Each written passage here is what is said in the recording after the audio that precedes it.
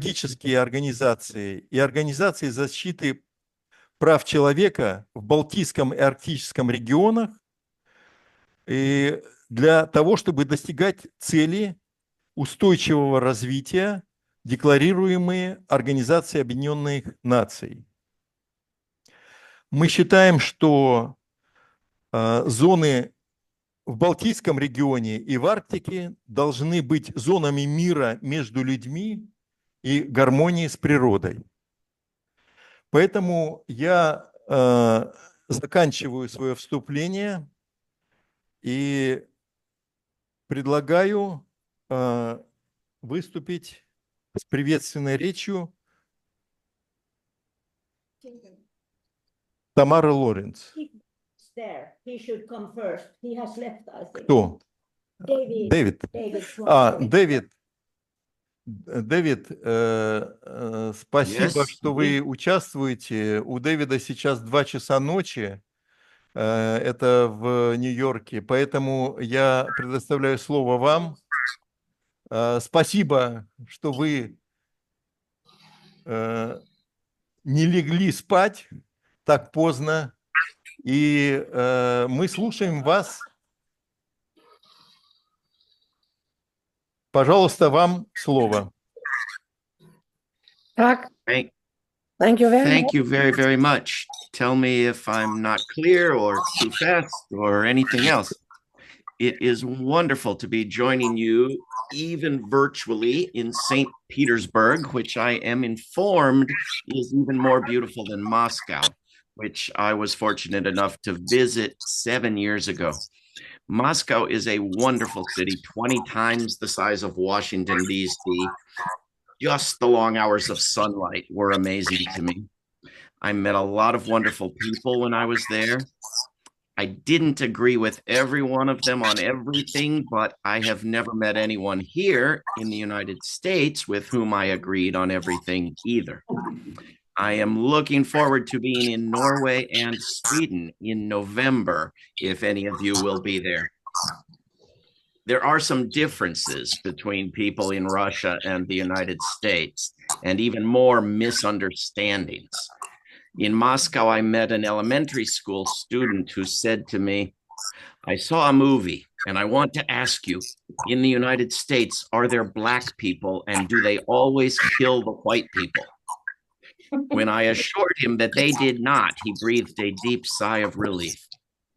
A high school student asked me, is it hard to live in the United States with the CIA and FBI after you all the time? And I assured her that it was not. Back in the United States, people asked me if it was dangerous in Moscow. Are you permitted to just talk and say anything you want? Can you walk around without state controllers? Is it safe for women? Don't they hate Americans?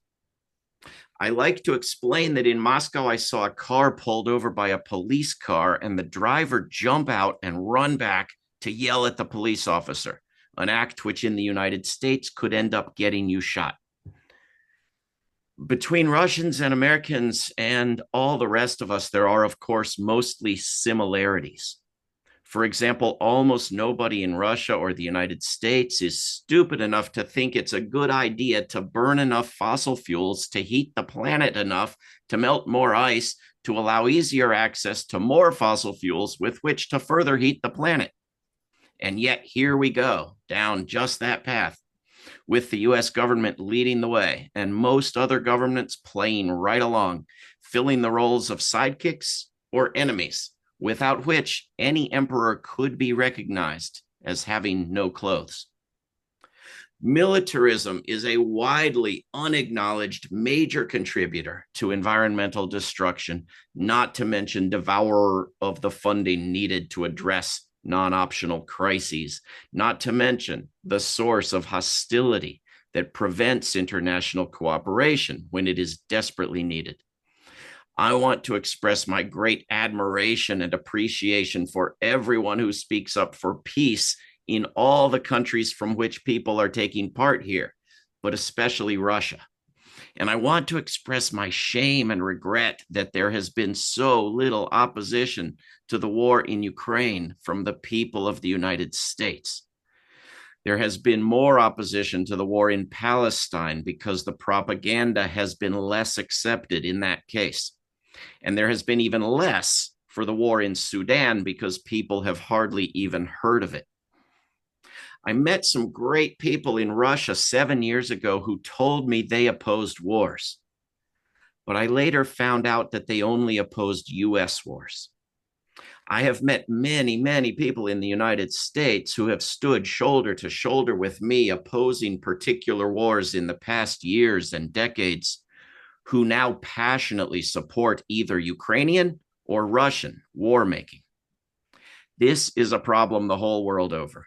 People struggle to identify the bad and the good cases of senseless mass murder and destruction, unable to recognize that the entire war industry is unsupportable in each and every case. We know that without the militarism of NATO, the current conflict could not have come to be. And we know that Russia's attack on Ukraine gave NATO exactly what it wanted and boosted it far more than it could ever have done on its own.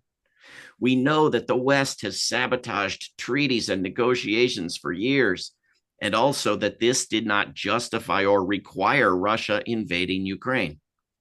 We know that even with the most recalcitrant opponent, it is possible to use nonviolent resistance, boycotts, communications, and laws in place of joining in their dance of death. And we know that it is a relatively easy thing to admit that more than one party is in the wrong.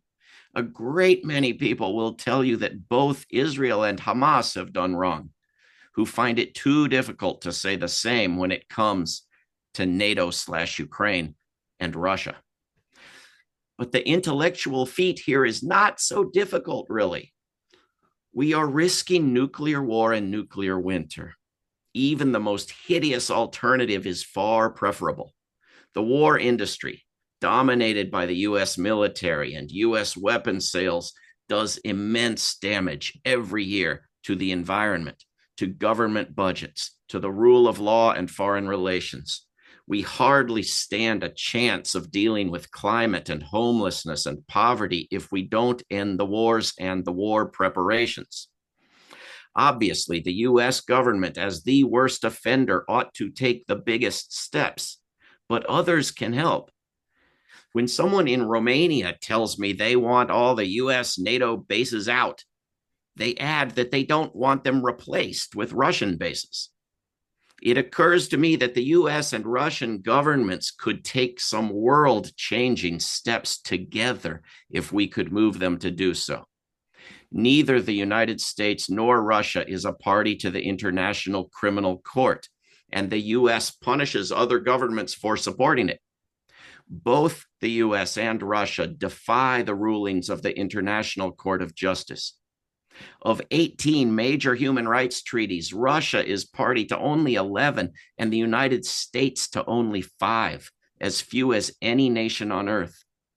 Both nations violate treaties at will, including the UN Charter, not to mention their abuse of the veto in the Security Council.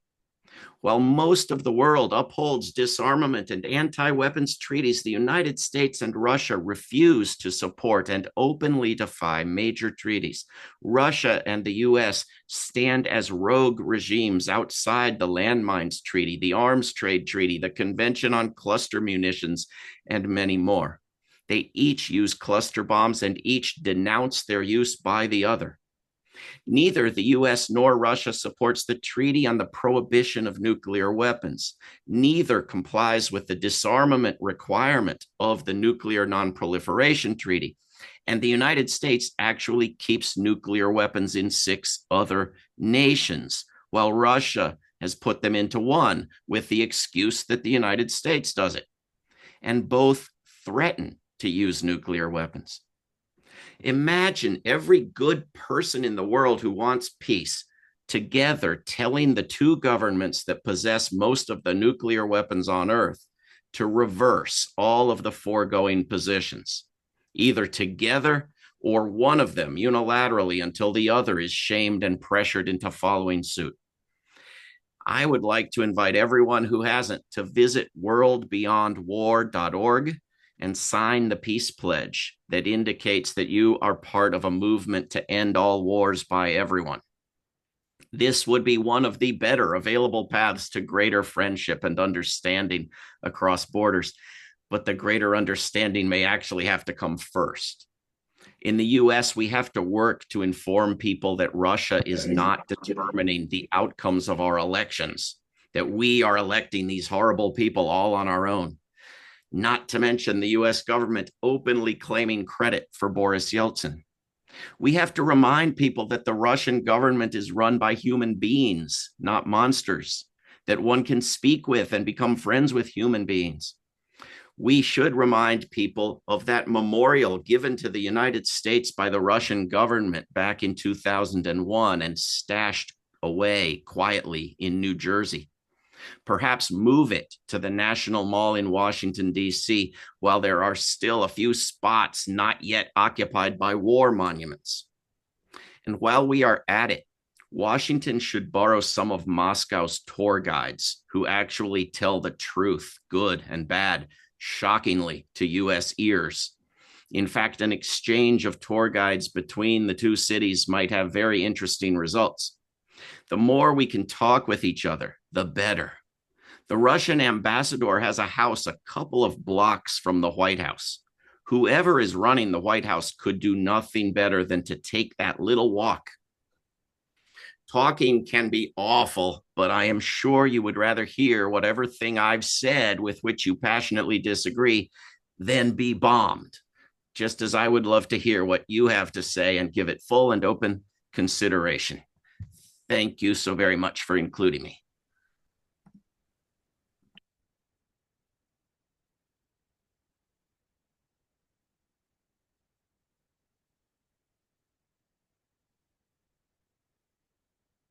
Дэвид, спасибо большое, что вы в столь поздний час такую яркую, светлую речь произнесли. И мы продолжаем нашу конференцию. Я предоставляю слово Тамаре Лоренц.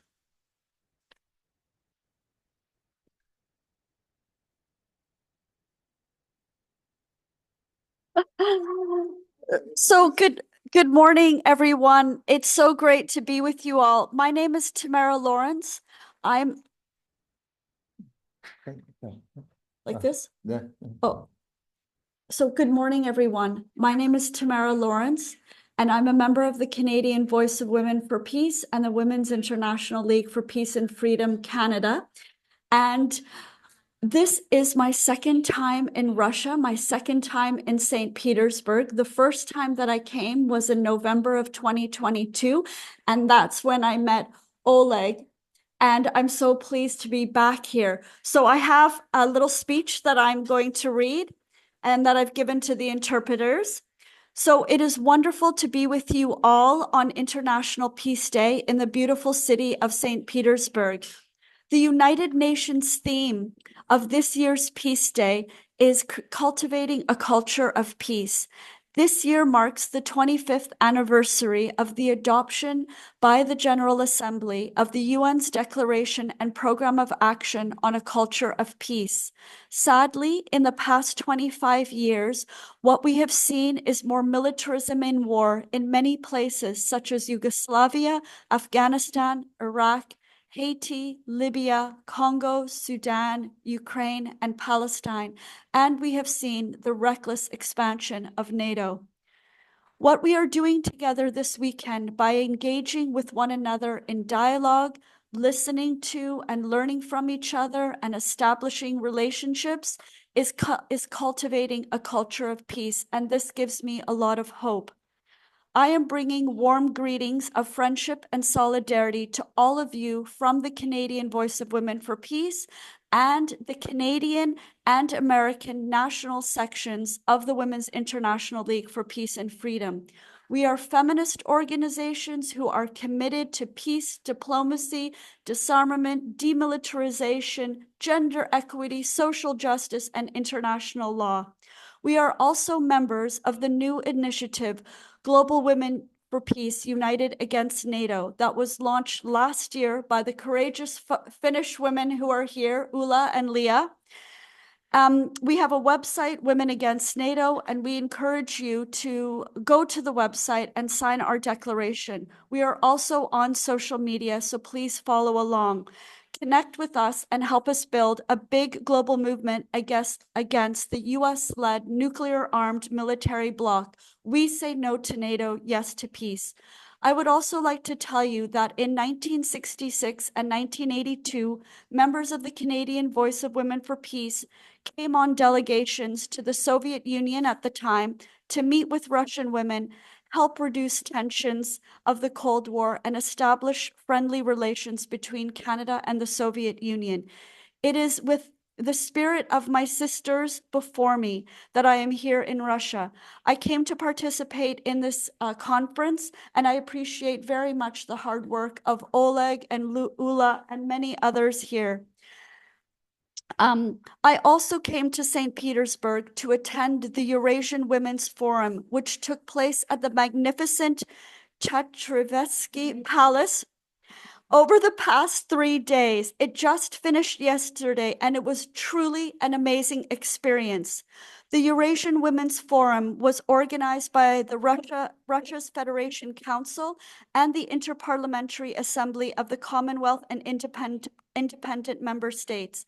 There were over 1,500 women from 126 countries, including South Africa, Tanzania, Zimbabwe, Mongolia, Kazakhstan, India, Pakistan, Iran, Qatar, Malaysia, Indonesia, Japan, Romania, Moldova, Slovenia, and many more. It was the fourth Eurasian Women's Forum. The forum is held every 3 years, and the first one was in 2015. This year's theme is Women Strengthening Global Trust and Cooperation. I attended many great sessions, including cooperation in the Arctic, women reducing the climate risks, and diplomacy in geopolitics. I also attended an important panel on women's empowerment in BRICS.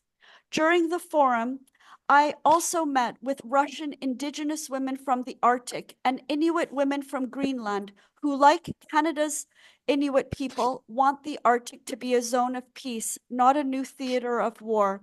Finally, the Eurasian Women's Forum was led by the chairwoman of the Russian Federation Council, Valentina Matvienko. She was previously the governor of St. Petersburg.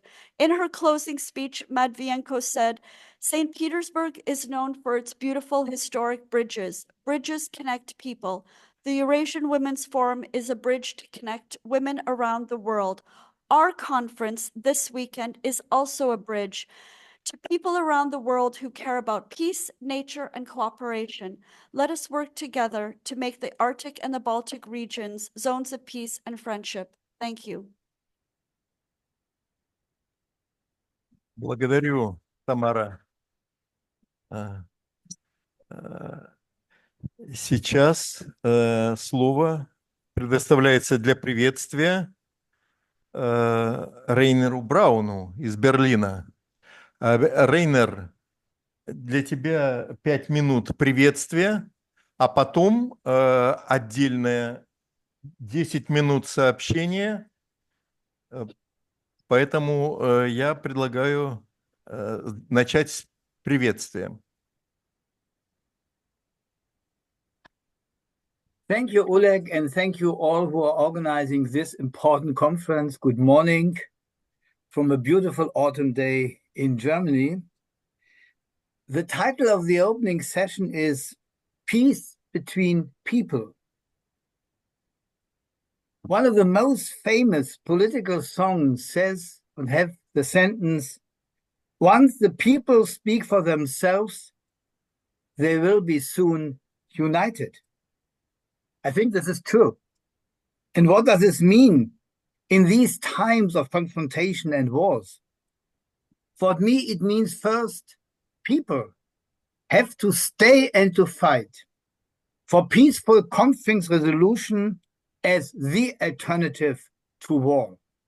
Peaceful solutions are the ultima ratio against the ultima irrational of war. Second, people's diplomacy is a challenge. If the governments and the politicians don't talk to each other and only make war against each other and use sanctions to destroy the other country, people have to talk to each other.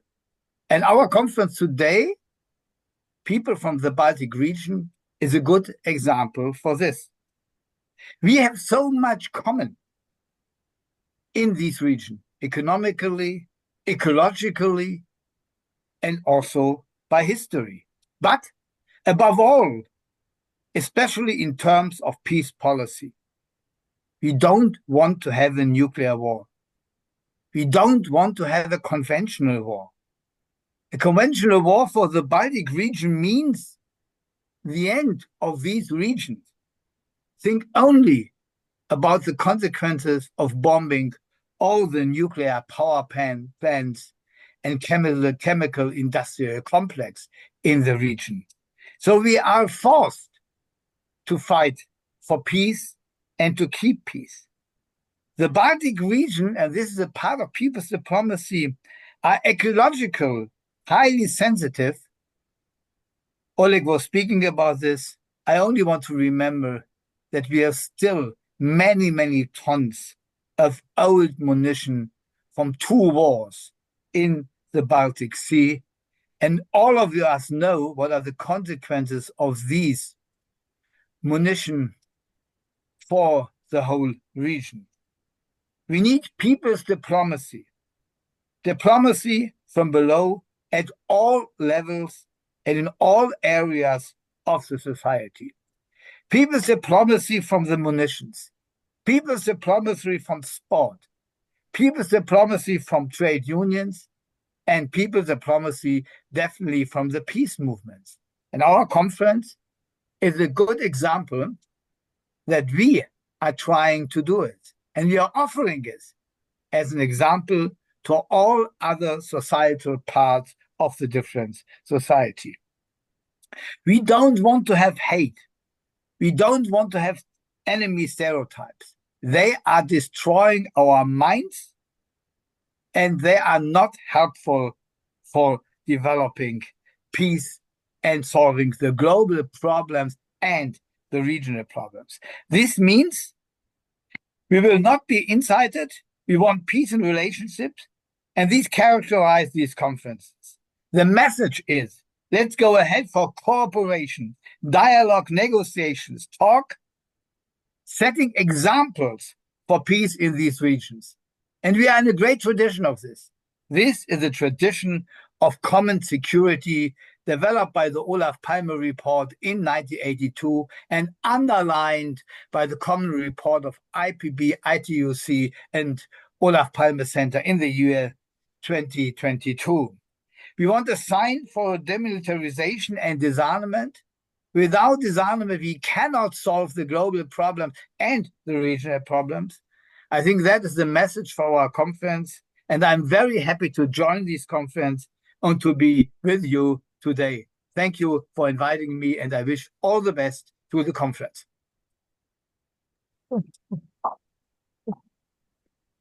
Рейнер, большое спасибо. И сейчас пришло время, когда ты можешь выступить со своим сообщением. Балтийское море – это море НАТО и мир. Мы сейчас предоставим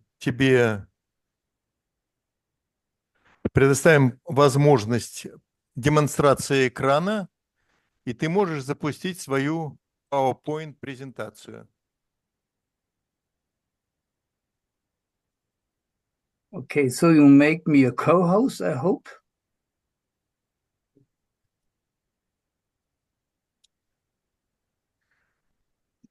Can you see the PowerPoint? Yes. Да, мы видим.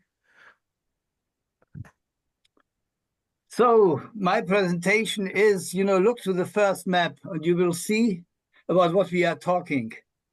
The Baltic Sea is really a NATO sea. All the countries around the Baltic Sea are members of NATO. And this is the new development since 2 years. and it enlarged the danger of war and confrontation. And what does it mean, Baltic Sea as NATO Sea? You know, I can give thousands of examples. I will only show you some.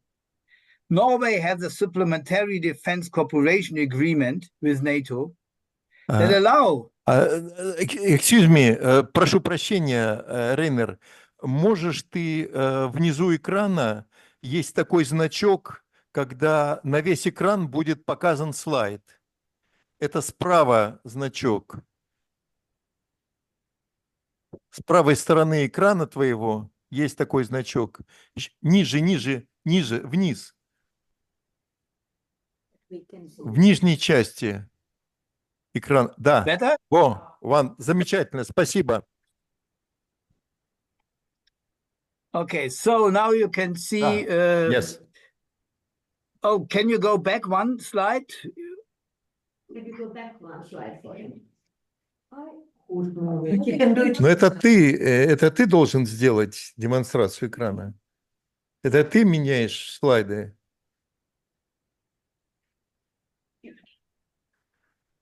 No, but I cannot go back. Oh, no, use his up and down. Окей. Yeah, down arrow. No. You're going Yeah. down now. No, I can't use it because I have the great slide. Can you put it back to the small size? Oh.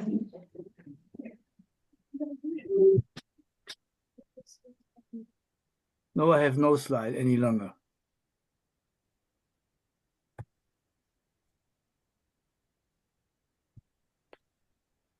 Ага. There we So- go. Yay. Окей. Okay, that I want to show some examples the militarization of the region by NATO. First, only to show 3 examples in 3 countries. Norway, there are 3 new air bases and 1 new naval bases. Sweden had to agree in a contract with NATO to give control to 70 military bases for the United States and NATO countries. And Finland to give US control over 50 military bases in the country. This shows the militarization of the region by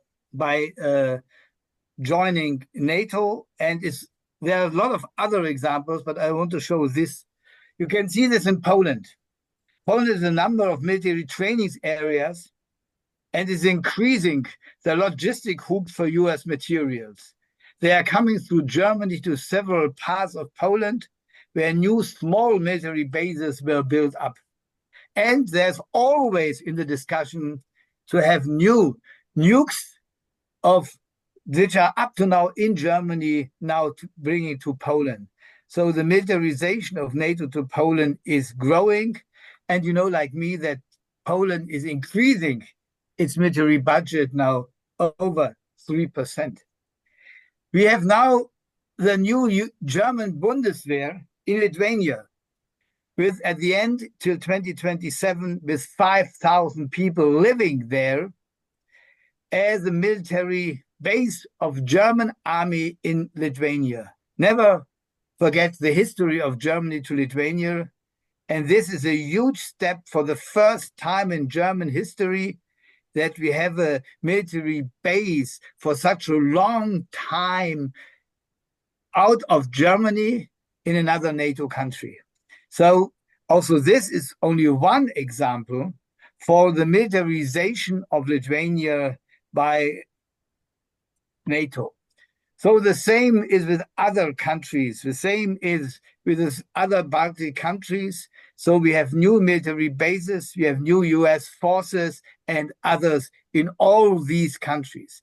This is the consequence of joining NATO and being a part of NATO. And not to forget Germany. Germany has a new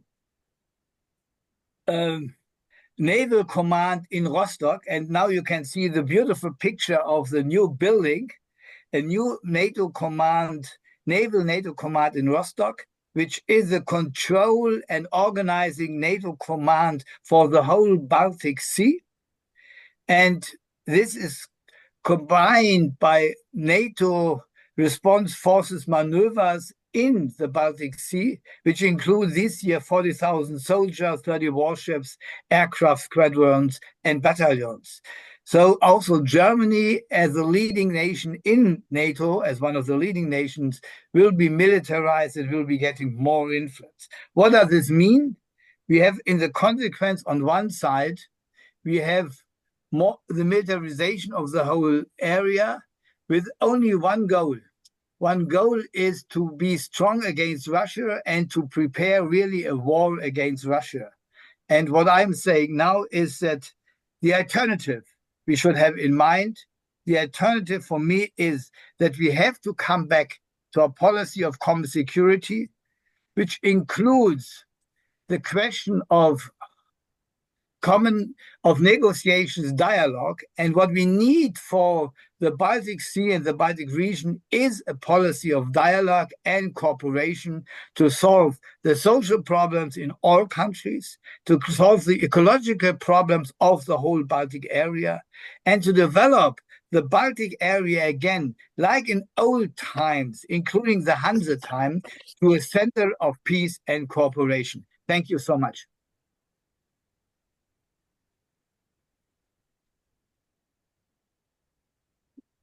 Рейнер, благодарю за очень важный для всех нас анализ, который показывает, насколько актуально то, чем мы занимаемся. И спасибо еще раз. И сейчас я хочу предоставить слово нашему онлайн-участнику из России. Это мой многолетний партнер из Челябинска, из Уральского региона, Андрей Талевлин. Он кандидат юридических наук и координатор Российского социально-экологического союза.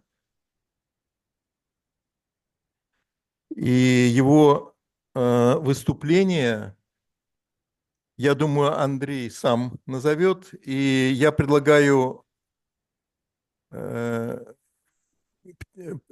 Андрей, тебе предоставлена демонстрация экрана. Добрый день, коллеги. Я надеюсь, что меня слышно. Я буду говорить на русском языке. Если не слышно, дайте мне об этом знать. Let me know if you have problems hearing what I'm saying. I would like to devote my presentation to international law to give you an overview of what is happening in this sphere and what kind of international obligations you have and how the implementation of these agreements is implemented. I've switched my presentation on. I hope you can see it now. So I chose a limited sphere of international law. It deals with regulating relations in terms of nuclear security, considering the pending new threats resulting from the armed conflict between Russia and Ukraine. But before, I would like to begin by covering some still unresolved challenges of nuclear security over the 80 last years. So 3 major fundamental problems cannot be solved. Just safe handling of radioactive waste and creating secure nuclear reactors and the contact between atomic energy and nuclear weapons. So all these unsolved challenges had been there before the armed conflict started, but with the beginning of the operation, and a fourth problem emerged, and this is conflicts on the territories that are adjacent to the radio dangerous, active, and nuclear sites. There are dozens and dozens of reactors, both acting and stopped ones. And I mean the electric power stations, reactors, even the gas pipes explosions in the Baltic region show that these reactors are not properly protected, and the armed conflict that are conducted near the nuclear sites are fraught with nuclear catastrophes. So military actions already happened near the nuclear installations. You can see the years and some of the nuclear incidents that the Iraq bombed operating reactor, and the one that was in the process of being constructed in Iran back in 1980s. In 1991, in Slovenia, there were some military operations and conflicts taking place near the nuclear reactor, and in many other places. In Ukraine, 2022, two nuclear power stations were captured, Chernobyl and Zaporozhye, a nuclear power plant. This is the major one in Europe, containing 6 reactors, about 1,000 megawatt each. So all these actions do not give out hope for the safe and secure future.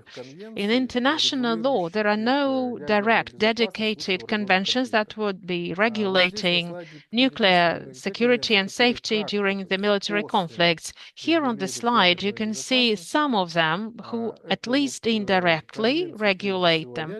The Convention on Nuclear Safety and Security of 1968, that was signed right after the Chernobyl disaster, and Convention on the protection of the nuclear material and handling of spent fuel and handling of the nuclear hazardous materials. Yet we have some international humanitarian law resolutions, the Hague Resolution on the laws and customs of the land wars, and Geneva Convention on Protection of the Civic Population during the war, and an appendant protocol to the Geneva Conventions. International Atomic Agency, the one that promotes nuclear safety and security, has already mentioned the major principles of nuclear safety that are tied up to the international conflicts. So here you can see the excerpts from some of the important legal documents putting the military conflicts in link with the guarantees of the security of the nuclear installations. So the Security Council of UN should be convened right away if there is a pending threat of that. And any military conflict, like the International Atomic Energy Agency thinks that it is, if a military conflict is fraught of violating the security of the nuclear installation, it should be stopped because of its lethal consequences. You can also see some more resolutions on the slide dealing with that. Yet, the military operations are really lethal and extremely adverse for the whole continent. On the one hand, mankind is using atomic energy for peaceful purposes alongside with the existence of the nuclear arms and armament. Yet, military conflicts are not conducive to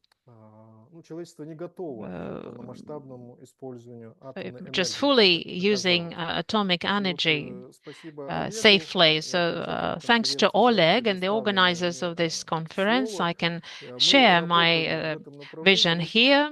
Thank you for inviting me. And we have been dealing with all these challenges. And in order to sustain and maintain peace and make the whole continent safe from the potentially lethal implications of nuclear safety, we consider that we need to join the Convention on the Prohibition of Nuclear Arms and Armaments. It was signed by many countries already, but not all the nuclear powers have signed it, and they are not ready to join in. I think we should be promoting this signing, so the nuclear powers should give up their nuclear arms and armaments. And another important thing will be instilling and introducing the nuclear-free zone in Europe. We have 6 such zones across the world, but unfortunately in Europe there is none.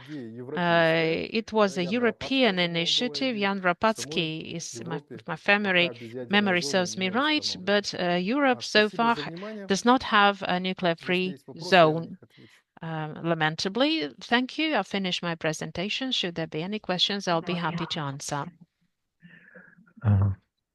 Спасибо, Андрей. Thank you, Andrei. Как всегда, глубокий анализ You have provided проблемы. us with an in-depth analysis into this problem, И providing для us нас with an теперь insight. понятно, And for us, как it has работают become и работают clearer ли юридические whether механизмы the legal в Европе mechanisms и на work and нашей how they планете. work in Europe and in the whole world at large. Спасибо, Андрей. Thank you. Thank you, Andrei, once again. Следующий выступающий у нас из The next Швеции presenter is from Карен Sweden, Утас Karin Uta Karlsson. Karlsson. Replaces Krista.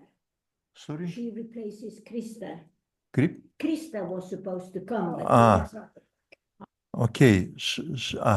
Maybe you will speak about this because you know better this. Quite shortly. Shortly.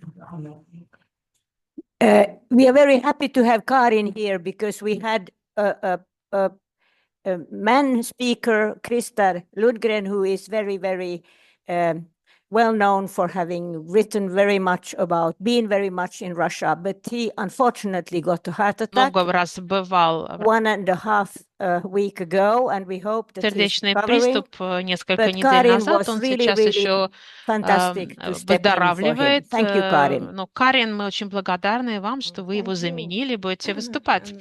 Благодарю вас. Благодарю, что вы пригласили. Карин, вы готовы? Karin, hello, are you ready? Are you ready to present? Yes, I'm ready. Can you hear me? Can't you hear me? Hello? Something wrong here? Yes. Да? Can you not hear me? Yes, we can hear you. Everyone can that's hear you. fine. Okay, please go ahead. Yes. Okay, fine. Thank you for inviting me. And I'll talk about abolishing deterrence in defense policy. I will stick to what I find most important to prevent war and to save the world from ultimate catastrophe. The thinking behind our actions and deterrence particularly. The assumption in international strategic policies is that you need to deter a party from aggression. However, the situation is different from, let us say, in 1939.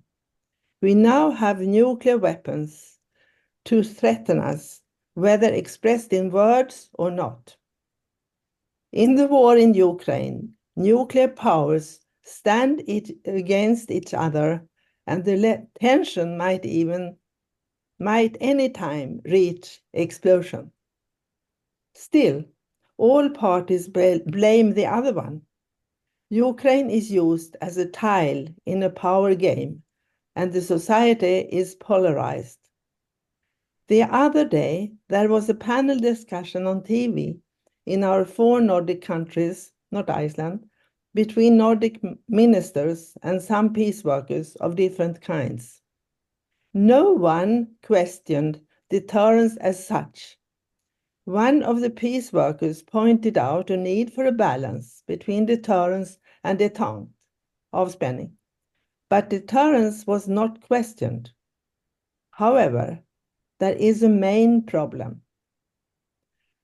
Let me explain the security dilemma, also called security competition. A country, X, looks upon another country, Y, as aggressive. X, regarding itself as defensive, deny Y's worries. However, Y thinks himself solely being in defense, while X is the aggressive party.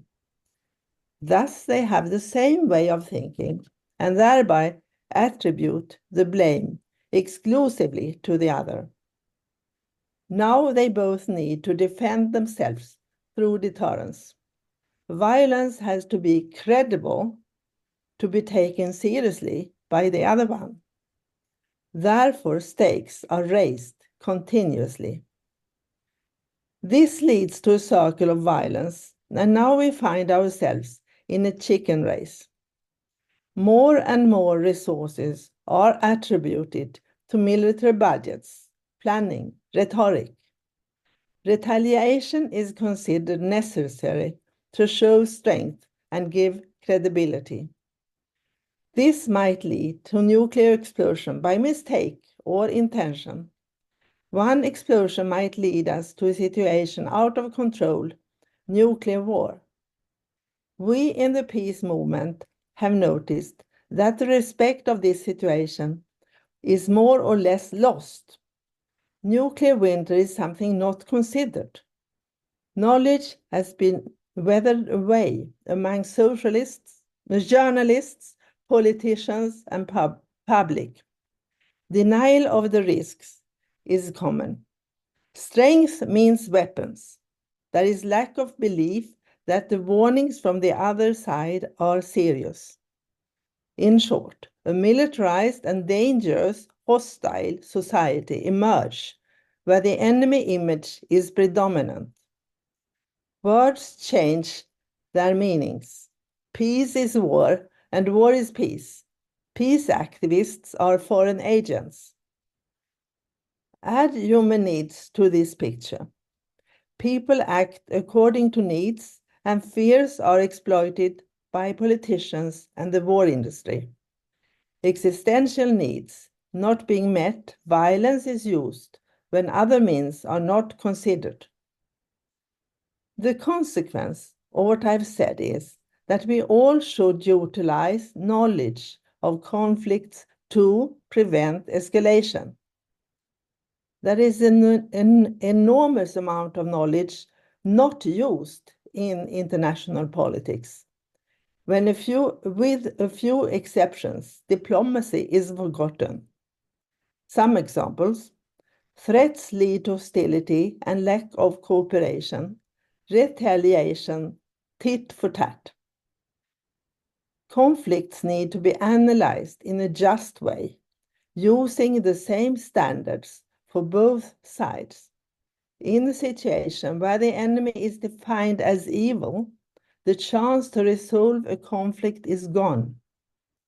Perspectives of all sides need to be considered. Consequences of actions must be taken into account. Use these rules on the Ukraine war. Add, build trust, prevent fear in the other party as well as in your own. Security can't be built at the expense of another party. Unless all are secure, none is.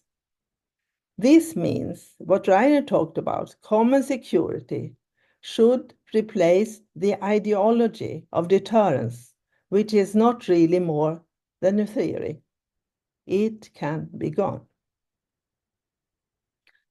Peace by peaceful means. Use the UN Charter. Thank you for your attention.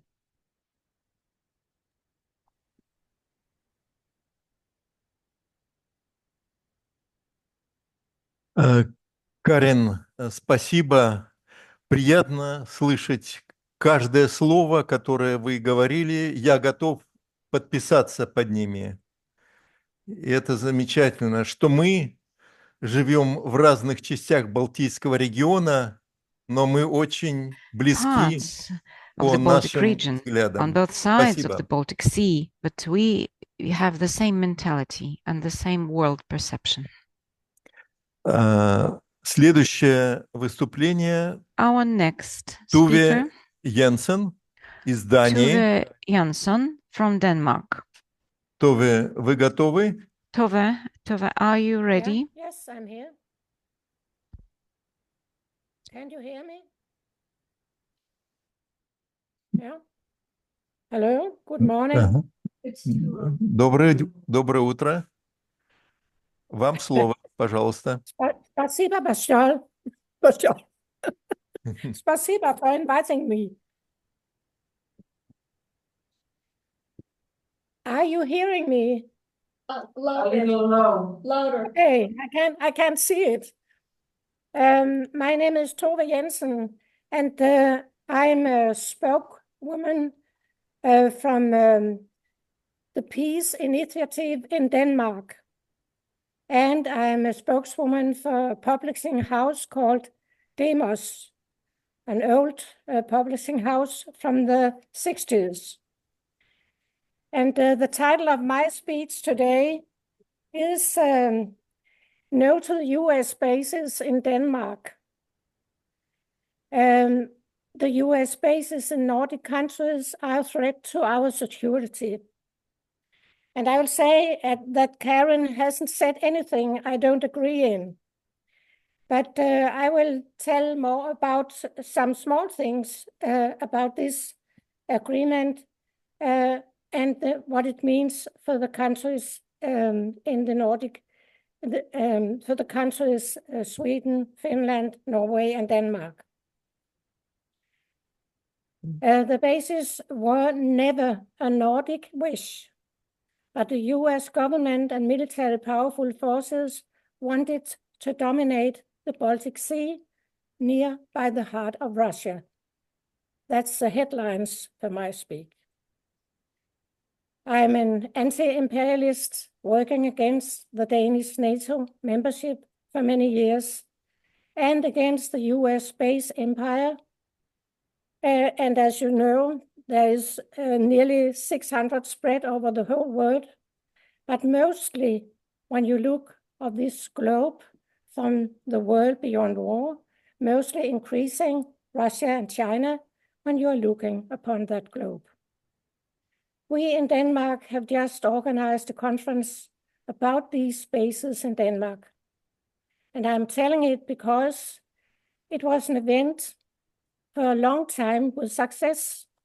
Many people took part physically, an optimistic feeling of we can do it and we have to change the politics were dominating. How we would be able to follow up has to be an open question. We are working hard with the subject just now. And I'm glad to be invited and glad to hear the other people talking here at this conference. We are very sorry and angry about the development in the Baltic Sea. We are looking in a decisive, important military and strategic change in our Nordic countries these last 3 years. All 4 countries have, for the first time since the Second World War, given away our sovereignty to another country for the purpose of military activity from our national territory. The US forces are allowed to do whatever they find necessary to do from the 47 bases in our 4 Nordic countries. Not to protect our countries, to take care of their own interest, to keep and develop their position in the world. And them is the Pentagon, the United States, and the military factories around the world. The Baltic and Arctic regions are forced to militarize our countries, and new risk of global military confrontation, climate and environment disasters are emerging. I don't know how we in Denmark will be able to turn this mainstream opinion about this question. The newspapers, our parliament, many people are repeating the only way we work for security and peace is to be able, as you say, Karin, to deterring the Russians, Putin, that evil man. That's the subject in our newspapers. Denmark have given up our rejection of the EU defense and their politics and an EU army. That decision was taken 3 months after Russian invasion in Ukraine. People became afraid for the war, and the following referendum became the ending of the Danish reservation for EU military politics. An opening for US bases in Denmark became after that an easy decision for the government. Our Prime Minister, Mette Frederiksen, were telling this story. We have to lean to and get to support from USA. Our Danish defense and security politics have to be so close to US military politics, so it will be impossible to press a little thin piece of paper between us. We are fully supporting members of the NATO. It hasn't always been that way. In the end of the 17th and in the 80s, our government still were a member supporting NATO, but maintaining the right to say no to American government and their activities in Europe. And in the principal case, it is still in that way, but that politics at that time meant to be so. Our government followed so-called footnote politics. As an example, we said no to have soldiers, US soldiers, on Danish earth, no to setting up the medium and long-range rockets in Europe. US had in 1987 to sign a treaty on the elimination of all nuclear-armed intermediate-range missiles in Europe. But it does not take long time to undermine that decision. The reality about treaty to elimination of the missiles became like this. The United States itself started the processing of circumventing of the treaty in connection with the development of a new weapon system, prompt global strike, which within an hour should be able to hit any target across the globe. So far the story that sometimes back in the time we had an opportunity to say no. It couldn't we couldn't resist, but we could say no. But now it is another case. Now we shall have these military bases on Danish and Nordic soil. And we are afraid of the new position that the Nordic countries are forced to accept. Totally, US will establish 47 bases, as you have heard, in Denmark, Sweden, Norway, and Finland. In Denmark, we have accepted to give arrears to 3 bases in Jutland, Finland 17, Sweden 15, and Norway has extended their bases to 12. It means, as you all know, risk for nuclear weapon positioned in Denmark and, as you know, the other Nordic countries. Finland and Sweden even accepted US nuclear weapons to be stored and deployed. In the Norwegian and Danish agreements, it says that nuclear weapons should not be brought to US bases. But what is the consequence of that line when it always also says like this? And that is the most important line in the agreement text. If the US finds it necessary to evade, put aside whatever the agreement says, the US is free to do so.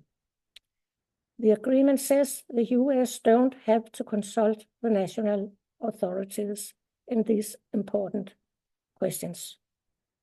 We, the Nordic people, will all be a target for the US struggle for word power with and without nuclear weapon.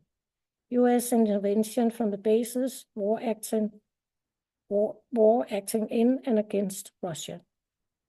I think you all know the details for the base structure in the Nordic country, but I'm going to underline the following details. We are giving parts of our sovereignty up. We don't keep the jurisdiction in criminal cases involving US personnel. There will be US military police in our cities with authority to intervene when US soldiers are involved. We have all been asking for transparency and democratic debate before this decision without success. Once more, the agreement says the US shouldn't consult national authorities. The success with the arming and rearming of the Nordic countries, spending money, destroying the nature, and making enemies are grounded on the fear of Russia and their war in Ukraine.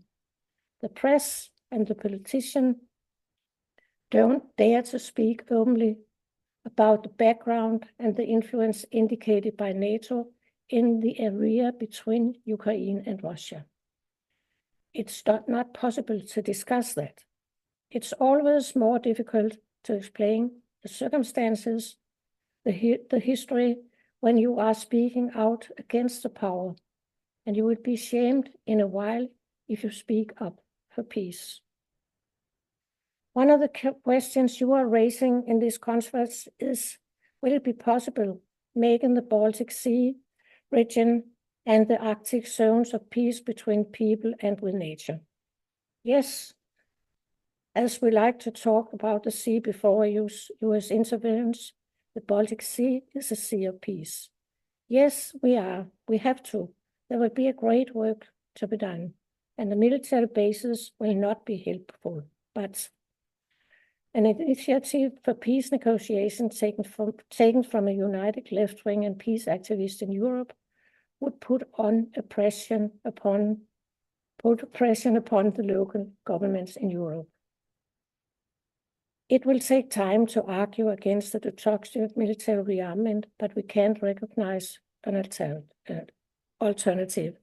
Thank you very much for inviting me and for my possibility to speak here, and excuse for my bad English.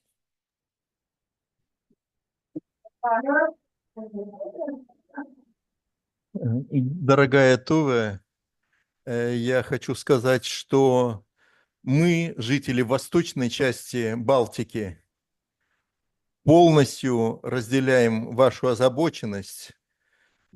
И мне кажется странным, когда решения о начале боевых действий в Балтийском регионе могут приниматься в Москве за 1000 километров отсюда или в Вашингтоне за 6000 километров от Балтийского моря.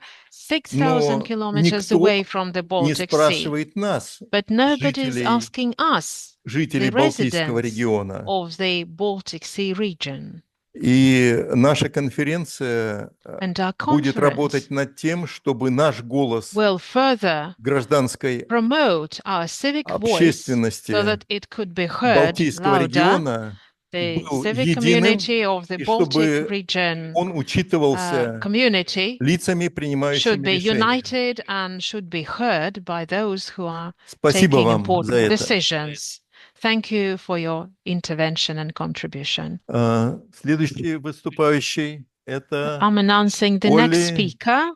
It is Olli Tammilehto. Очень здорово, что It is Олли really great удалось получить that визу Olli succeeded in obtaining a и приехать visa сюда.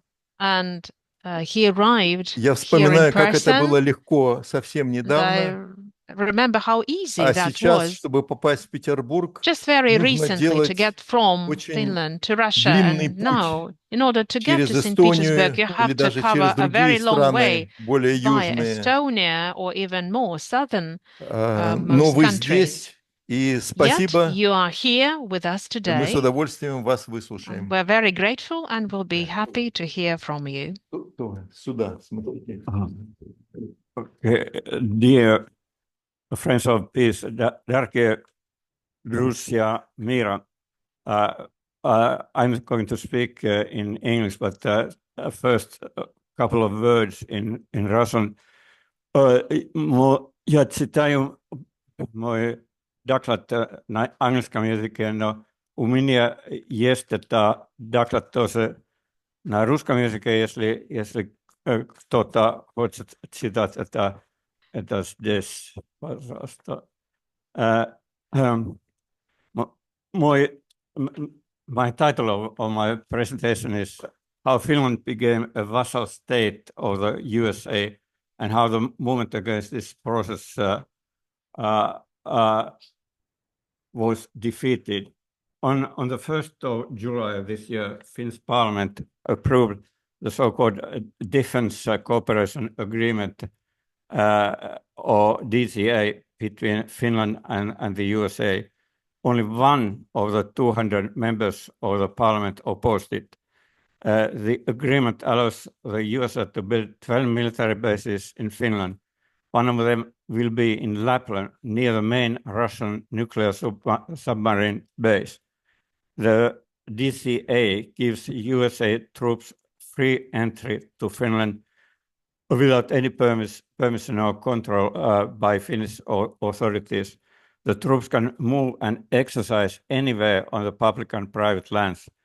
They get many privileges. For example, in practice, they are above the Finnish criminal law and they don't have to pay any taxes. Many observers have commented that this is clearly a capitulation agreement. In normal circumstances, states do not capitulate to a foreign power without a war.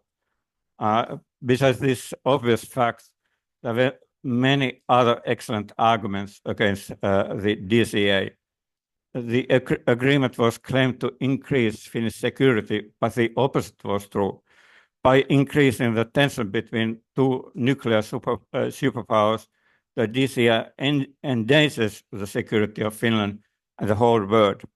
If Mexico would allow Russia to build a military base on the US border, obviously it wouldn't increase Mexican security, but on the contrary. This is a case of principle of indivisible security, which was earlier widely accepted in the Western world. In fact, most European countries, Canada and USA, adopted in 1990 the Charter of Paris for New Europe that's based on this principle. In the Charter, it stated that security is indivisible and the security of every participating state is inseparably linked to that of others. Especially neighboring countries have logically common security interests, even if their other interests and aspirations were far apart. How on earth these excellent arguments against the DCA could be ignored? It's not that the Finnish power builders hadn't heard of them. Practically all Finnish peace organizations and groups joined in forces and started a campaign against DCA in summer 23. Arguments against the DCA were spread in social media, in magazines, and in letters to the editors of newspapers. Articles of dangers of DCA were many times sent directly to the mailboxes of every MP, and many of them confirmed that they have received them. A special campaign newspaper was produced with a print run 80,000 and spread all over Finland. However, the mainstream press gave very little publicity to the DCA in spite of the vast ramifications of the agreement.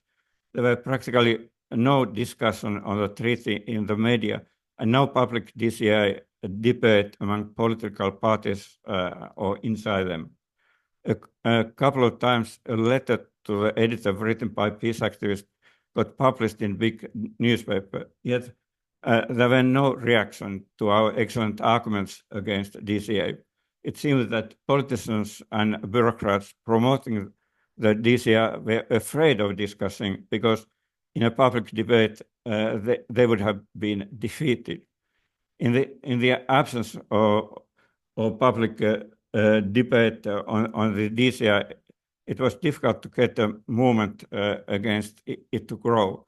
The snowball effect necessary for movement growth worked very slowly.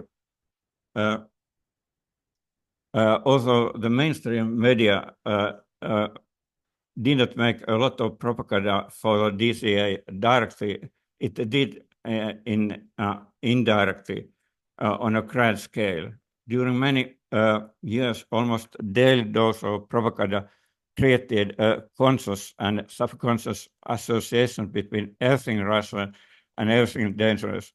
On the other hand, it created association between everything military and everything secure. Therefore, rational arguments were not needed for politicians and ordinary voters to accept the DCA. Finland boasts to be a democratic state, but the decision process concerning the DCA was very authoritarian. President Niinistö organized private briefings with every party chairperson and told them about the necessity of DCA. The members of the parliament were given secret information on the DCA in a special room inside the parliament house called bunker, where it was very difficult to eavesdrop. But why, in the first place, President Niinistö and other leading figures in the Finland power elite began to promote the DCA that is clearly against the interest of Finland? The key for answering this question is that a big part of the Finnish elite identify themselves so strongly to the US-led system that they cannot see that US interests are often contradictory to the Finnish interests. And of course, DCA furthers the interest of the USA imperial state and its military industrial complex. The methods used in integrating a part of power elite to the USA interests were many. 100 years of cultural influence through films, academic exchange, and textbooks, etc. Special education programs in the USA for young politicians, making the leading Finnish think tank Institute of International Affairs to produce only material favorable to the USA, opening career opportunities for politicians and bureaucrats in transnational organizations furthering US interests. This list goes on and on. All this may drive any Finnish peace activist to despair, but the world system is in turmoil. It is possible that peace movements in many countries can use the turmoil as a leverage to increase their strength and that they would be able to counter propaganda. Then the natural instinct of ordinary people to have peaceful relations between nations would start to dominate and threat of wars would recede. Okay, thank you.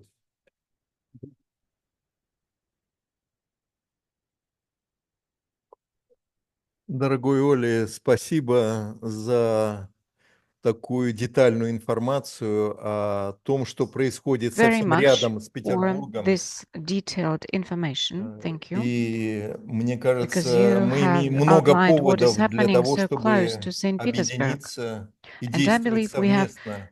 so many как в reasons why we Финляндии, need to так и get в together России, and cooperate. потому что мы And it часть is about общего both our Балтийского countries, региона, Finland and Russia. где We are в part of 9 the странах common проживает region, 90 and миллионов человек.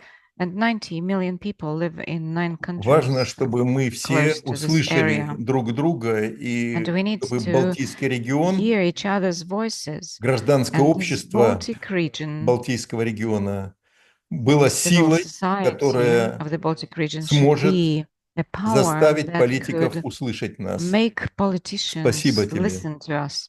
Thank you. Уважаемые друзья, коллеги, заканчивается первый Finishing the first этап session утренней сессии. of this morning part of the И у conference. нас сейчас наступит дискуссия за круглым And this столом. is the time for a round table В этой discussion. дискуссии могут участвовать And как this is the офлайн time участники в when Петербурге, all of you, так both и те, offline которые and online имели participants, возможность выступить в режиме онлайн. can speak. Но прежде чем мы приступим к этой Before работе, we begin я this хочу сказать, roundtable что у нас discussion, с I 13 should say до the following. 14 часов, From 1 to то 2 есть Moscow через полтора time, часа, будет перерыв it на обед. means in about 1 hour and a half, we're going to have a lunch break. Существует у меня такое предложение. And I have the following proposal. Оно поможет сэкономить время. And it will help us save Мы time. можем We заказать can в order кафе или в ресторане, ну, например, пиццу, разные some takeaway варианты food, пиццы, maybe different которые pizzas, могут нам сюда привезти. and then they will be brought here. И мы сможем здесь пообедать. Или второй And then we вариант, мы could можем grab a very пойти quick lunch here. Or the second пойти в option какой-то is that ресторан, но we в can обеденное go время там out. может быть We can go to a достаточно много cafe or a людей, restaurant, but I don't know, поэтому maybe нужно they решение. are crowded Решение during суда, lunchtime. да? So Пиццу we need сюда. to take a decision. Несколько So вариантов, pizza несколько here, different. or we can order different Окей, pizzas. но я хочу предупредить, что оргкомитет не имеет возможности The оплатить organizing это. committee cannot Каждый pay for it. внесет свой So вклад then we'll chip in, в этот заказ. right? Хорошо, тогда мы Okay. поработаем над тем, чтобы заказать Right. пиццу, We'll разные виды. order different Ну, pizzas, видимо, это будет пицца с грибами, probably with mushrooms, пицца с сыром. then mozzarella, They cannot order margarita. pizza. Let's hear what they have to say. People's reactions. Значит, мы договорились, да? It's okay. We make a list for pizzas and we go on with the discussion. They cannot order pizzas there. Да, но я... Ну, ну, конечно, не могут. Я думаю, что они могут заказать такую же пиццу Right. Those у people себя who are дома. joining us online, they can order pizza in those towns where they are now. Так что продолжаем работу. Right, let's continue our work. Я продолжаю модерировать этот I процесс, will be и moderating this я process. предлагаю кому-то I из suggest выступающих начать someone from our дискуссию. speakers, could you begin this Те, discussion? которые находятся в Петербурге, могут поднять Those of you руку, who are in St. и Petersburg, you после can того, raise up как your hands. вам будет предоставлено слово, нужно And будет then I'll be сесть рядом giving со мной и the говорить microphone к to микрофону, you. через Yeah, микрофон, because для того, we чтобы need to услышали speak to the все, в том microphone числе so that онлайн. everyone who is joining us on Zoom can hear it. Если будут какие-то вопросы в If there are some чате, то я questions попрошу Тимура, on the вы можете chat, посмотреть I'll ask чат? Или там Timur to будет, да? check it out. Ага, там есть возможность Okay? увидеть какие-то вопросы. Yeah, it is possible to see questions there. Итак, если в режиме онлайн кто-то хочет Right, if сказать, someone would like to join просьба us поднять руку, и online, я предоставлю вам такую возможность. also can Если you raise кто-то up your hand? здесь, прошу тоже дать сигнал мне, Кто готов? Ула. And I will be giving Ула, пожалуйста, microphone to садитесь Ulla. сюда. Okay, come up here. Ulla in St. Petersburg. I would say not only questions, but ideas for some kind of statement from this meeting. If you have some good ideas, please let us know.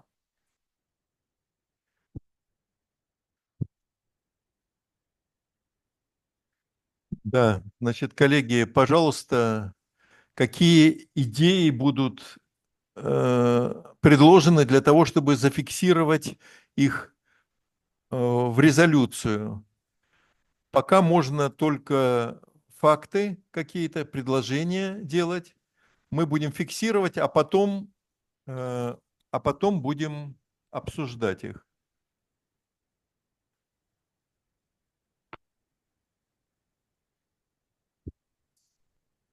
Ну, может быть, я скажу, кто... вот есть, пожалуйста, я плохо вижу. Кестин. Пожалуйста, Керстин, вам слово, пожалуйста. Включите микрофон свой. И представьте себя, включите микрофон, вас не слышно. Да. I am Kerstin Tuomala, and I am all my life worked for peace, and I live in the Arctic region, so 100 kilometers north from the Arctic Circle, and today I would have taken potatoes from the ground, but I still have so little more to do, so I can do it another day. But next week we will have rain. But what I'm thinking, of course, I think Jensen talked about and Olli talked about the DCI. We are very, very, very worried. And Lapland is for me my home now as adult. I am from the south of Finland, but I have moved here as young, and my children are born here. But I think that it is very important to talk about the common security. And the common security is to have food on the table. It is to have wealth, to have health care, and to have all help you need when you cannot help yourself, and that the community is taken. But in our country, the militarism is taking over, and we have not any money for the people's lives. We have money for NATO and for the US. We have to make our roads better because of NATO, and we have to make much on the infrastructure, and we don't want it because we have had a good time to live in peace with our greatest neighbor, Russia, and with our other neighbors too, Sweden and Norway and Denmark. So I think that this common security is a very good thing to talk about. It means the security of nature and the security of human beings, and we don't need these weapons. We don't need weapons. We need interaction, and we need real diplomacy. We have to have cooperation. so to live. That's my point. that we could build it around this security. Thank you. Спасибо, Керстин. Пожалуйста, ага. Теперь следующий голос. Карин, вам слово. Okay.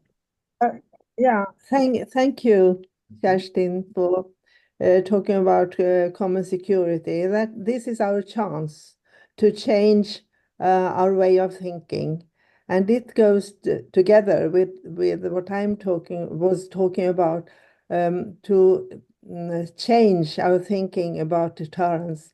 Nuclear deterrence, I think we all here agree, is a very bad thing. And that is what has the idea of this has led us to this terrible situation we are in. But also deterrence thinking as such is very important issue to take up and discuss. In the night here, I thought about what world we could have if we changed our way of thinking and resolved conflicts in a more mature, competent way. I really saw this in front of me, and I thought if we had peace ministries, peace institutes in our countries or together, that could help us to draw this picture of a different world, of non-violence, of peace culture and all. But there is one thing more I would like to say. When I had a chance to decide what to talk about, this is my decision to talk about this and connect it with common security. I could have also talked about DCA, but I thought this time I have to take up this very deep, important issue. Anyway, in Sweden, we have been working hard against DCA, and also we have succeeded in a few months, in 4 to 5 months, getting 40,000 signatures against DCA. So all that was said here by Tove and Olli also applies to us. We have the similar experience and we have the similar agreement with the US, and we are very, very worried, and we are continuing to work very hard on that. So I decided not to use my time to talk about this, and I'm glad that you did it. So it's been done all the same. Thank you.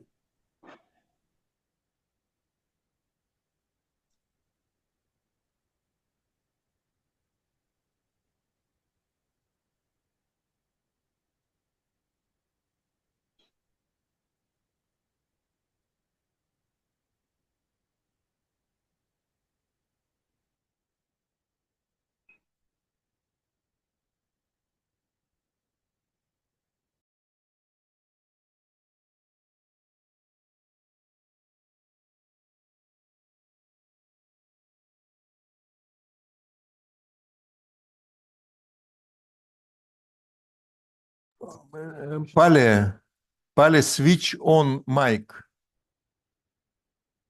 From the left side of your screen, you see the mic. Please push. Pale, mic. Hello, can you hear? This is Antti Tolvanen calling. I'm here on behalf of the Canadian Unitarians for Social Justice and the Unitarians of Finland. No, it's not him now. It's Palle or Doris. He has to put up his hand if he wants to talk. The other one.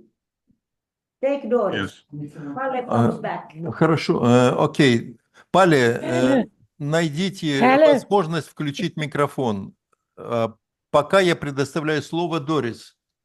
Дорис. Yeah, sorry. Пале, sorry, Пале. I was interrupted. Pale, please, Pale, speak. Yeah. Thank you. Sorry for this. Thank you all for this occasion. Oleg or Ulla, you asked what about what we should together if we should issue something from this conference. And I only have this thought here that I would suggest that we pick up some of the more general ideas and thought from David's and from Kain's presentations that speak to the more the ideas of cooperation, etc., and have that in one statement. And then maybe we can have another statement concerning the DCA, etc. But I think it's very important to have the other more humanistic impulse from this conference. This is what is needed at the moment, I think, very much in our countries. Thank you.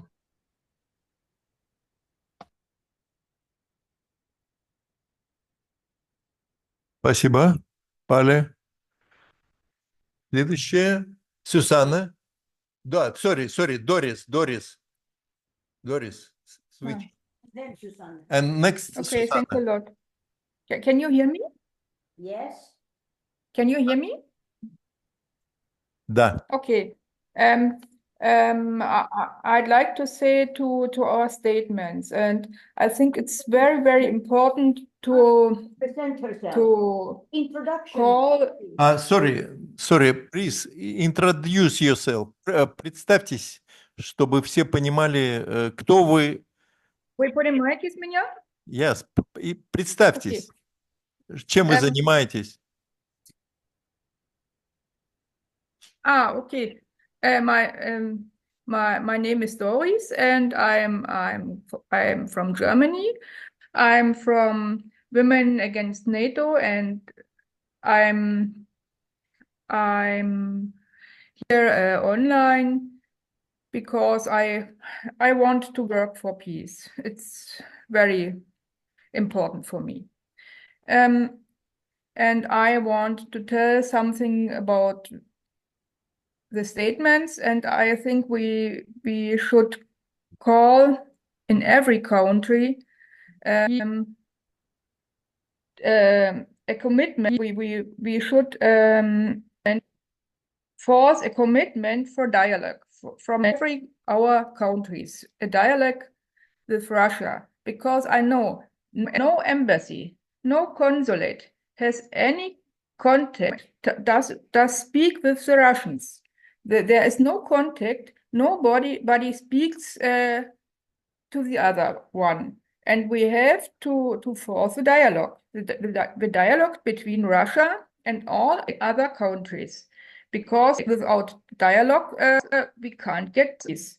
And the other thing is, I think we should link us together. The big German peace demonstration on the 3rd of October should support it from us all. And all other peace demonstrations should support it from all other countries too, because there is no network between the countries. And we should force it, because sometimes we don't know that in Czechoslovakia or in other countries, the people are on the street and demonstrate for peace. We don't know it. And so we have to force the network too. It's my idea. Thanks a lot. Большое спасибо.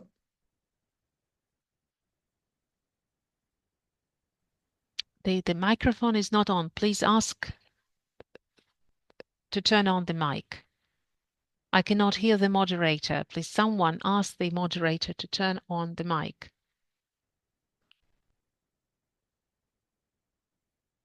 Antti, det er dig. Du skal unmute. Antti.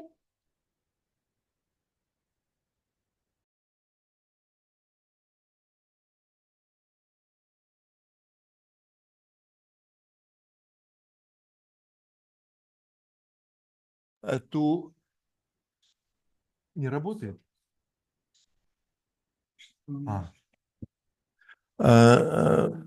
My colleague from Ural region suggested, и это предложение состоит в следующем,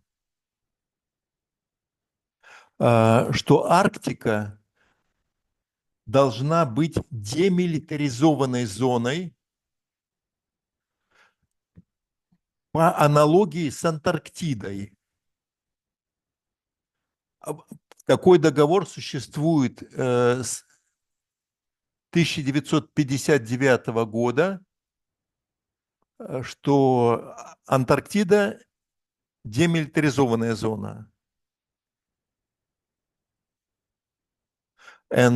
По аналогии Арктика нужно требовать, чтобы стала такой же зоной, как и Антарктида. Спасибо, Андрей. И теперь я предоставляю слово. Я, к сожалению, не вижу вашего имени. Вот, Сюзанна. Пожалуйста, представьтесь, чтобы мы понимали, кто вы и чем вы занимаетесь. My name is Susanne Urban. I'm living in Western Norway in Bergen, where I've been working with the Women's International League for Peace and Freedom for more than 20 years. We focus on the impact of militarism on environment and nature. Andrei was into what also I am concerned about and asking for. We like the idea both of peace ministries, as Karin was into, and Andrei, the demilitarized zone. But I wonder how Russia would look at the Arctic as demilitarized zone, as they have their main military nuclear complex on the Kola half island, on the Kola peninsula. So where should we start the nuclear-free zone, demilitarized zone?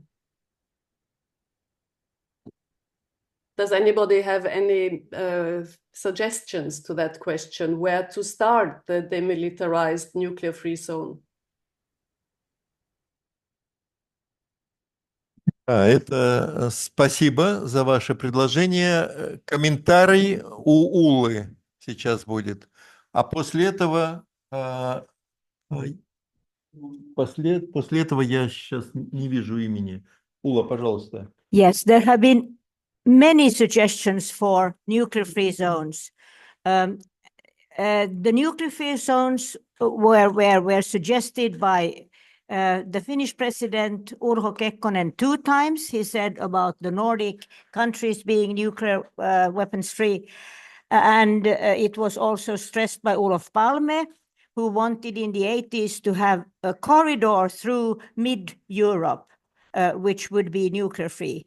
Gorbachev mentioned in his Murmansk speech, I don't remember the year, 1987, thank you. You have a fresher brain than mine. He suggested the Arctic. I think maybe we should remind them about this, that such initiatives have been taken. They had a very broad support, and we should renew them. We should renew these excellent suggestions. Thank you. Tamara?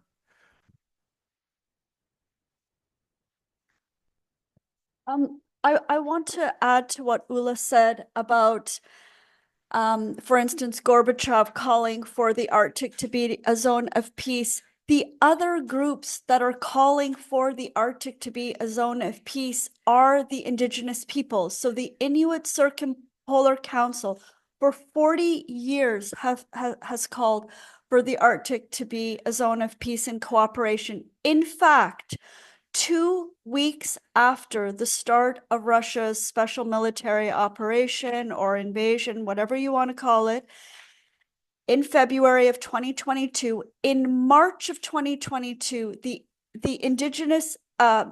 Inuit Circumpolar Council released a very important statement that said that they are re-emphasizing that the Arctic be protected as a zone of peace and renewing their call for this. So and also expressing their desire to have dialogue to be used as a way to end the conflict in Ukraine and wanting to have good relations with Russia. So I urge everybody to look at this statement from March of 2022 by the Inuit Circumpolar Council, because they very much are going to be our allies in bringing about the Arctic to be a zone of peace. Thank you. Тамара, спасибо.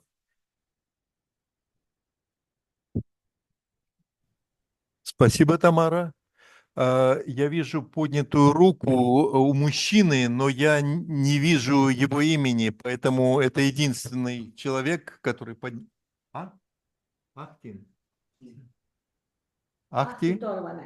Ахти, вам слово. Yes, Пожалуйста, yes, I hear you. представьтесь. I hear you. Can you hear me? Yeah. Can you? Yes, you can. Yes. My name is Ahti Tolval, and I represent the Finnish Unitarian Association and also the Canadian Unitarians for Social Justice. And we've been involved in many actions, especially in Canada, related to militarization in the past years. Olli Tammilehto raised the problem that is ongoing about getting into the media, getting voices for peace, and raising concern about militarization and the expiration of these nuclear weapons treaties. It's hard to get this type of information and discussion in the media, and I think it's a key role, an important role that we can play. And we have a key opportunity for this with the 50th anniversary of the Helsinki Conference, which occurred in 1975 in Helsinki. The participating countries in that conference seemed very reluctant to celebrate or revisit the achievement, which marked in many ways the end of the Cold War and the winding down of the nuclear arms race. And I think this will be an organizing opportunity for us.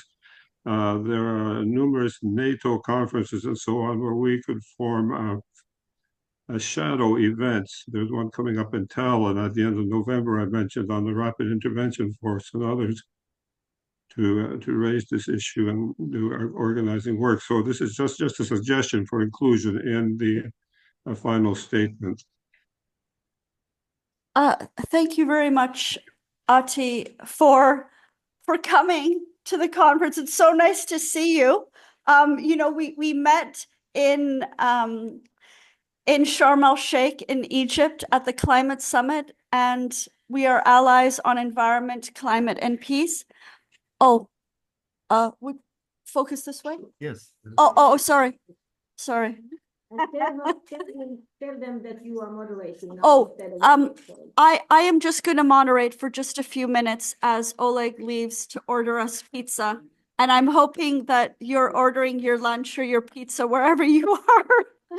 So Ati, thank you very much for your contribution. That's a really good suggestion. And it also made me think that in November 2022 to 2025, the NATO Parliamentary Assembly is going to be taking place in Montreal, Quebec, in Canada. And we are mobilizing right now to have a People's Assembly to challenge NATO. We are calling for Canada to withdraw from NATO. We have a parliamentary petition right now that has almost 1,000 people calling for Canada to get out of this US-led nuclear-armed military alliance that is causing us to massively increase military spending. So, Ati, all of us need to be organizing any kind of resistance we can to NATO. This is absolutely essential. We are not going to get to changing our mindset on deterrence if we don't start dealing with the root problem, and that is the existence and expansion of NATO. So I see that there are more people with their hands up. I believe, is that, I don't see the name. Oh, there it is. Kirsten has her hand up. Please go ahead.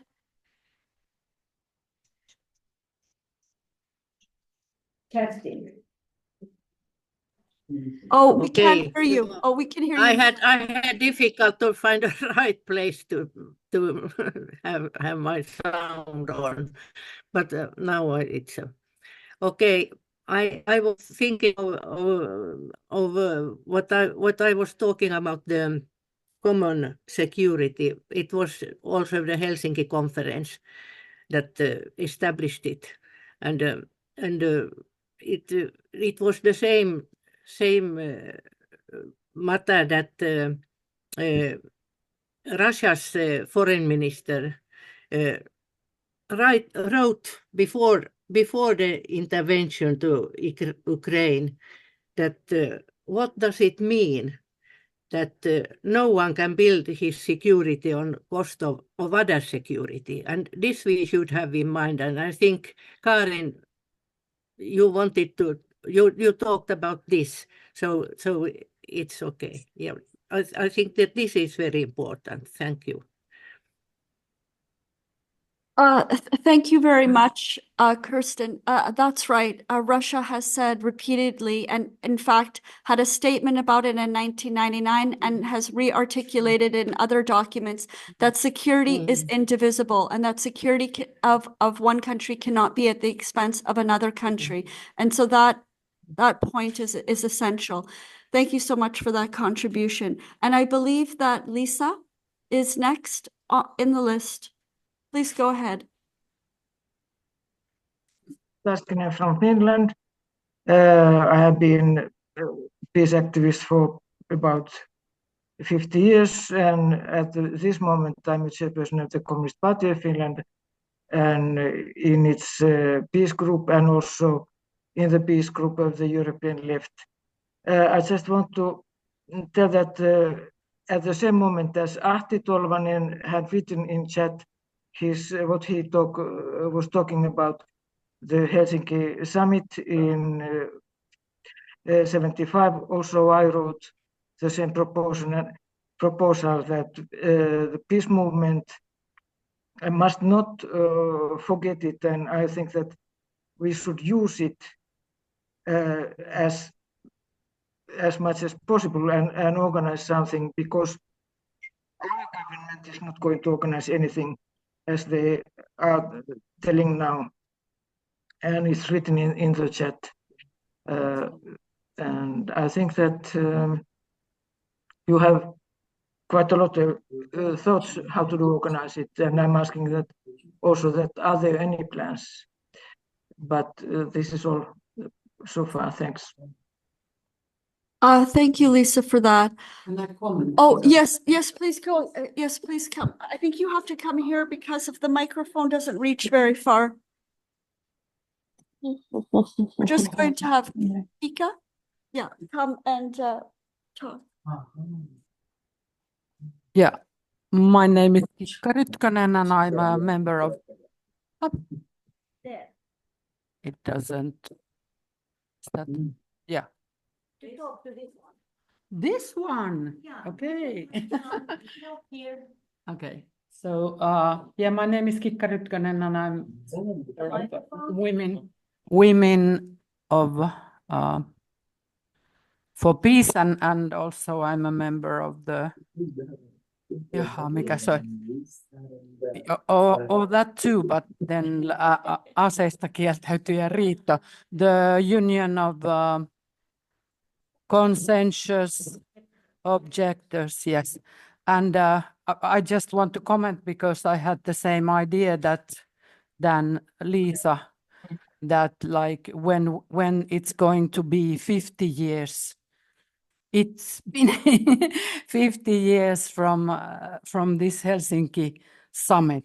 Was it in the beginning of summer? It was. I was on my way to France those days, and like I suggest that we will organize a big festival, peace festival or something, in several. All of the countries from where we are.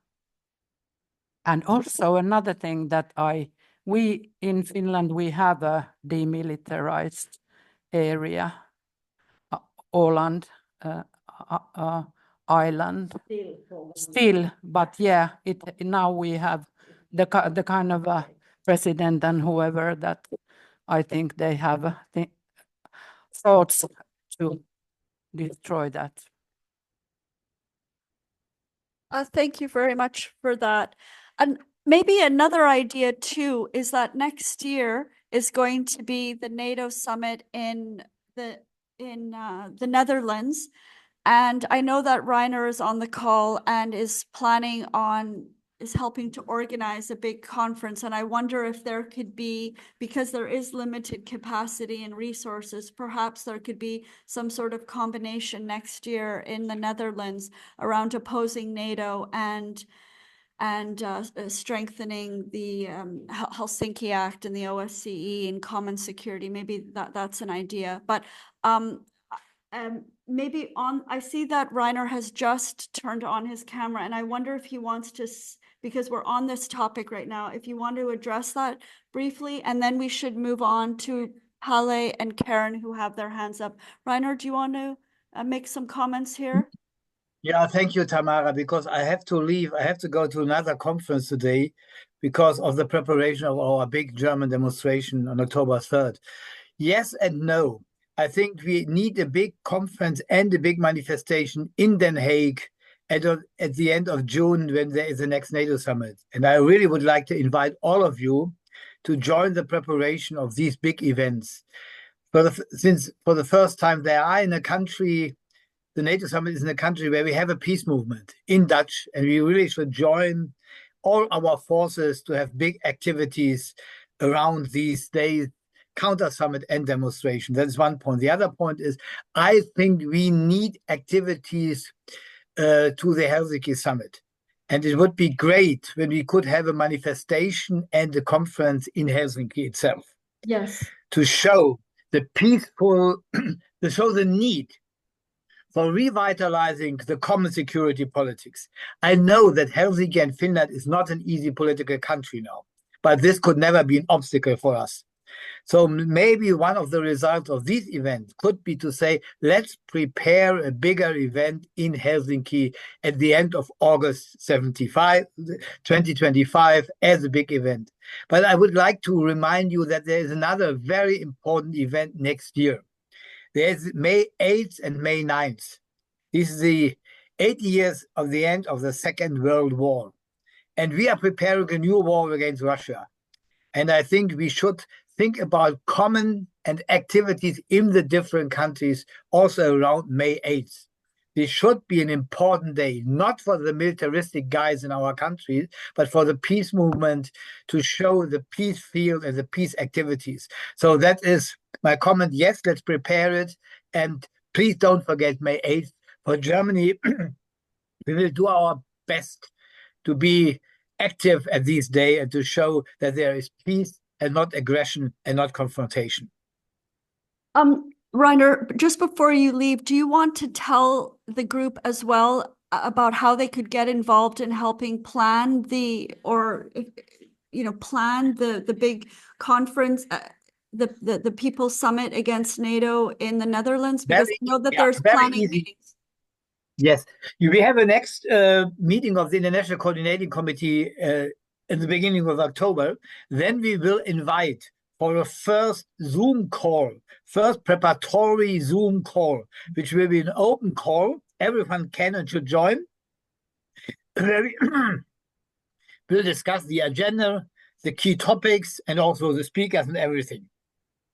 And then we have in mind also for the first time since years to have again a face-to-face preparatory meeting in Dutch, either in Amsterdam or in Den Haag, in early of the next year, where you are heavily invited, and by all these colleagues which are coming from international organizations, please inform your organization, the neighbor country of Dutch, Germany, France, Belgium, Luxembourg, which is really nearby, to join also the Action Conference and to help really preparing bigger event next year.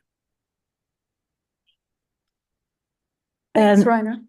Reiner, before you leave, first of all, we had Global Women for Peace United Against NATO, GWOAN, we call it, meeting just the night before I came here. And we thought of having in The Hague a physical meeting. We meet on webinars. We have had lots of webinars, but this time we would try to come physically and have at least one day our own women's thing, and then joining the other events. And we are already now, we had for the event in, oh, sorry, I asked you to look into the camera and I don't.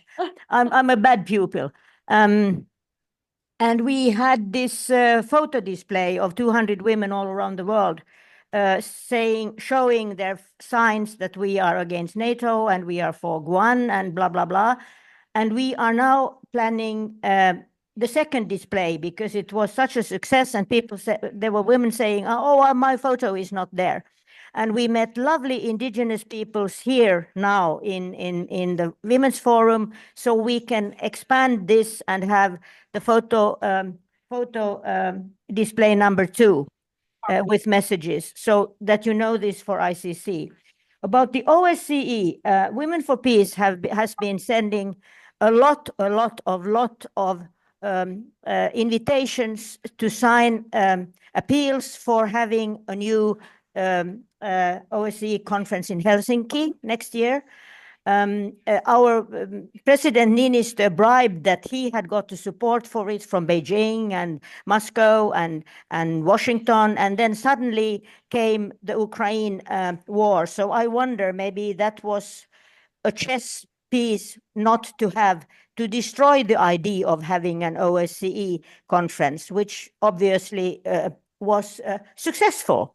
But that doesn't, of course, hinder us from having something. The problem is that Women for Peace sitting here and Global Women for Peace have absolutely no finances. So I would urge you, Rainer, and IPB or any other big organizations to contact the Finnish Peace Association and the Finnish Peace Committee Alliance if they can do something. The problem is that the government has taken off all money for the peace organizations in Finland. So they are also lost. The General Secretary of the Finnish Peace Association is on leave because they can't pay her. So we really have to see how we could make this work.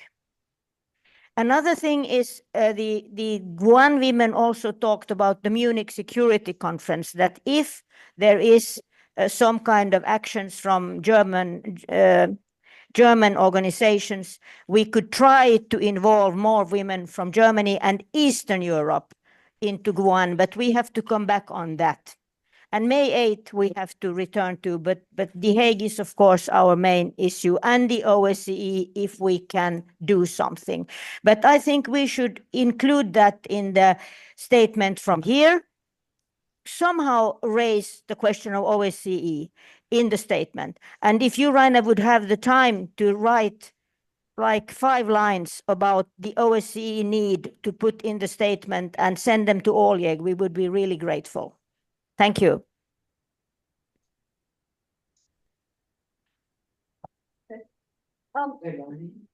Thanks a lot, Ulla, for that. And thank you very much for your patience to Pale and Karin. So we have them up next. I would like to comment what you say about nuclear weapons in Netherlands. You should not stop talking about US nuclear bombs in the Netherlands. I'm fed up with all this generalization and seldom mention that the United States of America has nuclear weapon in the Netherlands, in the Belgium, and in Germany, and in Italy, and of course in Turkey. It should be mentioned when you have the conference. All this generalization about peace, it's for me, I'm fed up with that. Thank you. Agneta, we agree with you. And if you could just hang on for a moment and let's have Pale, and then I think it's Karin, and then you can have the floor. Pale, please go ahead. Yeah, thank you. I forgot to introduce myself. I'm from NOAA, Friends of the Earth, Denmark, and our uranium group has been working for more than 10 years against the project for mining uranium in Greenland. And in that connection, we sent out an appeal 4 years ago and got 140 different NGOs from all over the world, including some of those who are present here, Oleg and the Russian Social Ecological Forum, etc., and David Swanson signed this. And the one idea in this appeal was to have a treaty for the Arctic, a sanctuary modeled very much on the Antarctic Treaty. And I have put the link to this appeal in the chat. I think that it's a good idea to reach back and build on what has been achieved in earlier years, before the Ukrainian war, also to try and get the Arctic Council working again, because that is completely frozen at the moment. And someone mentioned the Inuit Circumpolar Conference or Council, which is absolutely a body that is very important in this respect, and others, the Helsinki process. I think it's very important to try and salvage the achievements from before and see if we can build on those again, so we don't have to start from scratch. Thank you. Thank you very much for that. And we'll move on to the next. Karen, please go ahead. Thank you. Thank you. Well, as for introduction, I'm from Women for Peace in Sweden, a member of those. And I'm a peace activist, and I written a dissertation on peace education and conflict resolution. I raised my hands to remind you about Susanne Urban's important insight into the difficulty in Russia having its main nuclear arsenal in the Arctic. So I think that all the other suggestions for statement and work is more possible, has a greater chance of getting anywhere than exactly the nuclear free zone in this case. Also, I want to put forward the nuclear threat. We haven't discussed that very much, but we need to support the treatment for prevention of nuclear war, TPNW, and this the state meetings and how they have shown how also nuclear states can join when they promise to reduce their weapons, and to lift all that work for TPNW, I think, is important and can be done in these events, that people do not understand how terrible nuclear weapons are and the effect of them. They deny it. They deny, especially the politicians and journalists, that it is possible that somebody will start that war. So it's important to let forward the physicians against nuclear weapons come forward, I think. Well, thank you. Sorry for taking so long. Thank you very much for that. And I noticed there are lots of really great contributions in the chat. So I am hoping that Oleg and the organizers can be sure to save the chat and share it with all of us so that we can preserve all of your important ideas and resources that you're sharing. So Agneta, I know that you wanted to make a comment. Did you want to take the floor now and share what's on your mind? Thanks. Muted. She's muted. You're muted, Agneta. Just turn on your mic. Thanks. There I am. I'm an old timer. I'm rather fed up with all the talks, actually. I think that what they scare most, that power, is that we go out. Like we did when we marched to Leningrad, we marched to Moscow, we marched to Washington, we marched to Paris. We went out because we were terribly fed up with men talking, men being important, staying in beautiful suits and speaking a lot of things. So I'm still fed up with talks, actually. Of course, we have to sit down and plan, but we have to, when we plan, inform each other why US have B-62 model, deployed in Germany, in Netherlands, in Belgium, and in Italy. They are supposed to be an airplane, and they train it once a month to do just exactly that, to load, and they can do it in peace. Load these airplane with B-62 model 12 bombs, every month. So for me, if we could keep track on what the devils are doing, and I think we have to stop talking, so to say, generally.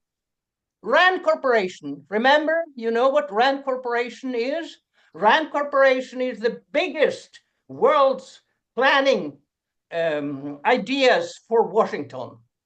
They planned Ukraine, and they have plans for everything. Для Вашингтона они Thank все, you. что происходит в Украине, запланировали. Someone has switched on the Russian interpretation, and we can hear it on Zoom for everyone. Oh, no. I'm sorry. I stop here. Thank you very much. Is it? Oh, no. Oh, no. Oh,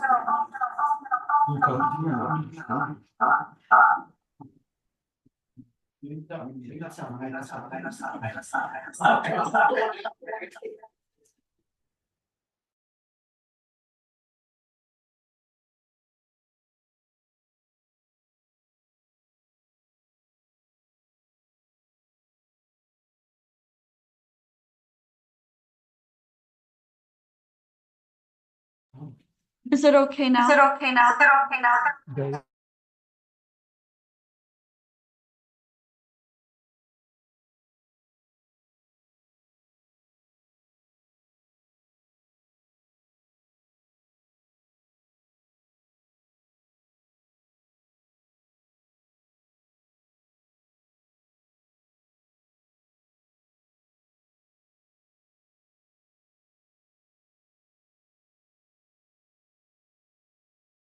Hello, I say something on Zoom.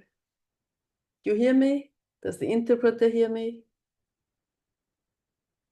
Nobody?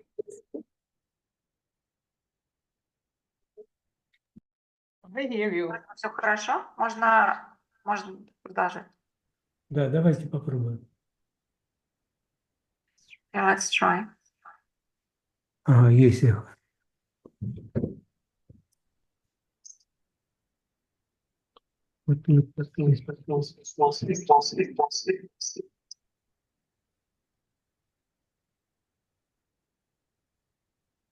Выключить. Попробуем еще раз. Вот. Все. Is it working now? I think it's working now. Susan, did you want to speak now?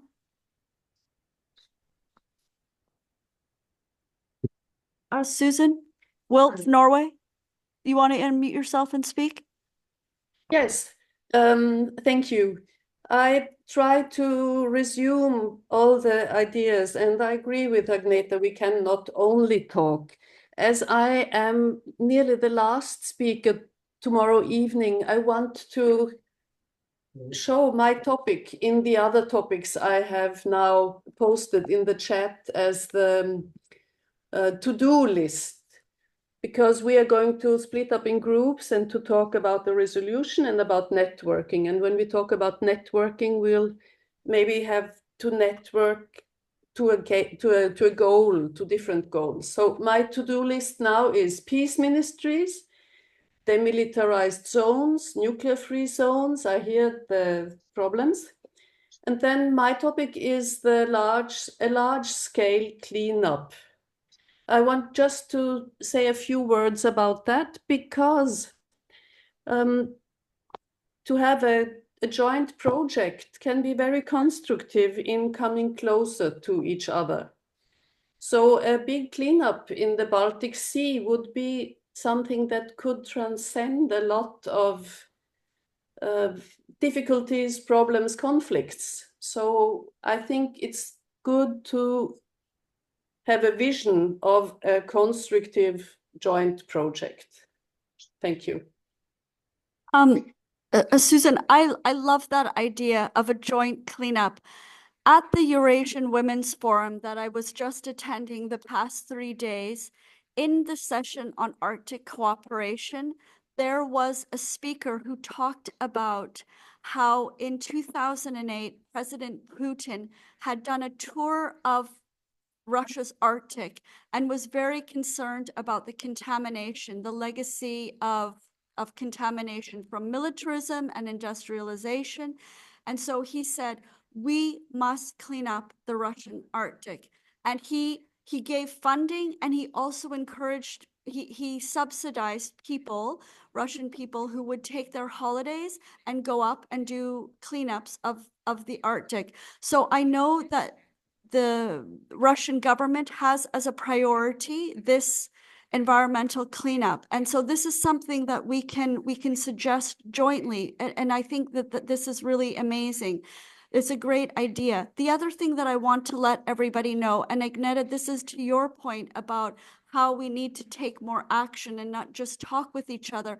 I want you to know that my two organizations, the Canadian Voice of Women for Peace and the Women's International League for Peace and Freedom Canada, in May and June, we did a big On to Ottawa Peace Caravan. We took bikes and cars and were on trains, and we converged into the capital of Ottawa, of our country, and we had a big peace conference and rally and did lobbying. So we were out on the streets in the communities along the way, calling for peace. And the other thing that we are doing right now in Nova Scotia is we have just finished a 200-kilometer walk from Pugwash, Nova Scotia, where the Pugwash conferences started, to Halifax, Nova Scotia. And they have met today in International Peace Day in Halifax and a calling for peace. And again, along the way, as they were walking across the province, they did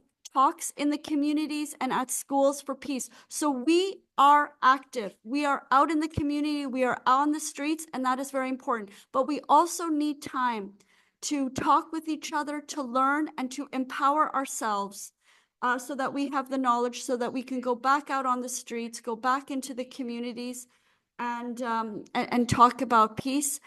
So I see that Doris, Ula. Okay, so Doris has her hand up. She would like to speak, and then Ula and Susan. Sorry, you're giving the peace sign. Oh, I have a replique. Oh, okay. So let's go to Susan now so that she can finish her ideas.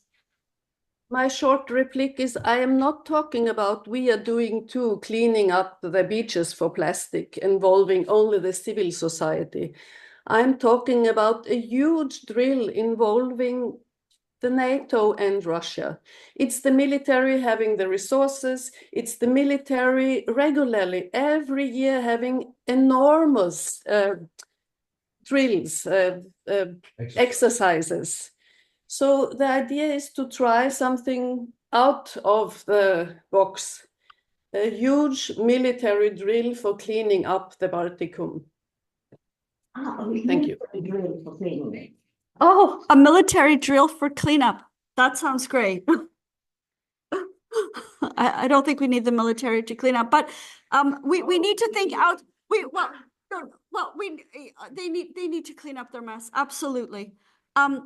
It's a great idea. We need to think outside the box. So I encourage people to put their ideas and resources in the chat, and let's preserve that as well. And then let's move on to Doris and then Ula. Thanks. Okay, thank you. I think it's all very fine. This all are aims, are very fine aims. But how to do the first step? Because all nations are high militarized, and all military is going to war. All military is going to war. And how can we stop it? We have to stop them before we can't arrive any aim without stopping the military. And there is a border between USA and Russia in the Arctic. And in the Arctic are now never-ending resources, and all are fighting because of this resources. How can we stop the militaries? We have to do one single step, a very small step, but a single step. How can we stop them?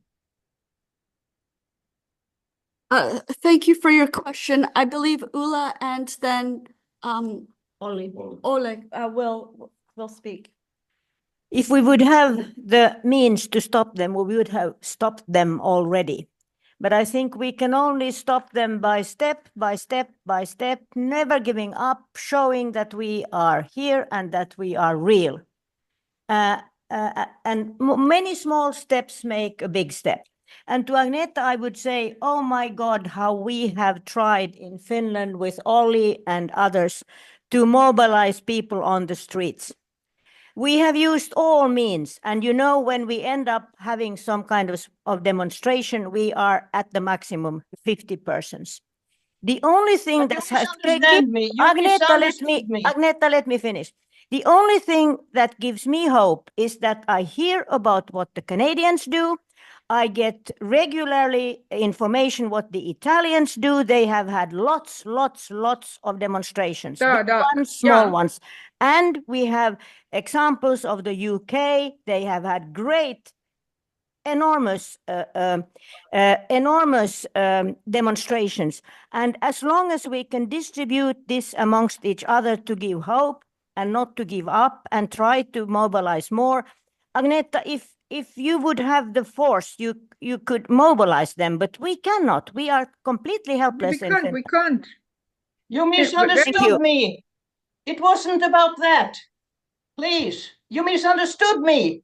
Okay. What I'm talking about when we go out is to see what S-Range is doing, what they are listening stations. The war is not on the ground, the war is in space, and we have to recognize the downloading stations, the drones, and all these things, because we are mobilizing for the Second World War, because we are in another war, and that is what I'm so furious about, that we don't understand the satellites and what they are doing. Because do we know that? We could go destroy S-Range, because it's the world's biggest downloading station in the world. It's in the north of Sweden. And nobody cares about S-Range. Nobody cares about Lovön, who is always listening to the military cables.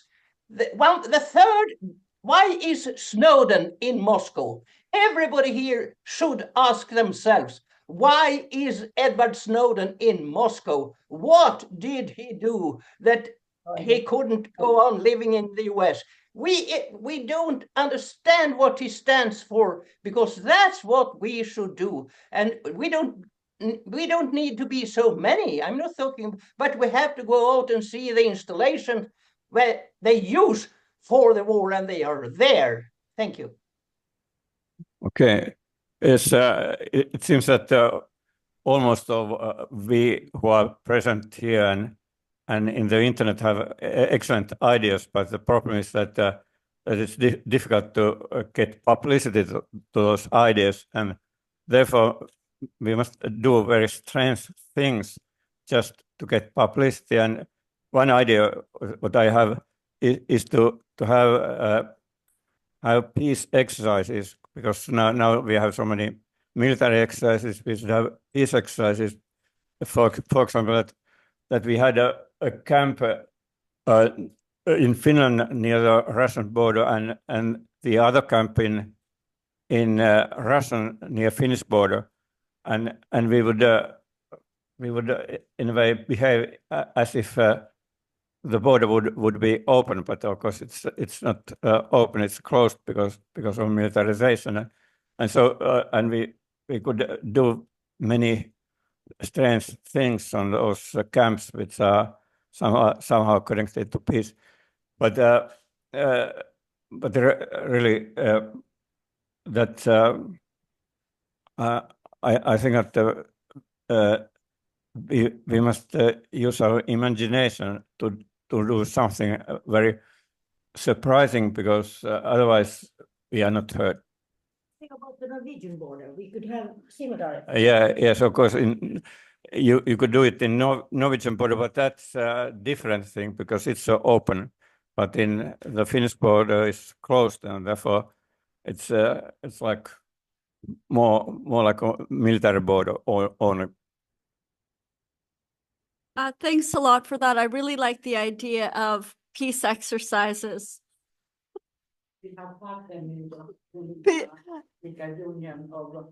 So Consensus objectors we have had to. Okay. I hope that you could all hear that from Kike, that they've had peace exercises for the conscientious objectors. So Mats has been patiently waiting with his hand up. So please take the floor. Thank you. Thank you very much. I'll introduce myself. I'm putting a link up in the chat from one of my appearances on the Geopolitics and Empire show, where you can all get a grasp. I'm Swedish by birth, and in Sweden I've been affiliated to the Dissident Association, or the Dissident Club, and I've been working I'm a lawyer by profession and a legal historian, and I've been doing a lot of shows on TNT radio and the different YouTube channels linked to the so-called alternative media. And as such, I've gained experience and insights in the peace works during the last decade or so. And what I have come to conclude is that right now we're living in a reality that is set by the leaders of the Western world. And anything that we say from the international peace movements are described as dangerous delusions. We're publicly and without factual arguments, we're denounced as promoting someone or another's narrative. And this is very obediently reproduced by state media and by other media without questioning. So the traditional state support for peace movements is, as we all know, dismantled and cut back by basically authoritarian style investigations done by the different Western governments, and also, of course, by other governments. So one idea that I have is that in a time when our Western claims to power is being challenged by a majority of the global South, we are now in a minority. We're in a minority in the Western world, but the ideas that we are promoting is a majority in the global South. So what we need to do is join link up with the organizations in the global south that think like we think. And what is it I'm after? I know this has often been criticized when I say, but we need funding. The reason I'm saying we need to link up with people like-minded like us in the global south is we need to find people who are willing to fund us from the global south. And there are people who are very affluent when it comes to money, who are ready to fund our different agendas. We need to get a media platform. And how do we get a media platform? We can't do that without funding. And we're definitely not going to get any funding from any Western organizations because they're scared, pardon my French, they're scared shitless of being deplatformed and being attacked by the Western governments. But if we gain funding from different organizations or individuals in the global south to be given a platform in the West, we can start working.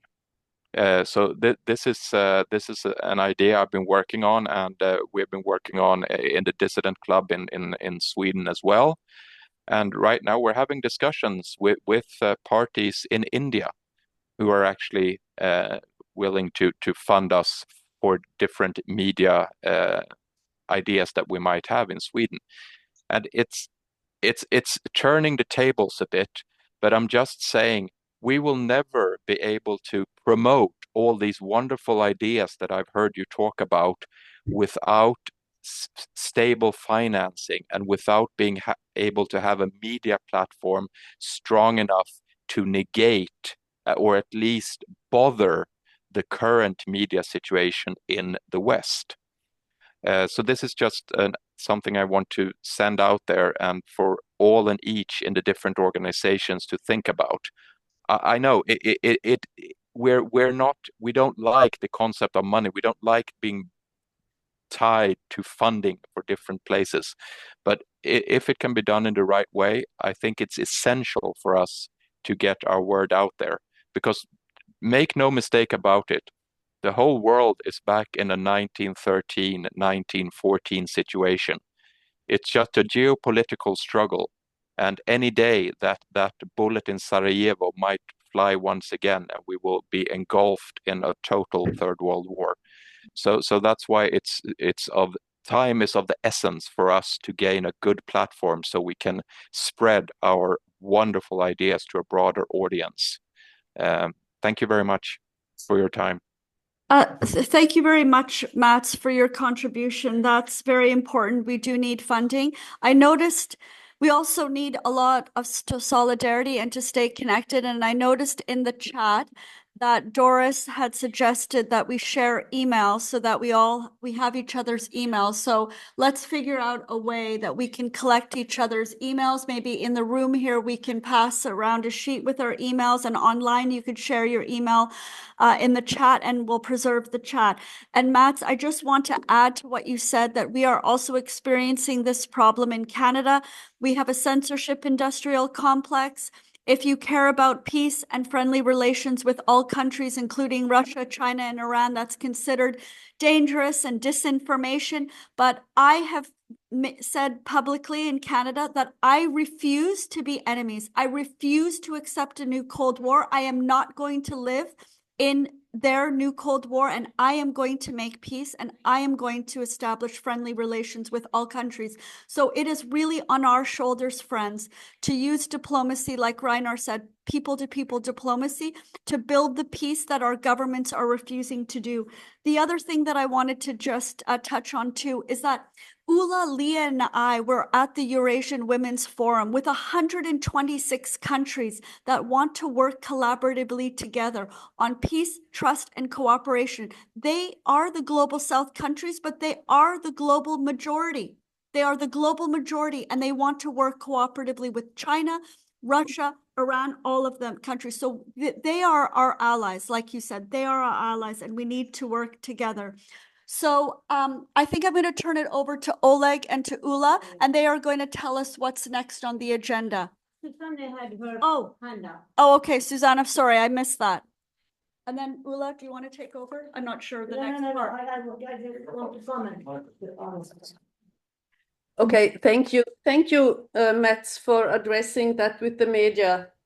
And thank you, Tamara, for telling that we get inspired. Here I show you a big public sign all over Italy, big public signs telling Russia is not my enemy. And to you, Mats, I love the notion. Susan, put it back. We want to take a picture. Everybody wants to take a picture. Just... But I can post it. Oops, just wait. But that's great. And Meloni is completely pissed off, excuse my French. But Mats, I didn't get it. I want to do that. Put it up again. Put it up, but it's not I just printed it out while we were talking. You'll find it on the web.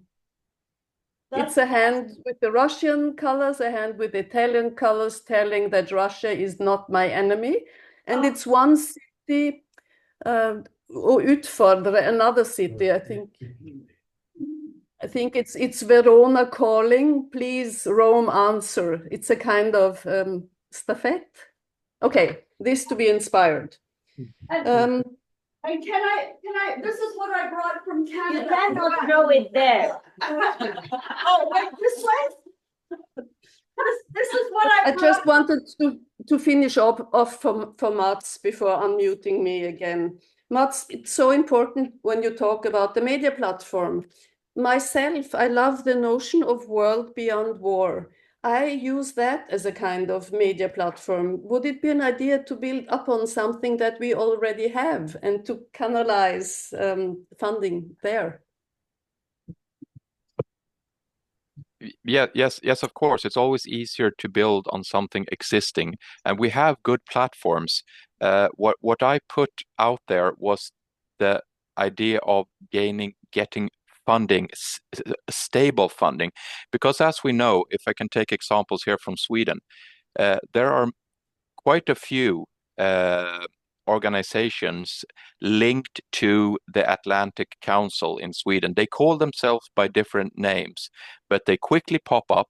They have wonderful seminars. They are able to gain the press to come. They have YouTube pages, they have Facebook pages, they have people talking, and they have wonderful materials to distribute to the media. Why? Because they have funding. They can do this. When we in the Dissidents Club is if we're getting Professor Sachs over here, for example, we have trouble even finding a venue because it's so expensive. And that's why I mean we have to turn to the global south and the people willing to invest in us from the global south.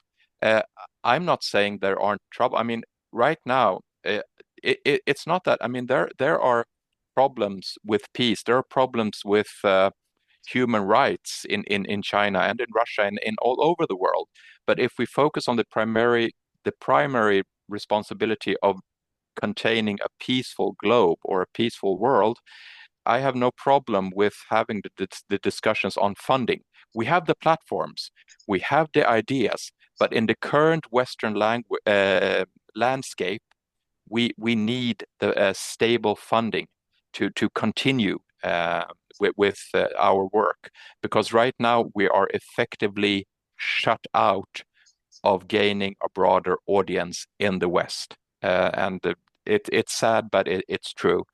So it's just an idea of bringing the concept of the meaning of money into our world, which is a world where we don't really believe in money because we believe we have the ideas. Yes, we do, but there is another reality that we have to comply to, unfortunately. So that was my idea. So I'm all in agreement with you, Susanne. Thank you. Yeah, okay.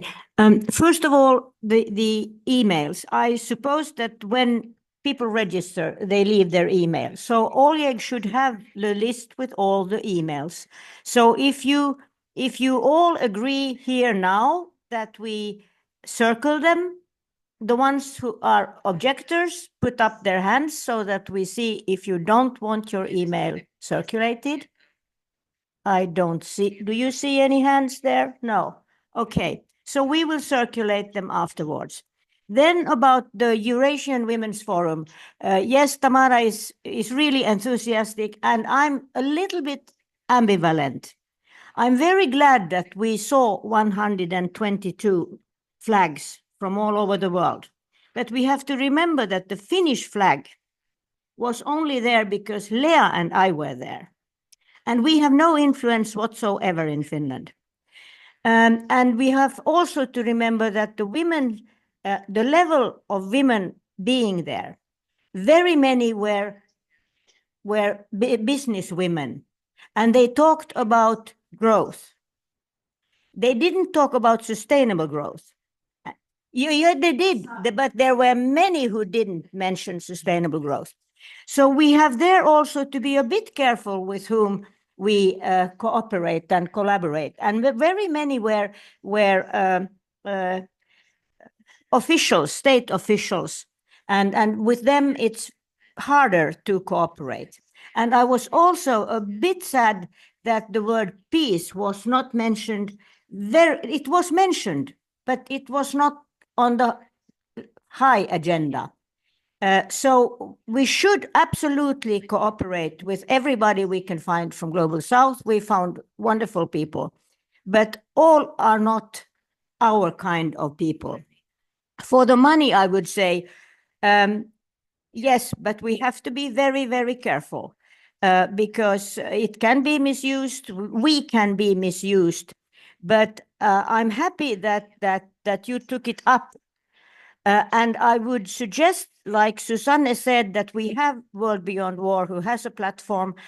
Maybe David and Mats should have a chat with each other, what you could do for that, or IPB, I don't know.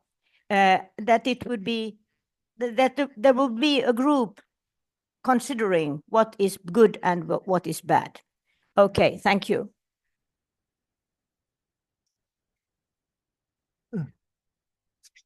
Спасибо, Ула. Я возвращаюсь к модерации. Я Олег Бодров. Прошу, коллеги, кто еще готов комментировать? Я не вижу желающих. Может быть, это сигнал о том, что пора отдохнуть. У нас через 7 минут должен начаться обеденный перерыв. И, может быть, мы начнем его немножко раньше. Есть возражения? Yes, it's a good idea. Замечательно. Тогда, коллеги, значит, сейчас у нас без 7 минут час, это петербургское время. Предлагаю вернуться в 2 часа, то есть через час и 7 минут. Мы снова встречаемся здесь. Так что желаю вам ланч хороший получить. Я исследовал ситуацию с пиццей. Они не приносят, к сожалению, пиццу. Окей. Чтобы не портить вам аппетит, мы тогда заканчиваем онлайн-общение и ждем вас в 2 часа. And see you. Мы идем в ресторан, да? Да.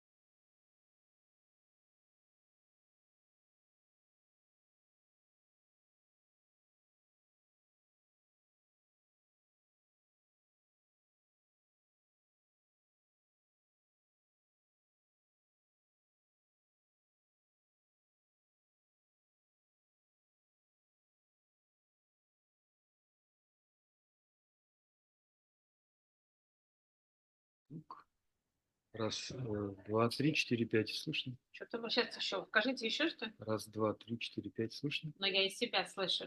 Ну, наверное, Ну, потому что- понятно, да. да. Значит, все работает. Работает.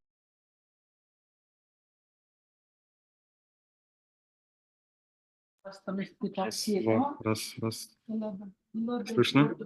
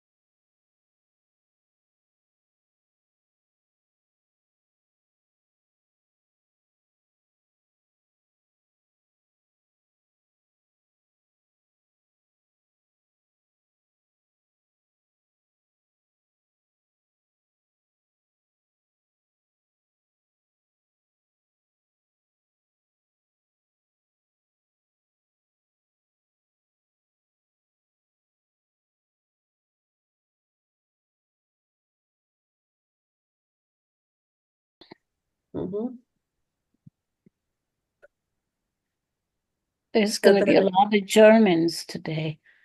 Mechthild Klingenberg Vogel. Mechthild Klingenberg Vogel from Kiel. I'm member of the IPPNW, the Medical Doctors Association Against Nuclear War and for Social Responsibility, and from the Kiel Peace Forum. That's wonderful. Nice meeting you. Анна Аркадьевна, будьте добры сюда, потому что здесь микрофон. Я прошу переводчиков подтвердить, что мы начинаем работать, и вы готовы. Гена, спроси переводчиков, они работают? English.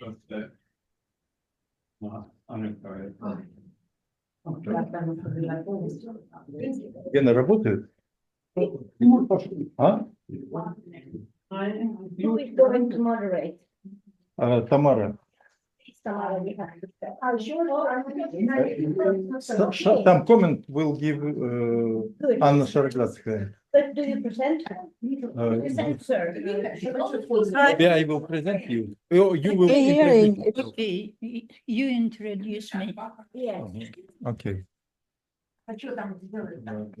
Уважаемые коллеги, нету переводчика?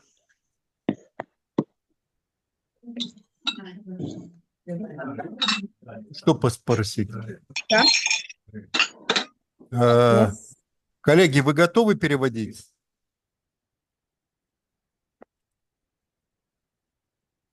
Слышно ли меня? У меня все подключено. Ага, мы начинаем работу. Слышно ли меня на русском, на английском? Слышно ли перевод теперь? Please. Слышно ли перевод? Говорю на русском канале. Слышно ли перевод? Телефон. Do you listen? Слышно ли перевод в русском канале? Сейчас будет по-русски говорить человек, а перевод нужно будет на английский. Do you listen, colleagues? Listen? Okay. Уважаемые коллеги, no translation. We hear you well, Boris, but don't. Коллеги, мы начинаем. Уважаемые коллеги, добро пожаловать на послеобеденную сессию. Слышите? И я прошу сейчас прокомментировать Анну Шароградскую. Это директор Института региональной прессы, которая в течение многих and for десятилетий предоставляет возможность петербургской общественности организовывать пресс-конференции и другие события для того, чтобы голос общественности был слышен. И все эти годы эта поддержка происходит бесплатно. Это единственное место в Петербурге, где представители общественности могут говорить то, что они думают, и при этом это место всегда посещают журналисты. Поэтому нам очень важно, что думает Анна Аркадьевна, потому что этот человек всегда дает возможность высказывать любые точки зрения, какие бы они противоположные не были. И из этого опыта своего многолетнего, я думаю, что нам важно услышать, что думает человек, который много лет, как журналист, она преподавала и в Петербургском университете, и в университетах Соединенных Штатов Америки, то есть это и в Нидерландах. Поэтому вот это человек, который сформировал внутри себя вот этот многолетний опыт работы с разными мнениями, и она попросила меня сделать комментарий по поводу сегодняшнего события. Я предоставляю слово. Я не буду заново себя представлять, поскольку это позитивная характеристика, но я попросила возможности выступить очень кратко перед вами, потому что я чувствую, что я должна принести свои извинения, и я скажу, почему.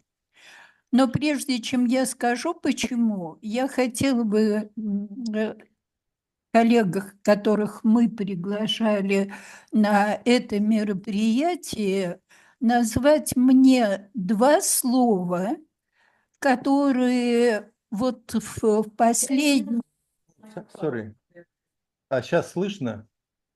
Два слова, которые... Excuse me. There is no sound on the microphone. Почему-то не слышно что-то. Нет, перевод-то есть, но они не слышат микрофон этот. А сейчас минуту. Я слышу, я слышу. Я Слышите, слышу. да? Да. Я из Венгрии слышу.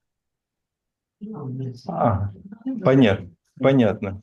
Сейчас, минутку. Не работает микрофон. Могли бы помочь, Тимур?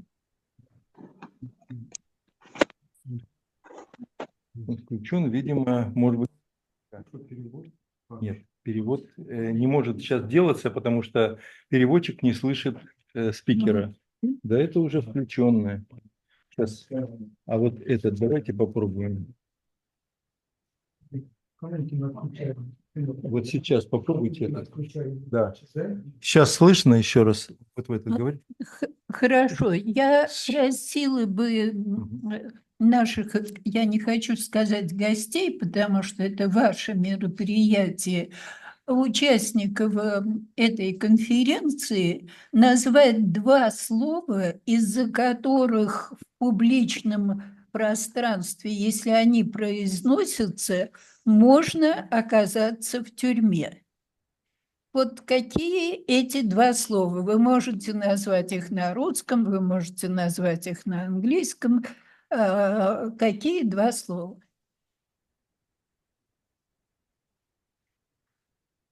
Вопрос ко всем. Иностранный агент. Нет.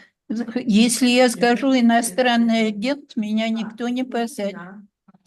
Еще? Слава героям слава. Два слова, не связанных, отдельных, два отдельных слова. Война и... Украина, оккупация. Мир. Слово «мир» тоже, если вы выйдете на улицу, и у вас в руках будет листок бумаги, и будет написано слово «мир», то вы можете оказаться, ну, для начала, самое безобидное, оштрафованным, если вы выйдете второй раз, вы можете оказаться в тюрьме. Я правду говорю? Да. Я говорю правду. Я в этих очках не вижу. Да.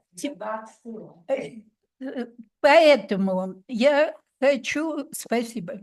Поэтому я хочу предупредить всех вас, что с нашей помощью, когда я говорю с нашей, это, конечно, в первую очередь Олег, и во вторую очередь я и моя организация, вы здесь занимаетесь тем, что на английском называется subversive activity. Но мы сознательно организовали это мероприятие, предполагая, что, как всегда, а у нас всегда, и Олег об этом сказал, у нас будут высказываться различные точки зрения на то, что происходит в мире, на то, чего хотим мы или вы, или мы с вами добиться в нашей стране, в мире и в Балтийском регионе, и, может быть, в каких-то других регионах, которые назывались. Но дело-то все в том, что я в соседней комнате слушала все, что здесь говорилось. И я поняла, что, наверное, это произошло случайно, но, в общем, то, что я слышала, это мнение людей, которые друг с другом согласны. Кто-то хочет больше мира, кто-то хочет больше покоя, кто-то не хочет войны. И все это на уровне такой манифестации. А что касается экологии, то тут вы все заодно. Вот мне было очень жаль, Олег, что здесь не присутствовали и не присутствуют представители стран Балтии. Я уверена, что они бы обязательно сказали что-то другое. И мы всегда так работали, что мы представляем различные точки зрения, и нравятся они нам или не нравятся. Но когда нам нравится слово «мир», и мы можем оказаться в тюрьме за это слово, нам, конечно, это не нравится. И когда мы против того, чтобы была война, и мы можем оказаться в тюрьме за это, нам это тоже не нравится. И, наверное, этот стол, или была возможность иметь больший зал, был бы более пригоден для того, чтобы работать плодотворно с людьми с разными точками зрения. Но это наша вина, и поэтому я приношу свои извинения за то, что у нас вот такое однообразие мнений. Спасибо. Спасибо, Анна Аркадьевна. Я думаю, что это важный комментарий. Я завтра тоже буду делать презентацию, которая отличается от мейнстрим российской политики. Поэтому спасибо, Анна Аркадьевна. Я думаю, что мы еще поспорим, и другие точки зрения будут высказаны завтра. Спасибо, я буду слушать вас. Да. Will- Say it in English. Like while she's here, to ask her any questions. We have roundtable discussion here. She's going to come back. She will come back. Yes. Okay. I will be listening to you from there, but then I'll come back, and if you have any questions to me, I'm ready to answer. We do. We would like to have a discussion after. Yeah. Тамара. No, please. Huh?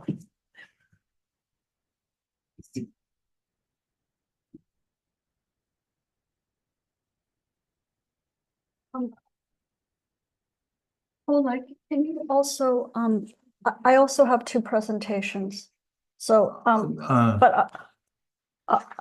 yeah, can you put it in the computer? Yeah. Okay.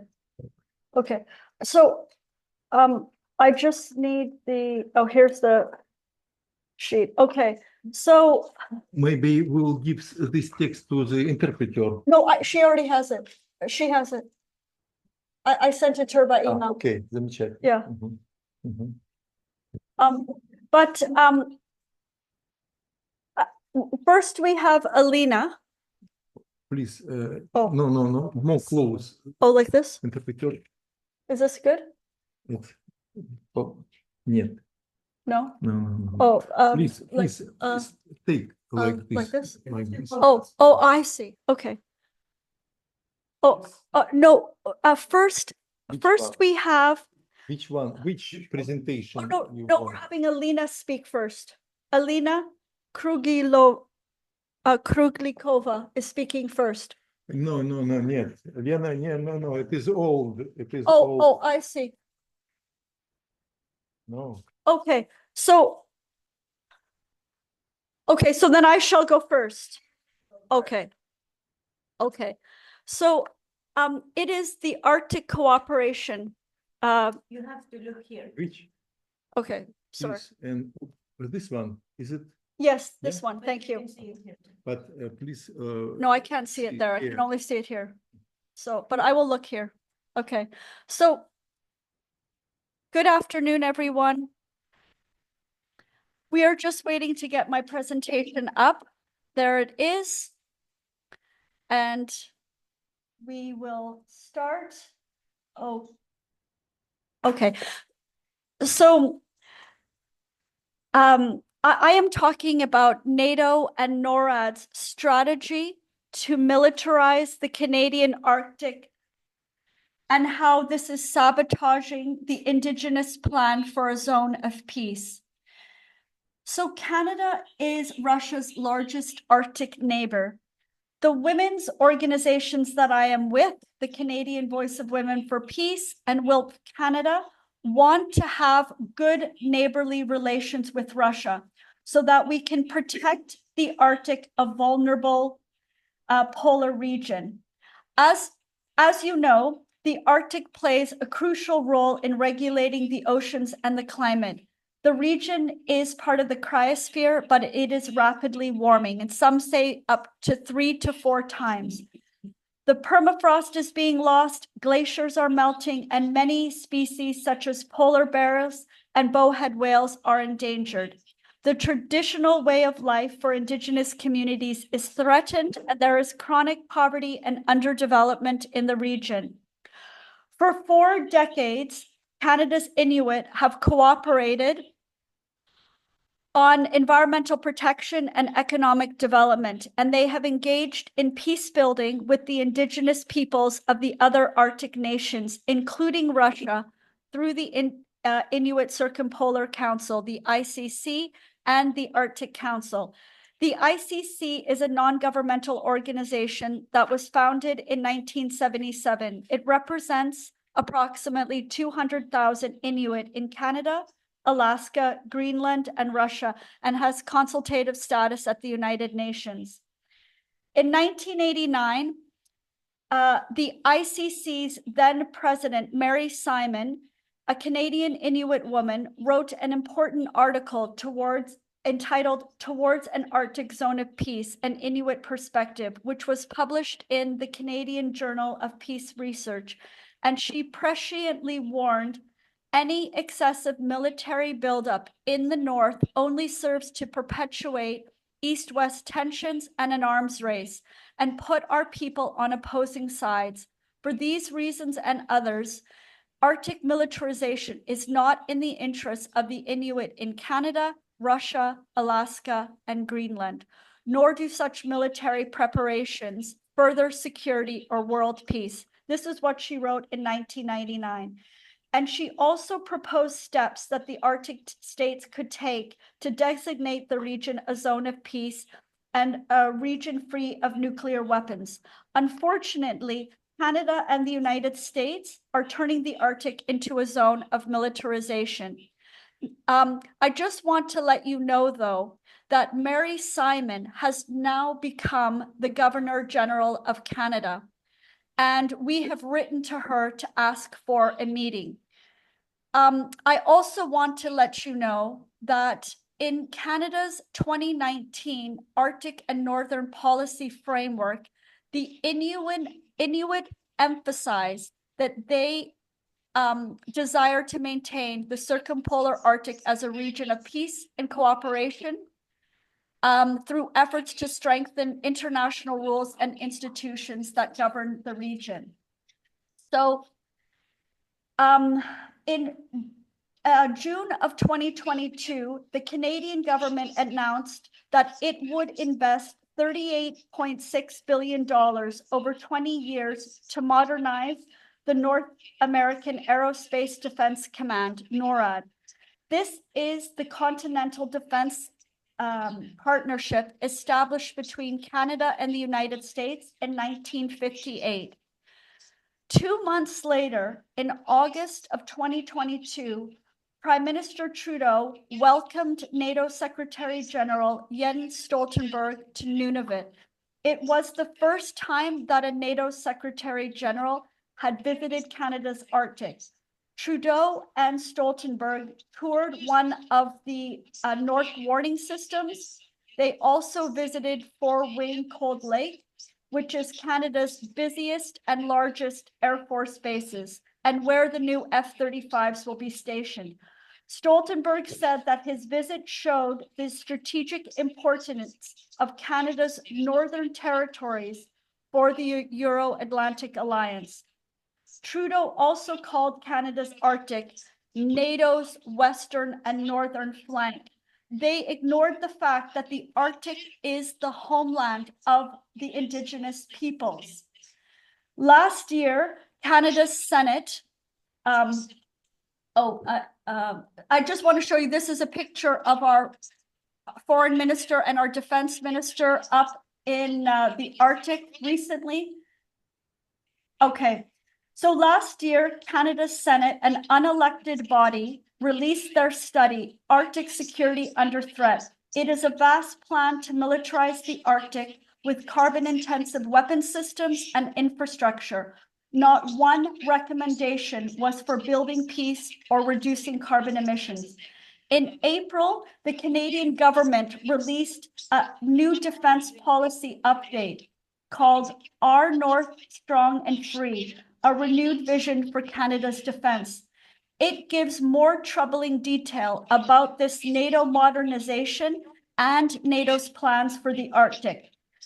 The Canadian government will buy new weapon systems, build new military infrastructure all across the Northern Territories. There will be new forwarding bases set up in Inuvik, Yellowknife, Iqaluit, and Goose Bay, with a permanent presence of both Canadian soldiers and American soldiers. There are new integrated radar and missile systems, surveillance platforms, maritime sensors, and cyber operations. The federal government will construct and expand runways, hangars, and roads for the military. Canada has signed 140 contracts with U.S. companies for tactical aircraft like F-35 fighter jets, anti-submarine aircraft, attack helicopters, and armed drones, as well as strategic aerial refuelers. And this will exacerbate the climate crisis. Canada is also spending $60 billion for new surface combatants and is exploring the procurement of new submarines. These fossil fuel-powered vehicles will be deployed in the north, releasing excessive carbon emissions and risking toxic contamination. And to pay for all of this, the Trudeau government is massively increasing military spending over the next 5 years. And it gets worse. In July, the US government released its new Arctic defense strategy. It highlights the role of NATO in the Arctic, and it emphasizes warfighting and combat readiness. I won't read this whole quote, but just notice that it says to enable the joint forces to increase warfighting skills in the Arctic conditions. This is terrible. What this is really about is that Canada and the United States are preparing for hybrid war in the Arctic. The Canadian Voice of Women for Peace and WILP Canada completely oppose these plans. So consequently, this is some of the training that happens in the Arctic. Look how devastating it is to the environment. So we have launched a campaign, Stop the Militarization of the Arctic. We are calling on the Canadian government to withdraw from NATO and NORAD and to instead work diplomatically through the ICC and through the Arctic Council to protect Indigenous communities, to act on climate change and sustainable development. And I would love to hear your ideas about what we can do together to protect the Arctic and build peace. Thank you.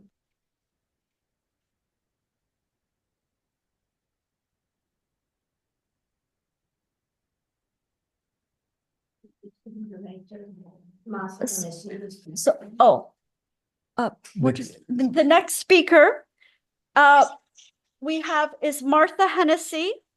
Martha, do we see you there? Yes.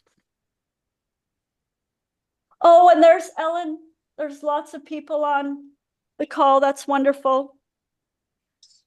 There are more US people now because they have. That's great. There's Martha. That's wonderful. We were hoping that she would join us in person.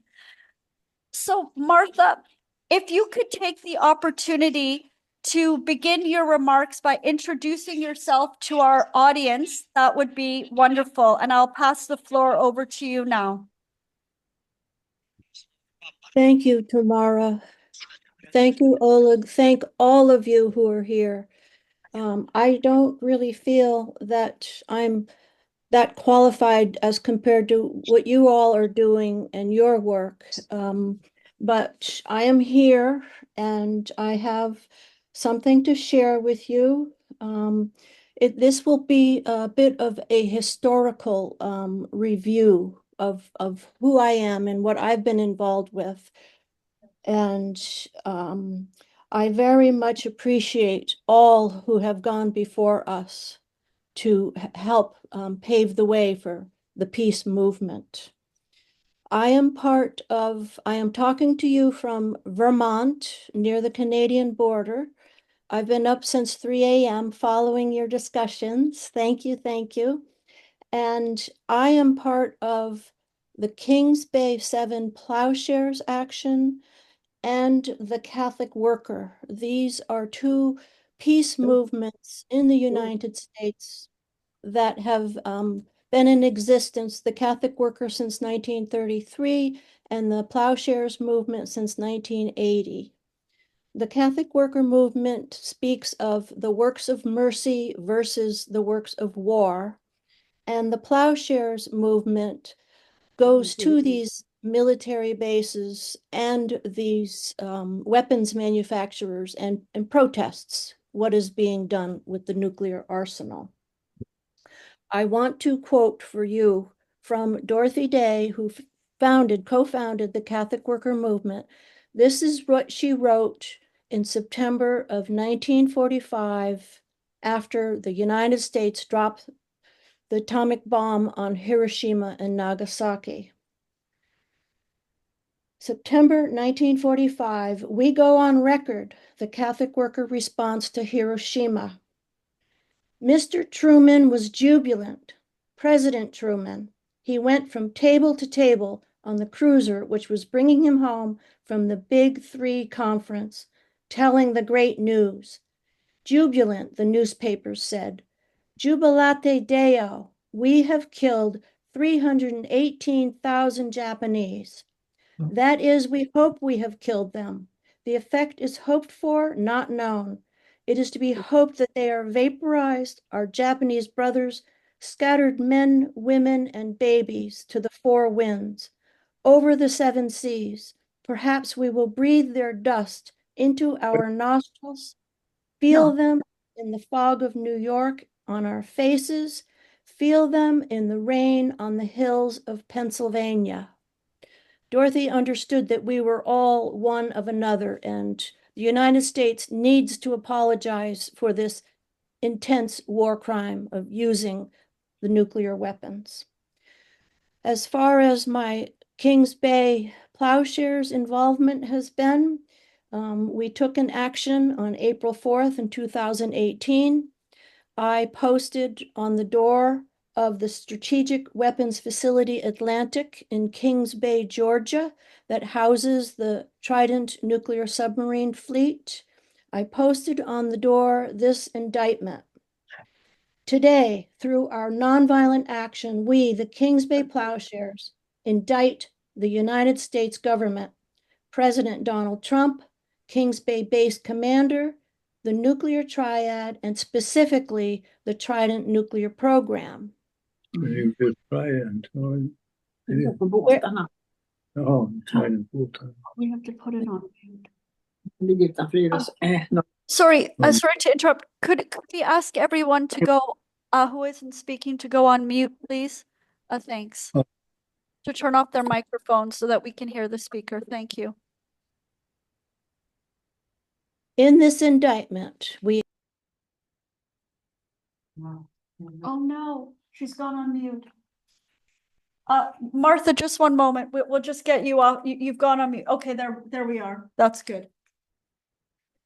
So this indictment includes the statement, whereas the United States is bound by the United Nations Charter, ratified and signed in 1945. Its preamble affirms that its purpose is to save future generations from the scourge of war. It directs that all nations shall refrain from the use of force against another nation.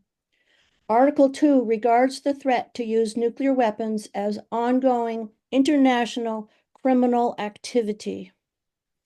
Our statement with the Kings Bay: nuclear weapons eviscerate the rule of law, enforce white supremacy, perpetuate endless war and environmental destruction, and ensure impunity for all manner of crimes against humanity. Dr. King said, "The ultimate logic of racism is genocide." We say, the ultimate logic of Trident is omnicide. A just and peaceful world is possible when we join prayers with action. Swords into plowshares. And we are speaking from the belly of the nuclear beast. Of course, we were found guilty of all charges: conspiracy, trespass, destruction of naval property, deprivation of governmental property, and I served 10 months in prison. But we continue to hold hope that the testimony in U.S. federal court will come through at some point. War is an insane crime and a lie. My country, the United States, has committed war crimes in the Philippines, Korea, Japan, Germany, Vietnam, Central America, Iraq, Guantanamo, Libya, Afghanistan, Syria, Ukraine, and Gaza. We are willing to destroy the world if we cannot dominate it. That is the purpose of NATO. Stoltenberg and the Biden administration do not understand what they're doing. They are the mouthpiece of a much deeper power controlling the direction we're going in. I want to quote Jeffrey Sachs in his review of U.S. and Russian history and the breakup of the USSR and what it has led us to today. Peace was not good enough for the U.S. The U.S. government chose to assert global dominance as well, bringing us to today's harrowing dangers: the failure of the U.S. and the West more generally to help the Soviet Union and then Russian economically in the early 1990s marked the first steps of the U.S. misguided quest for dominance. Unquote from Jeffrey Sachs. And I say the war in Ukraine is about global domination and extraction of resources. The Biden administration has recently backed down from the long-range missile proposal for Ukraine to strike Russia. We believe that the Pentagon stepped in and put a stop to this. There was a stand down most recently. Thank God for that. The Pentagon really is planning in a very delusional way that nuclear victory with a limited first strike will maintain U.S. hegemony. I apologize for that as an American. I want to speak a little bit about the effects of AIPAC on the U.S. government. The war on the Palestinians continues because the weapons industry and the Zionist project controls much of Congress. We recently witnessed Cori Bush and Jamal Bowman, both Black people, to be taken out of Congress with big money. This is what's happening in the United States. And we have 3 self-immolations that have occurred recently since this war on Gaza has begun. Vice President Harris supports the war economy. Our nuclear weapons policy is in disarray, as is our political system. And we now are backing out of treaties that have controlled the nuclear arms race, and this is a colossal mistake. The U.S. war budget is also colossal. The U.S. military gives the largest carbon footprint on the globe. And immediately after World War II, the U.S. picked up on this program of the Manhattan Project using Nazi scientists. This is our history. We must be aware of it. And so today, we have 12,100 nuclear weapons, and almost 90% of them are in the hands of the US and Russia. As Dorothy would say, in the hands of the white Christians. Right now, there are 2,100 nuclear weapons on high alert, which can be launched within minutes. So I can go on with all of these figures. The US taxpayers paying $161 million a day for 30 years, 1.7 trillion being used over the next 30 years to upgrade the nuclear arsenal. It goes on and on. Theft from the poor and the working class is what this is about. The Pentagon budget is fraudulent and unaccountable. It is also unsustainable. This will be the graveyard of empires, this endless military spending. And it also represents the last thrust of a dying model. With the Catholic worker history, we are seeing now the problems of not pursuing diplomacy and negotiations. Right now, the United States and the United Kingdom are harassing and imprisoning journalists who are reporting on war crimes. And there are many names there. Julian Assange, Scott Ritter, John Kiriakou, Richard Medhurst, Max Blumenthal. Sorry, I don't have any women's names here.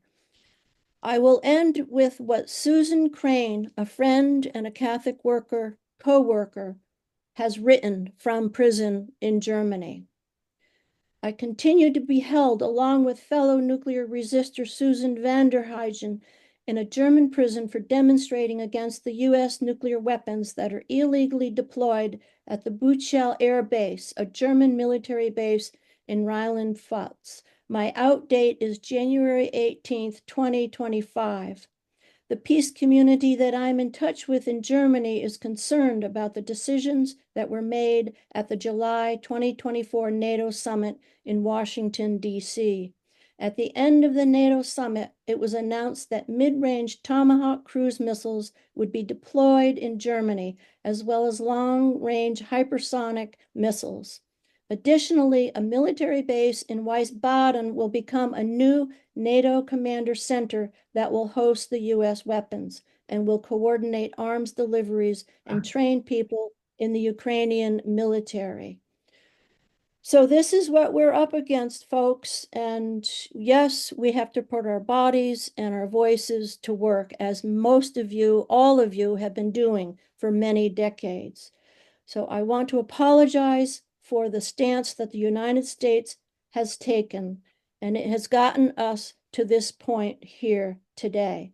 I do believe that we can work towards nuclear disarmament by renouncing the option of using nuclear weapons first, which the United States has not done, and ending the sole unchecked authority of any U.S. president to launch a nuclear attack, and to take our U.S. nuclear weapons off hair trigger alert, and to cancel the plan for this upgrading of the nuclear arsenal, and also to actively pursue verifiable agreements. And it's the TPNW that is currently attempting to go into force. So we need to reinforce and support that. And of course, the 9 nuclear states have not yet done that.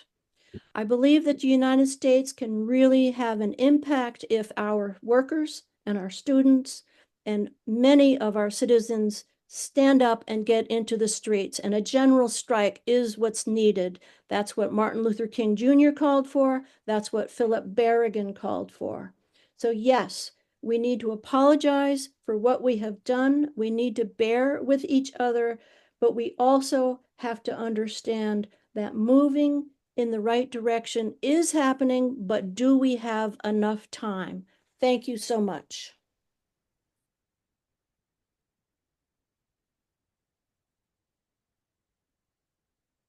That was excellent, Martha. Thank you so much.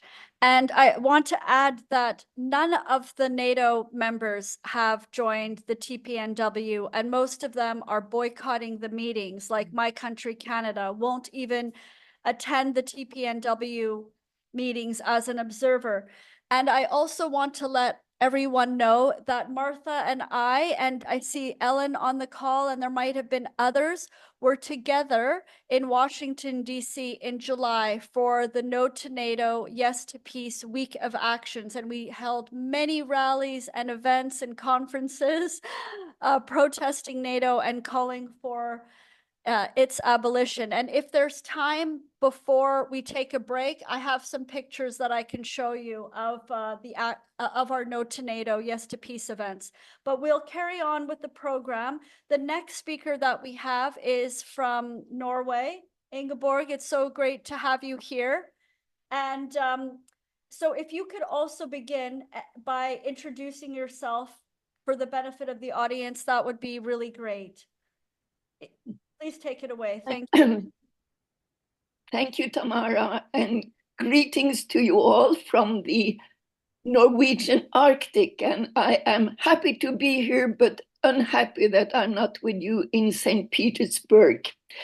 I am a peace promoter, former director of UNESCO, and former co-president of the International Peace Bureau.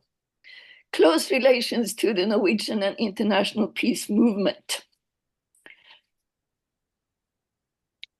I want to thank and congratulate Oleg Bodrov and partners and the Global Women for Peace United Against NATO, not least Ulla Klotzer, for initiating this conference in the middle of a very strong polarization between Russia and NATO, a polarization that is used to legitimize the ongoing heavy militarization. I see this conference as a continuation and broadening of the Nordic peace and cultural trip that we organized to Russia in 2018 under the heading Neighbors as Friends, Not Enemies. The following meetings in Oslo reinforced and inspired Russian-Nordic civil society cooperation, and the statements made and the long list of suggested common projects are still of full relevance today, just waiting for better possibilities for implementation. Insisting on the importance of learning to know each other better, of sharing concerns and aspirations, and finding areas for fruitful cooperation was vital then, and even more urgently so today. Faced with this tremendous and dangerous militarization risking a full nuclear and/or environmental devastation, we must sharpen our strategic tools. But what tools can break through the militarized armor of central politicians? That is, to me, the question. Is it we, the peoples, who are the real force for peace and cooperation? Is it the UN Charter, a reformed and more democratic Security Council with less privileges to the big powers? Is it a new UN pact for the future? Is it international law as opposed to the neoliberal rules-based world order, which only is profiting the big countries and the multinational corporations? Or is it the cultivation of our humanism, our creativity, and the arts? Probably it is all of the above. When the war propaganda is so heavy and to a large degree blocks people's access to truth, even militarizing people's minds, it is obvious that we need to refuse war as an option. Sorry, I can hear the Russian interpretation. Is it possible not to have it? Yeah, sorry about that. If we could just take a minute and let the technician try to sort it out. He recognizes that there's an issue, so I'm sorry about that. It'll just be a minute. Yep.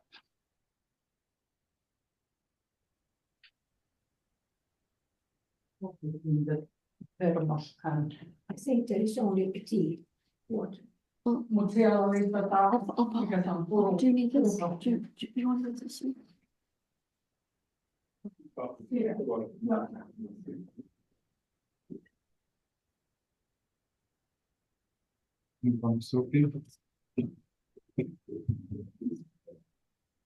Ingeborg, play, Yes. please start again.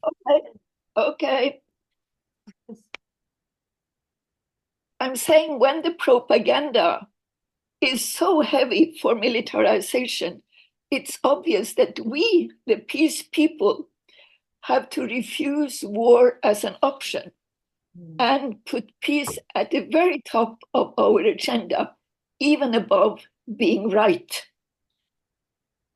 But we are up against very strong forces fighting for economic, political, military, technical, even cultural domination on land, in the sea, in the air, and in space.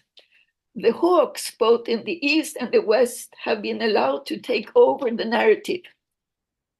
They scrupulously explain reality in military terms day after day, facilitated by an obedient mainstream media, and make people thereby accept the enemy images of the other and make war and war logic seem normal and inevitable. They pretend even knowing what the other side is up to and are not willing to seek neither alternatives nor compromise. The fight for might and natural resources are very much visible in the Arctic, which is presently attracting huge international interest since the dramatic warming of the region and the melting of the ice open up for more fisheries, more drilling of oil and gas, and extraction of minerals from the seabed, and allows for new and efficient transportation routes, notably in the Northeast Passage. The situation in the Arctic has become dramatically worse, with Sweden and Finland leaving their neutral, or at least semi-neutral situation and becoming full-fledged members of NATO. At the same time, we witness an enormous expansion of US military bases, or so-called joint areas in the Nordic countries, with 47 bases as of now, making the area a potential arena for a possible confrontation between superpowers. We are unfortunately moving fast in the opposite direction of what former President Mikhail Gorbachev expressed as important goals in his fantastic Murmansk speech in 1988. Read it, get inspired, and see his suggestion for a nuclear-free zone in the north and Europe as a common home, not a battleground. Norway has for many years been considered the eyes and the ears of NATO in the north, which in practical terms means sharing vital military information with the US government and probably also helping direct long-distance weaponry. The US military bases come in addition to the sophisticated American and NATO military installations of surveillance and spy facilities that the Norwegian governments have already allowed for years. These decisions have to a very limited degree been known to the public, perhaps not even to the majority of parliamentarians. Succeeding governments have also allowed Allied nuclear submarines into 2 Norwegian harbors in Bergen and Tromsø. NATO and US military exercises are much more frequent, bigger, and closer to the Russian border than ever before. The war games interrupt and threaten also local and indigenous food security. We are unhappy that the Secretary General of NATO is a Norwegian that for years now have predicted and had as a credo that weapons are the way to peace. This militarization happens in parallel to an almost total nullification of previous good relations with Russia, both and business relations. Norway participates almost fully in US and EU sanctions, except to a limited degree in relation to fisheries and safety at sea. A new Iron Curtain is established with detrimental effects, including even on cultural exchange and cooperation between the different indigenous groups. Also, the cooperation with Russia in the important Arctic Council was frozen after 22nd February 2022. The Arctic Council, established in 1996, is the central forum for handling Arctic questions. It consists of 8 countries, the 5 Nordic countries, Canada, Russia, and the USA. In addition, 6 indigenous groups have permanent representation. It is important to keep the dialogue going in the Council. Recent contact with the Permanent Secretariat in Tromsø reveals some good news. The scientific work in the 6 working groups has restarted between all the 8 member states some months back, but only digitally. Now we have to push for direct and also political contact to reassume. Answering to my rhetoric question in the title of this presentation, let me state clearly it's obviously a need for a humanistic revolution, a new paradigm, a new way of thinking, new insights, new attitudes. We must not allow the militarization of our heads. Young people must not be falsely nourished by enemy images or hero status.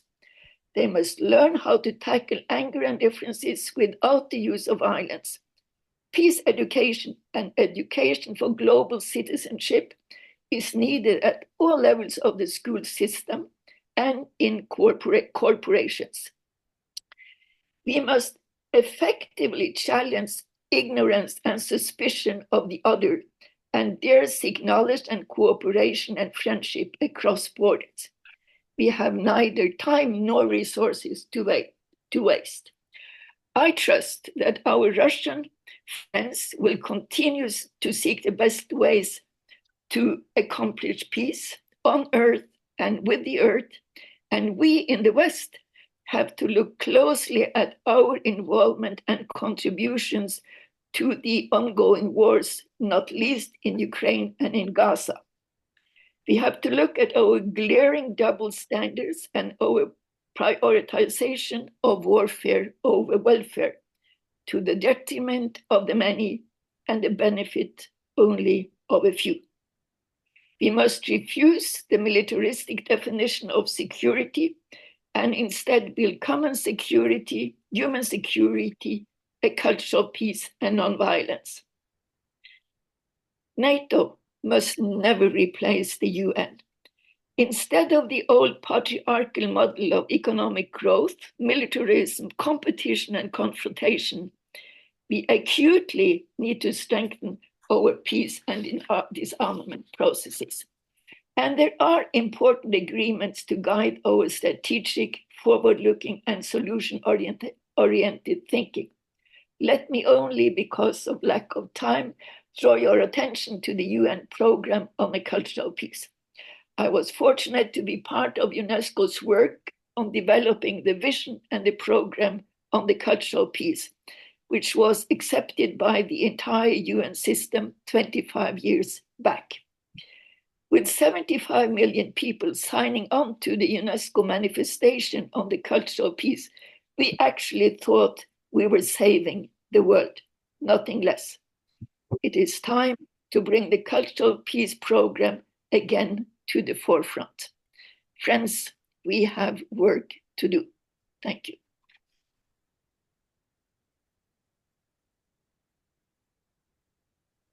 Ingeborg, thank you so much for your wise words and the leadership that you have shown over the decades on building a culture of peace.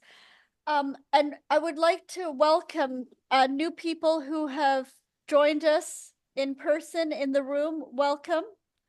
And also welcome to the people online. I realize that there are many people who have joined us online who didn't come to the first session because it was very early in the middle of the night for the North Americans. So let me also say to everyone, happy International Peace Day. The theme this year is cultivating a culture of peace. And by us being all together in person and online, talking about these important issues, how we can cultivate peace is very much in line with the International Peace Day. So thank you for being here, everyone. So we have another presentation, and then we are going to open it up to a nice big discussion. And I would like to welcome Agneta from Sweden. And Agneta, if you could also take a moment at the beginning to introduce yourself for everyone, that would be very helpful. Thank you very much. You see, oh wow. So there I am. Well, have you been waiting for me? No. No, you're just right on time. Please take it away. Thank you. And I have 10 minutes. Yes, that would be great. Yeah. Well, I am Agneta Norberg. As I said earlier, I have been on this road since 1970. It's a long time. It's over 50 years. What happened in 1970? What made me so furious and absolutely convinced to go against this horrifying power which United States of America is? I hadn't learned in school. The United States of America won the Second World War. I came to Leningrad in 1970 and understood the immense suffering and killing of the entire Leningrad. And then I understood 15 cities, 2,000 smaller cities, and 70,000 villages were burnt to the ground. Do you hear me? Is it something going on here? Yes, we hear you. Sorry, we just need to get a couple of translation to people in the back. Just give us a moment. We're just waiting to get the translation headphones. We're making a few adjustments. If somebody needs the this translating machine. Can I continue? On the window. Just give us one moment. Could they speak so that we can hear if the translation is working? Agneta, can you start to speak and we'll make sure that the translation is working? Yes, I will, but should I take on what I said or should I start where I am? Did you understand how about, sorry, Agneta, how about let's start from the beginning now that everybody has got the translation and is getting a bit more comfortable. Yes, because I get a little nervous. There's a lot of moving here and there, and I'm of course eager that you hear me. Yes, all of you. I'm. Thanks, everyone. Thank you for your patience online. We just needed to get the technology in order, and also we had a few new people join us, which is wonderful. So we're just getting everybody comfortable and set up, and it looks like we are ready now. So Agneta, could you please from the beginning and introduce yourself? Thank you. Yes, I am Agneta Norberg, one of the founders of Women for Peace in Sweden in 1980, one of the board members in Global Network Against Weapons and Nuclear Power in Space. Why am I working so hard for peace? In 1970, my mother had just died and left a little bit money to our 6 siblings. And I just wondered, what should I do with these 1,000 Swedish kronor, it was said. And I brought my both children, who were by that time 10 and 8, and I thought there was, go to Leningrad, a wonderful city. It was in the newspapers. I said, I go to Leningrad. I was by then in the Liberal Party, very active and a coming woman for the Liberals, yes. And I went to Leningrad. It totally changed my entire life till this day. Because what I could understand by that time was the unspeakable suffering from Second World War and the brave resistance, for heaven's sake, Soviet Union's, the Red Army saved us. Excuse me if I'm screaming. Am I screaming too much? But you know, it makes me so upset. And I was taught in school that the United States of America came over the Atlantic and carried their weapons up over their heads and walked to the beach in Normandy. And then they saved us all from Nazis. That was my background. And you know, then I had children, I had no idea what's going on, but I went to Leningrad because my mother had died and left a small sum of money. And I said, what can I do?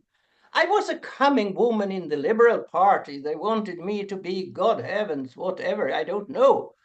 And then I went to Leningrad and understood the horrifying story that the West had made up for us growing up in the North, and specifically in Sweden. United States of America saved us all from Nazis. Nothing was mentioned about Soviet Union or Red Armies, enormous suffering, nothing actually. Oh, maybe a little. So that's when I started to, and I went to Leningrad. I started learning Russian. Здравствуйте, меня зовут Agneta. Да. I started to learn Russian. I started to be the one I am, you see, a furious woman. Furious about the lies, about the warmongering, about the necessity for the arms factories to sell weapons. Then you make up sub-stories to sell even more weapons, and Ukraine is the last one. Sweden is on the first row to give billions of weapons to Ukraine. The title of my speech is, we'll see, is, what was it? It was here, but the title of my speech, Bomb Target Sweden, the North a Platform for Warfare Against Russia.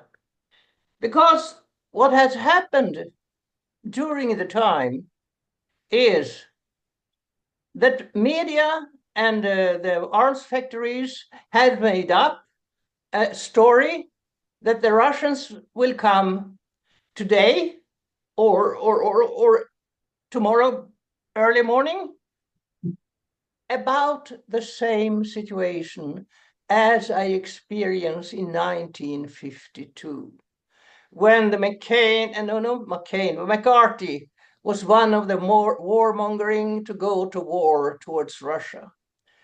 But now, no, then I was very scared for the Russians. I was even crying. I was 15 years old. I was crying. I was so afraid because they whipped up we should be scared. I didn't understand by that time, of course, that it was the arms factories who needed to get more money like today because they had no enemy and they had to make up an enemy. They had to make up an enemy. I will jump to the middle of the speech. I've been speaking so much, but today the entire northern mainland and waters have become a launching pad for the US war on Russia. A launching pad for US war on Russia. I made a booklet about this.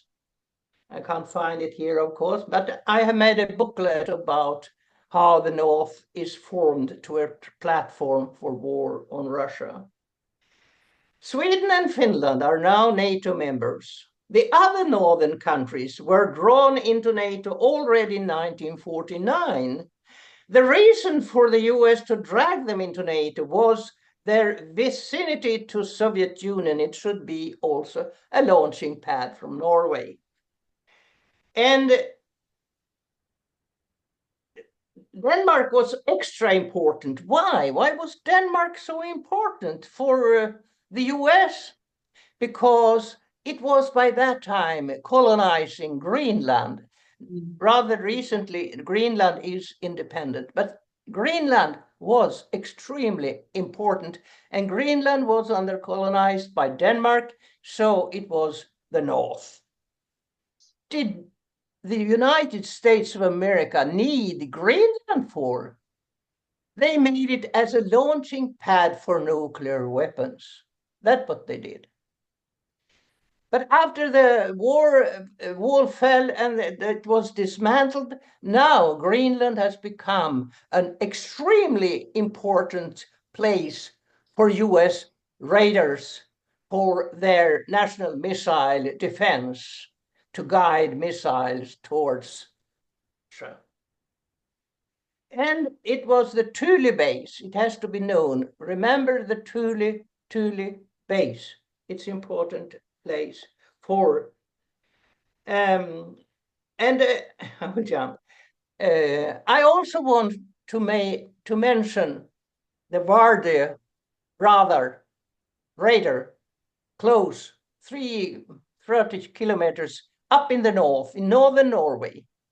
they have placed during President Bush II. He moved a huge radar installations to northern Norway. You know about that. And now I was there not long ago and could see that they had now deployed a new huge radar ball, so they can identify one, what do you say, quadrat centimeter, a centimeter in squares quadrat of every Russian ground. One seminar I arranged a seminar in Kiruna in the northern Sweden, and there was Bruce Gagnon, where I am in the global network against weapons in space. One of the listeners, a 17-year-old girl, said, "Oh, I have been at S-range as what is it called? It's a trainee." And I asked them, why do you only download images about Russia and send it to the US? She wanted to know why they were so eager to take all these images about Russia. But I didn't get any good answer. But now I understand what it is about. And where am I now? Yes, it is S-range. And it is important to know what S-range is, why they have got new millions, because now they are cooperating with Angstrom laboratories. How many know about Angstrom laboratories? It is outside Uppsala, a city not far from Stockholm. Angstrom laboratories makes mini satellites, and it's the new type of war. Mini satellites, they are big as my fist. Big as my fist. What do they want to do with these mini satellites? They shoot them up and destroy or damage Russian and Chinese satellites. That's what they can do. So they are deployed now in S-range. Where was I now? Yes. And then I go, I consider Sweden joining NATO as a coup d'etat. A coup d'etat, we have learned that it is done in the third world countries by guns, shooting the governments. And I have lived together with the Turkish refugees for, I think, 40 years, and he knows what a coup d'etat is in Turkey. But Sweden was exposed to a coup d'etat when we joined NATO, in a way, because it was never, ever discussed. And also this, DCA, what is it called, agreement, DCA, you know it, agreement with the US. It's also a sort of a coup d'etat in Sweden. Never discuss it, just in a way, well, the government's, no, after now I go outside a little bit. After the Ukraine war, Sweden said, now we have to go to NATO because look what Russians are doing. Look what they're doing. No media coverage about the 8 year when the war was raving in Ukraine, when the US made a coup d'etat in 2014. It was never mentioned.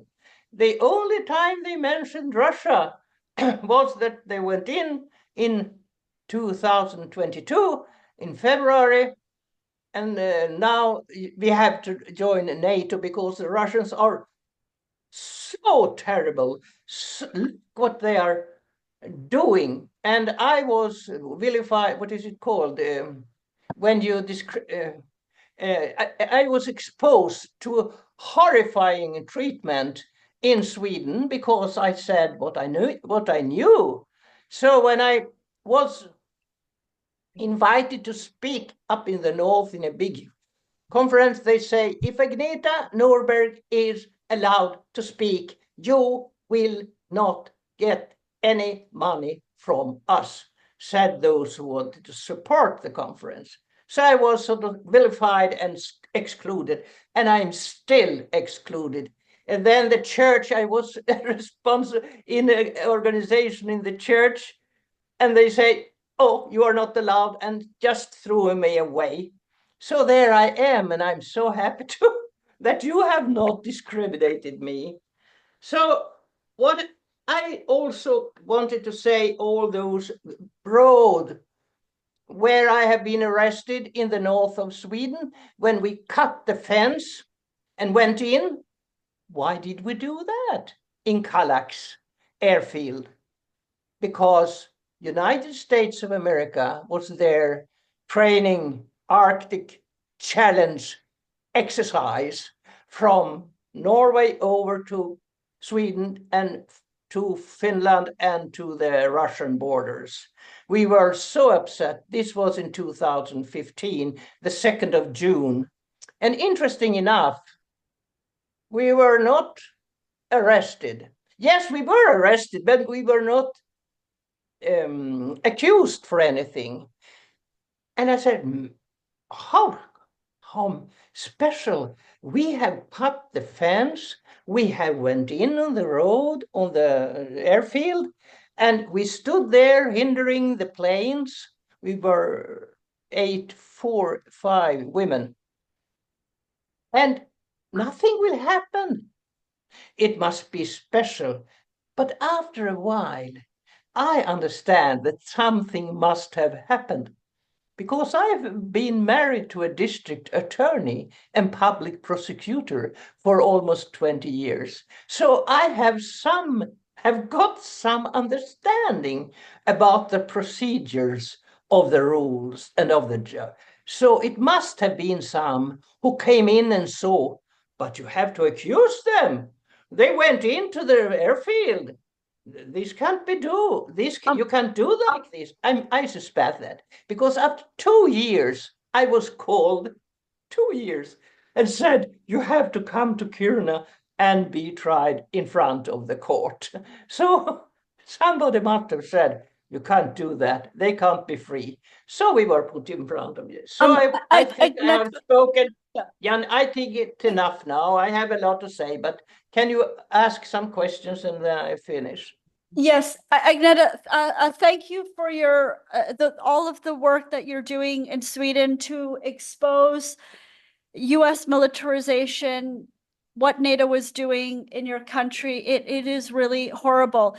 And Agneta and I are both members of the Global Network Against Weapons and Nuclear Power in Space. And I brought some of the newsletters, if you would like it, Space Alert, and it describes the problem of militarization in so many countries, with a special focus on space, because space now is becoming so militarized. And I also just want to quickly address what Ingeborg said about UNESCO, and let her know that when I was at the Eurasian Women's Forum with Ula and Leah, I had an opportunity to meet the Russian representative to UNESCO and had a discussion with her, and she talked about how it has been very difficult for Russians to talk about the problem of the suppression of the Russian language and culture in different countries at UNESCO. And so this is something that we have to pay attention to, because this is happening in many places. In many places. So now, friends, we have time for an open discussion. I wanted to point at the book, The Satellite War. Do you see it? The Satellite War by Bård Wormdahl. It's impossible. It's not coming up on, sorry, because of your background, we can't actually see the book title. So, but friends, just to let you all know that you can use the chat to share resources, events, campaigns, any information on the chat. We're going to save the chat and we'll share. Yeah, I will write down. The Satellite War, it's so important. And I also think you should I urge you, because I forgot to say this, all wars are space wars today. Yes. All wars are satellite war. All. The first one was in 1991 when the US went into Iraq. And the second one was in 2003 when US went into, because there is a law against this. And the US want to hide this because you don't want to break this United Nations law against space war. That's what I wanted to say. I'm sorry. Okay, well, yeah, we would just like to leave enough time for people to engage and share comments and questions. So we're going to ask people online to prepare themselves, and you can put your hands up. We have one question and comment from the floor to begin, but if you have anything to say, please put your hand up online, and then we'll also take comments on the table here. Please use this. Where can I? Oh, this way, yeah. The question is, do you know who this book was written by and when? Have you read it? Yeah, what do you mean? Which book do you mean? I don't know. You mean Bård Wormdahl's book? This book. Bård Wormdahl. Yeah, this is, you have this. I didn't show this. I show the satellite war. It's Bård Wormdahl. He's a journalist, a Norwegian journalist. Agneta, she is not talking about the book that you are referring to, but it would be helpful for everyone if you were to write the name of the title and the author of the book you are referring to in the chat. But Anna I will do. I will do that. Okay. And now Anna would like to talk about a book that she has with her. Can you say the title and describe the book? And that would be helpful to everybody. It is 900 Days, The Siege of Leningrad, written by Harrison Salisbury, who was the American war correspondent who came into the city when the siege was lifted. And this book was in secret part of the library, even in the 70s. It was already translated into 30 languages because it was someone who was the first to see and interview and managed to write such a book. Well, the book was not translated into Russian. This somehow contradicts what you were saying about illiteracy, as Chinese people say. So not to know is not a fault. The fault when you don't want to find out in time. That's it. Okay. Oh, okay. Thank you. So, are there any other comments or questions in the room or online? Would you like to put your hands up?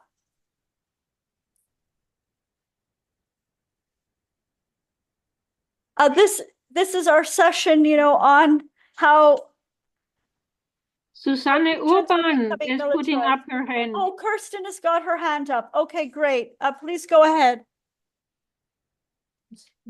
I want to tell something following Ingeborg on culture of peace.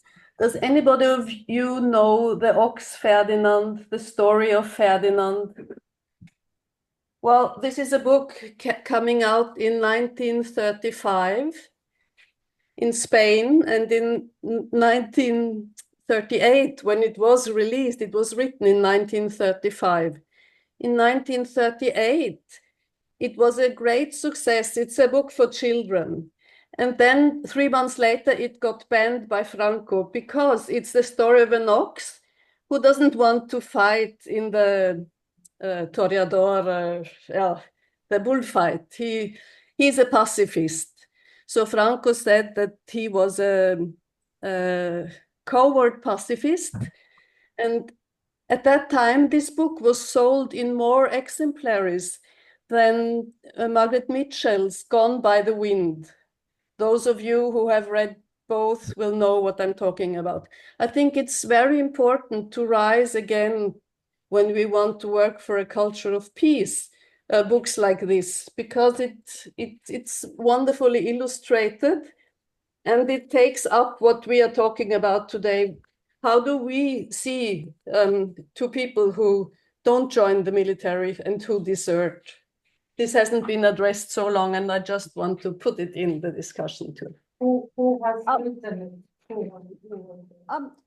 Could you, Kirsten, Susan, sorry, could you please also mention the author? And then Ulla reminded me that there are many new people in the room and there are some new people online. So could you also take a minute to introduce yourself? Thank you.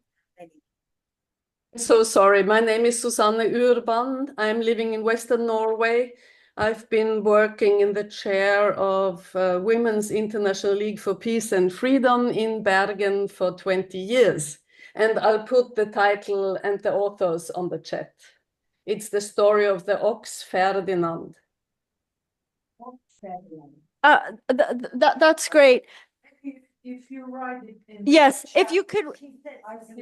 Okay, that would be great. And actually, your point about people joining the military, we have found in Canada and the United States that young people do not want to join the military. We cannot meet the recruiting targets. So this is actually in a way very good for us. And this is an area that we could focus on in encouraging young people not to join the military. Because I think that if more young people were joining the military and were really gung-ho for war and militarism, we would have a terrible war right now in Europe with against Russia. So that's very good. So now, do we have anybody? Do we have anybody in the room who would like to introduce themselves, new people, and then we will take somebody online? Would there are new people in the room? Would anybody like to make a comment or introduce yourself? No. No, later? Maybe later.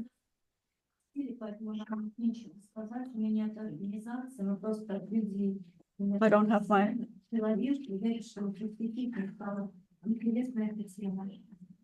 Микрофон, говорите, пожалуйста. Нет желания выступить. Нет, Okay. No. Okay. Okay. So, and we have, I think Kirsten, you said is next. Is the next hello. person? Hello. I am Kerstin. Yes. I am Kerstin Tuomala and I live in Western Lapland, about 100 kilometers north of the Arctic Circle and 50 meters from the Swedish border. And I think that it is very a shame that Finland has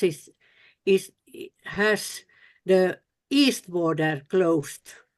And now I want to ask Ingeborg, do you still have people towards people activities in Norway with Russia? Because I know that Russia is the contact Norway-Russia is because they are also neighbors and there are people and relations on both sides and it has been we were told when we were in Neiden that near the Russian border in Norway that the Norwegians after the war went to Russia without permission and were captured and asked why did they do that, and they said because we want connections, and they got connections. They got football games and cultural activities together and interaction over the border, and I want to do you still have some of these interactions over the border? Yeah, thank you.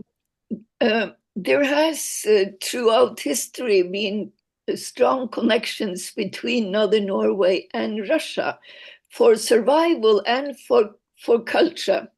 And unfortunately, the strong cooperation that was across the border in the north is now frozen.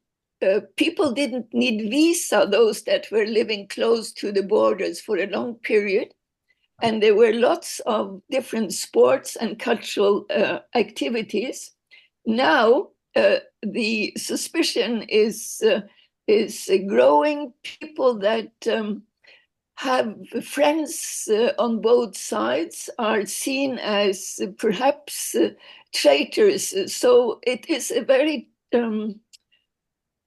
very sad and difficult situation for the people living close to the border. And they actually need all our support to continue what was an open and fruitful cooperation and with deep understanding of each other. So during the last World War, Norwegians linked up with Russians after the war to continue a cooperation, which, with the fear from the authorities of Soviet communists,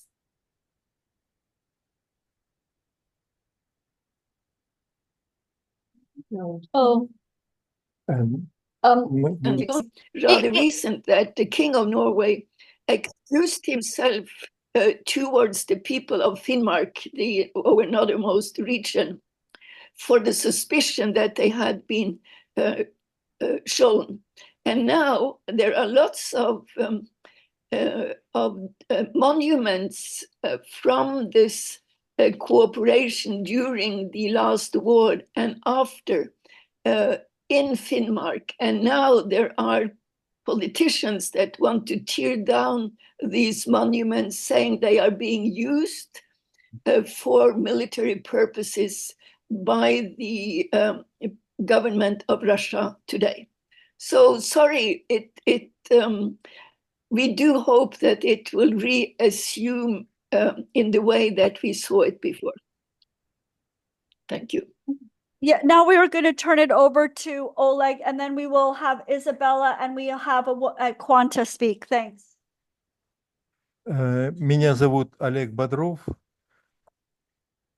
и я хочу сказать, что 25 лет назад наша организация «Зеленый мир» начала сотрудничество с Naturvårdsforbundet. Это норвежская крупнейшая экологическая организация. Все эти годы мы занимались защитой Балтийского моря от радиационной угрозы и защитой природы в этом регионе.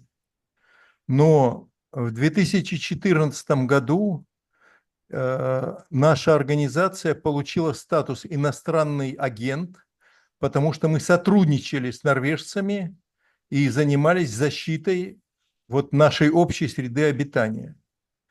И с тех пор нас поддержка уменьшалась, и наша организация была вынуждена закрыться. И сейчас очень ограниченные контакты с норвежской стороной, и они держатся только потому, что у нас есть хорошие личные отношения с норвежскими экологами. Но, к сожалению, этот процесс постоянно ухудшается. И существует давление как со стороны российских властей, так и норвежские власти тоже ограничивают наши контакты. Но вот нам пока удается продолжать сотрудничество, хотя и очень ограниченное. Спасибо.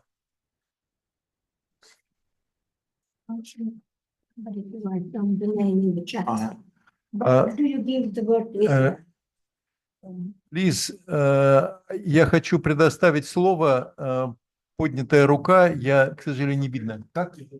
Изабель, вы можете говорить. Yes, hello. I'm Isabel from Germany, the German Peace Council. I will make my contribution tomorrow. But now I wanted to, first of all, thank everyone, first of all, for organizing this conference, and then ask Ingeborg about the culture of peace, UNESCO, if there's still something going on, and how it could be joined. But also there was a question how we could get more young people, and I also wanted to connect this topic with the climate movement and talk a bit about my experience here. So first of all, I also took place in the launching of the SDGs here in Bonn, in Germany. And as we have it on the agenda, there's also the SDG for peace, and I was looking forward to be able to work on that. But I think, well, this is a question for Ingeborg as well. The first question is what else is going on? And the second question is it also like with the SDGs, it's more ruled out under soft power and it's not taken seriously, really? Because after the first year launching of the SDGs, on the second year, I tried to put the topic in of the nuclear weapons together with ICANN. And well, I had the problem also that ICANN wasn't really working, cooperating too well. But they already tried to get us out of the program with that. So it was hard even to put this in the discussion there.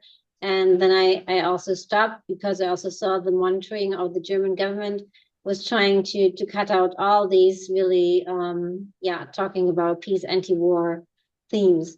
And then I tried, actually it was exactly 5 years ago on this day, we had the big demonstration with Fridays for Future in Germany, all over Germany. And I was a speaker then in Cologne because then the climate movement was working together with the peace movement.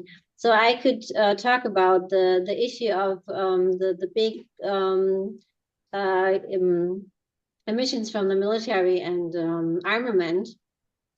But sadly, I think after two years, or it was already difficult then because for our German background, there were already a lot of people kind of with the Green Party background, and they wanted to keep us out with our concerns about peace and pollution and military pollution. But now it worsens so much that, especially since the Greens are the government as well, that even when we write articles, or some of our peace activists write articles concerning this topic, because they're in certain alternative media published, they won't even let them post me these articles from these peace activists or the ones I write, because it's written under the narrative of this whole alternative media is kind of publishing only Russian narrative and so on. But also because they're not, I mean, at least in Germany, the majority, because they're with the green background, they're not interested really in all the pollution that the military and the armament does, and that a nuclear war would mean. So yeah, well, at least I was able to speak about this 5 years ago, but I wanted to hear how this is in your countries. Is there still a cooperation with the climate movement possible, or Fridays for Future in your countries? How are they positioning themselves? Ingeborg, did you want to address that question first, Yes. please? Thanks a lot. Yeah.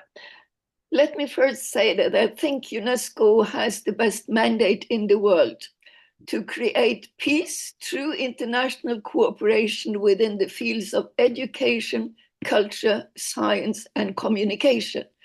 And with an introduction to the Constitution of UNESCO, which says, since wars begin in the minds of men, it is in the minds of men that defenses for peace must be constructed. We had for many years a Secretary General that worked with us day and night with an transdisciplinary theme.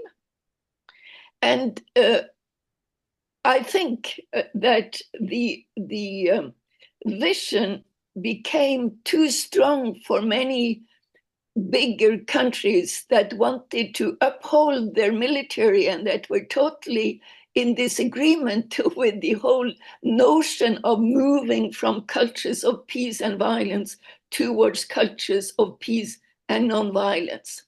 So UNESCO was actually stripped of a lot of resources and put under strong pressure not to work on the culture of peace. And there were sanctions of different kinds. So today, UNESCO is upholding its mandate, but with smaller resources and much less support from member states. So the two areas where there is a good and strong work going on right now, to my knowledge, is one in the African region, and two on education for a culture of peace and world citizenship. And UNESCO tried also to continue its work on disarmament education, but was strongly opposed. Oh no. It comes back. Yeah. It's so far up in the Arctic. Yeah. So disarmament education is out. UNESCO was also working on the right to peace as a follow-up to the Culture of Peace program. That was also turned down by member states, but was continued by international lawyers and ended up, as you know, in a declaration in the UN, mainly due to Spanish lawyers and Costa Rica. As for the SDGs, we all know that when we put all our money in the military, we don't have money to implement the SDGs, neither SDG 16 on building peaceful societies, nor SDG 47, which to me is perhaps the core of the SDGs, which says that we have to educate for world citizenship, non-violence, and a culture of peace. So when I speak normally to people around the country or elsewhere, I'm insisting on the importance of supporting UNESCO's mandate. And for the peace movement, I think that there is no other organization within the UN system that can be as helpful. But they are under pressure, as we all are. So we have to find ways of strengthening this cooperation. Thank you. Oh, we're going to turn over to Ulla now. Oh, here, let me just a request to Ingeborg. Since we are trying to make a statement and we are all exhausted and we all have our own parts we are good at, Rainer Brown promised to send Oleg 5 lines for the statement about OSCE.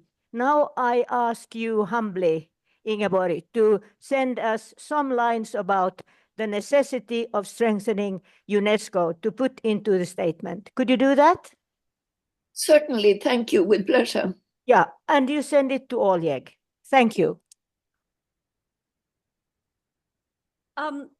We also have to be concerned about and pay attention to the politicization of UNESCO. This is something that the Russian representative to UNESCO mentioned, and she actually pointed out that Canada has done many things to undermine UNESCO and has also sided, for instance, with Israel against Palestine, not just at the UN General Assembly, but also in UNESCO. And I just want to warn everybody that Canada's ambassador to the UN, Bob Rae, has just been elected to lead the UN Economic and Social Council. This is not a good development. Canada just parrots the rhetoric of the United States. So this is not good. So we have to be just very concerned about the collective West and what they're really doing in these institutions.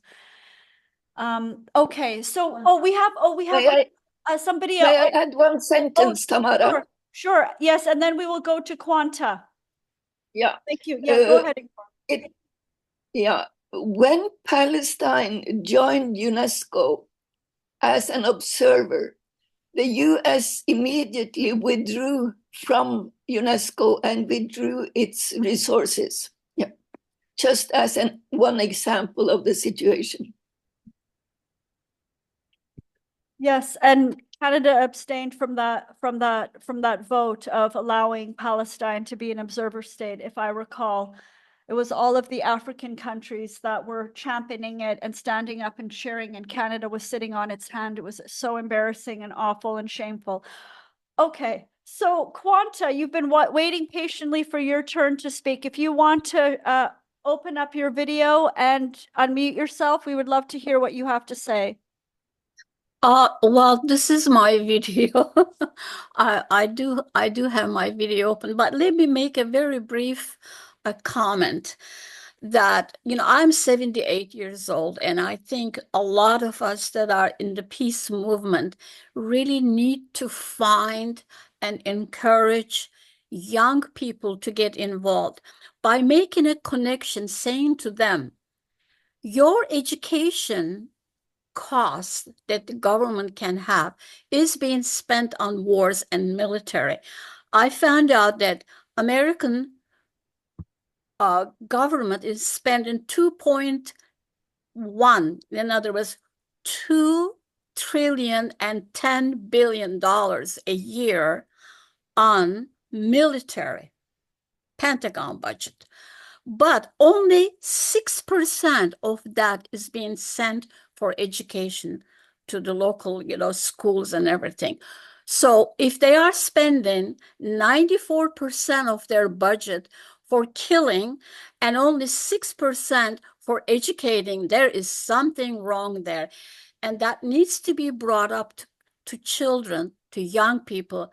And if they know that they are being affected actually by the military spending, and encourage them, they go on the streets when Floyd was killed, thousands of them in a day. So that means there is a potential there that we have to really help young people to understand and go on the streets, tell their government leaders in each state, call their senators, congressmen every single day. Repetition, just like when we see TV ads constantly telling us what to buy, we can also constantly tell our representatives what to do. Thank you. Quanta, thank you for that. Now, do you want to also introduce yourself for all of us? Sure. Well, I'm Quanta Donlight, but I'm originally from Istanbul, Turkey, and I've been in the United States 54 years. And I lived in Germany 6 years, so I've been away for 60 years almost. So I am a peace activist, and my degree is in environmental, and I work for peace within Rotary and other organizations as well. And I've been doing this for about 40 plus years, and I really do believe we have to get the young people strongly, seriously involved in peace. Because, I'm 78, I could die tomorrow.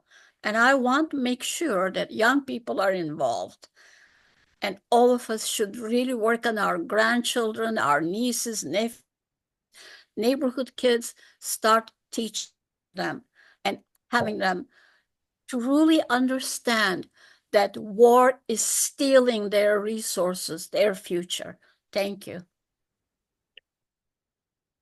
We all agree with you very much. I see that Doris has her hand up, and then Ingeborg, I believe, has her hand up again. So Doris, would you like to share a question or a comment? Please go ahead. Okay, thank you. I have to tell something about the younger people. because my impression is that they don't believe us. In their heads, there is only US propaganda. They heard from the good guy of USA, but they don't believe that we have a proxy war in Ukraine. They really believe there is an unprovoked war. And but when I tell my children, they think I'm a liar. And so I don't know how to reach them. I really don't know how.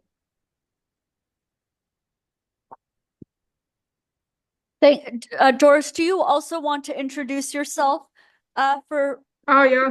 Thank you. I'm Doris. I'm from Germany, and I'm here together with Women Against NATO, and I'm working for peace no more. That's wonderful. Thank you so much. Ingeborg, back to you. And then if anybody else online or in the room has a question, we'll go to you next. Very quickly, Tamara, I wanted to support Wanta's urge for getting more young people on board, but it is very important, and there are different reasons why it is difficult, because when we see the mainstream media, the hawks are explaining what the world looks like. And I think that the growing violence at least in Norwegian society and in the school system is based on these daily drops of acceptance of war and violence. So we have to confront the media also. And then one thing, when we look at how much resources is used for education and how much for military purposes, the 2.4 plus what is it called, trillions that go for the military. If you take 8 days of these military costs, you can give 12 years qualitative free education to every single girl and boy on earth. That would be an investment in education. The difference between what we use for military purposes and for humanistic purposes is terrible. Thank you. Thank you. I see that Kirsten has her hand up, and then we'll see if anyone in the room has. Oh, then you would like to say something? Sure, absolutely. Okay. I want to comment very shortly on that, what Ingeborg said. You need to go. Okay. Said about education. Every film and every series that are shown in the television and on our... Introduce yourself. Yes. They are...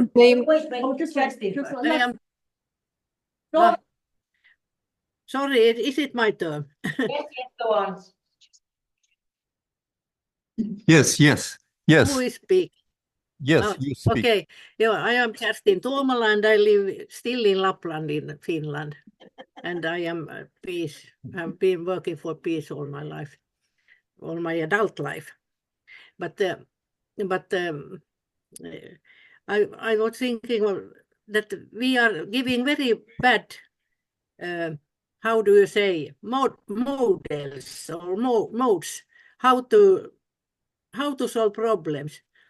Every film and every series and there's no culture anymore. It's only violent.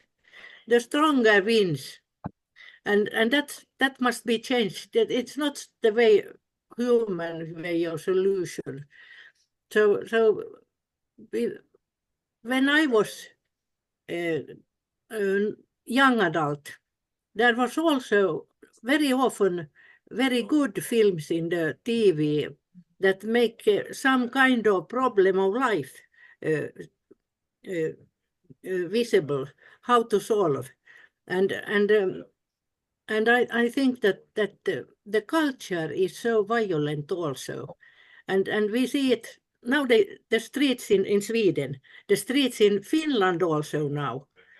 They got knives and they fight with knives and with guns. It's not. We have to also to say no to that. Yes. Hello, everybody. My name is Tatiana Skaida. I am studying psychology at the St. Petersburg University, and a lot of greetings from the Neka Olga Sergeyevna to you. So what I want to add to this discussion, just my first meeting with this huge amazing organization as a NATO was as I saw my kids playing with a game, with a children game. So the image of the enemy of Russian is deeply involved in young people mind. So it's a huge organization with biggest financial what we can just imagine. Every citizen in Europe Union paying for it indirect, because we pay tax, they pay tax, and all of tax part of tax, big part of tax goes to financial of this organization. It's so huge, so amazing, big, and we need a miracle to be really effective with this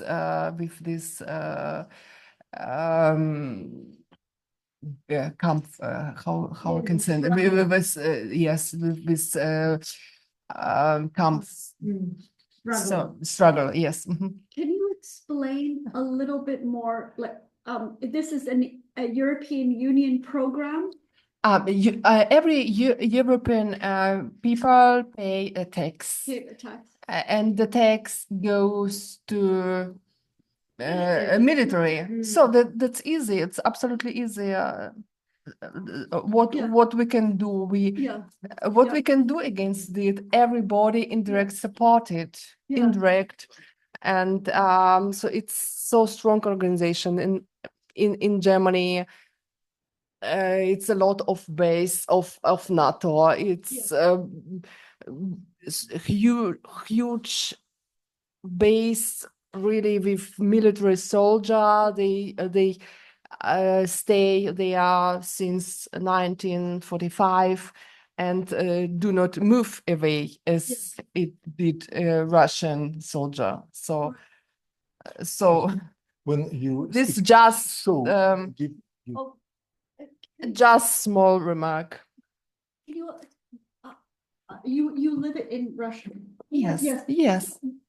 How is it for Russian children and your work sorry, for peace? please speak to Mike. Oh. Do you want to share a little bit about what it's like for like Russian children and peace and militarization, what it's like, or little? Do you want to explain? No. Okay. I can't explain. It's so big topic. Okay. I just can say you that it's Please.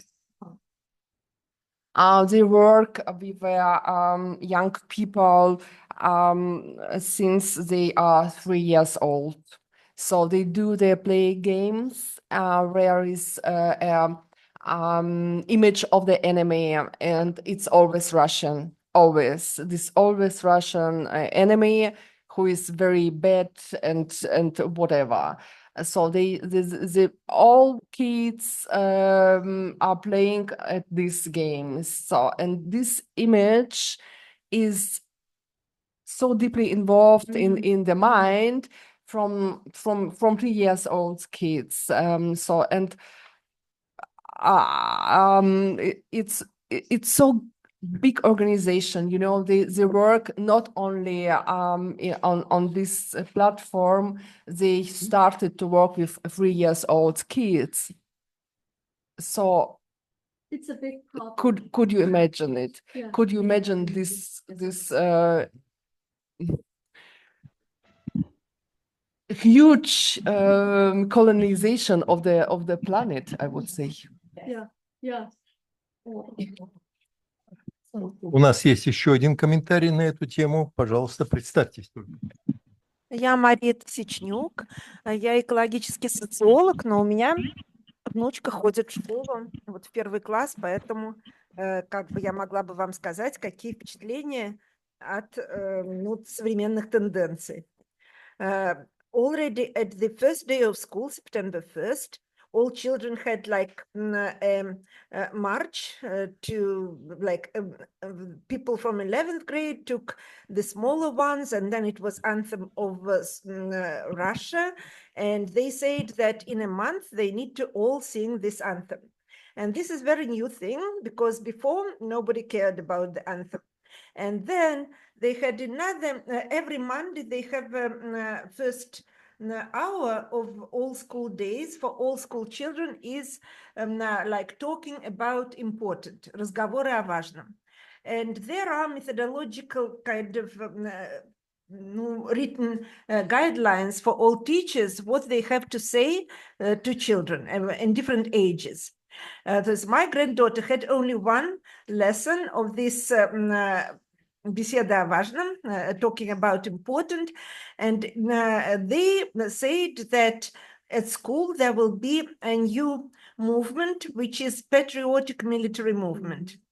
And in Russia, like in this school, it will be called Iskra. But when parents were like worrying about that, and when they were asking what children will really learn there, they said that they will go to see different war monuments. They will learn about heroes of the siege, and Iskra is named because of the siege, and they will kind of understand how to help if somebody is injured, because there are already this kind of weapons or something can fall in St. Petersburg, because in Moscow there are already some accidents, and so everybody have to know how to help each other. So, but in for older people, it is more kind of seems like more organized in a more military way. Can you introduce yourself? I'm Maria. I'm Maria Tysichnuk. I'm environmental sociologist. I work at the University of Eastern Finland, and I study transformation of environmental movement. And that's why it is very important for me to learn from you how you relate environmental movement with peace movement and with other movements. Ingeborg, Palle, and me. Ingeborg, are you ready to speak? No? Yes, thank you. Only one comment. Palle? Ingeborg, only one. Let her comment. No. Should I talk? Yes. Say yes. Okay. Only one comment to Vera as to her deep concern on our tax money going for militarization purposes and to NATO. And actually, there has over many years been an initiative, mainly by the Quakers, that we should pay our tax, but get the part of our tax that normally goes for militarization should go elsewhere. It should go to the peace movement, to peace ministries, to peace research, to cooperation, etc. And in Norway, we have a similar law when it comes to tax to the church, which was obligatory in Norway. But you could get, if you said that you were a member of a humanistic organization, your tax money could be redirected from the church to the humanistic organizations. In this way, we could also try to redirect the tax money that go for militarization to other purposes. I think that the Quakers need support in order to get this very important project off the ground again. Thank you. Thank you. Next comment from Pale. And after Pale will be Vera. Yeah. This is a comment to, I think it was Vera who spoke earlier about the taxation in the EU for defense, the defense budget. And if I heard you right, you said it was a very large amount in the EU budget. I don't think it is. I think it's less than 1% in the EU budget. And the EU budget is not a large part of our taxation, say in Denmark, and as you know, the defense budget in many NATO European NATO countries has been much below 2%, and now everybody is rushing to reach the 2% of their BNP, but it is yeah. I just wanted to say that I looked it up quickly in the EU. It's about 1% of the EU budget for security and defense.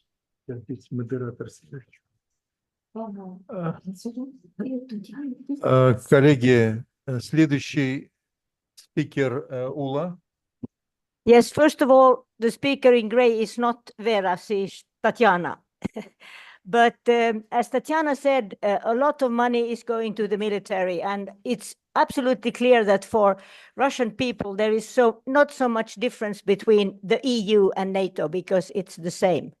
So we have to remember that the NATO, before the NATO aim was to raise the military budgets to 2%. That was some kind of roof. Now that's the bottom. So Finland is up in 2.3. The German Minister of Defense a week ago said that they should go up to 4.9. Can you imagine? He says it out loud. And he says that Germany should now have as big an army as in the Second World War. So they are really preparing us. And when you talked about the militarization of the video games where European children play against Russia, and you said that in Russian schools, you go to the memorials and blah, blah, blah. Again, in Italy, there is a movement against militarization in schools. And we have a wonderful woman, Cristina Roncieri, who is the leader of such a movement. And I think we need such movements in every country in Europe because the militarization of schools is really going on. Thank you. Спасибо, Ула. Следующий спикер Mats. Mats, you are ready? Yes, yes, I'm ready. Yeah, and sorry, I already introduced Mats. And do I continue? Next, Vera. Okay.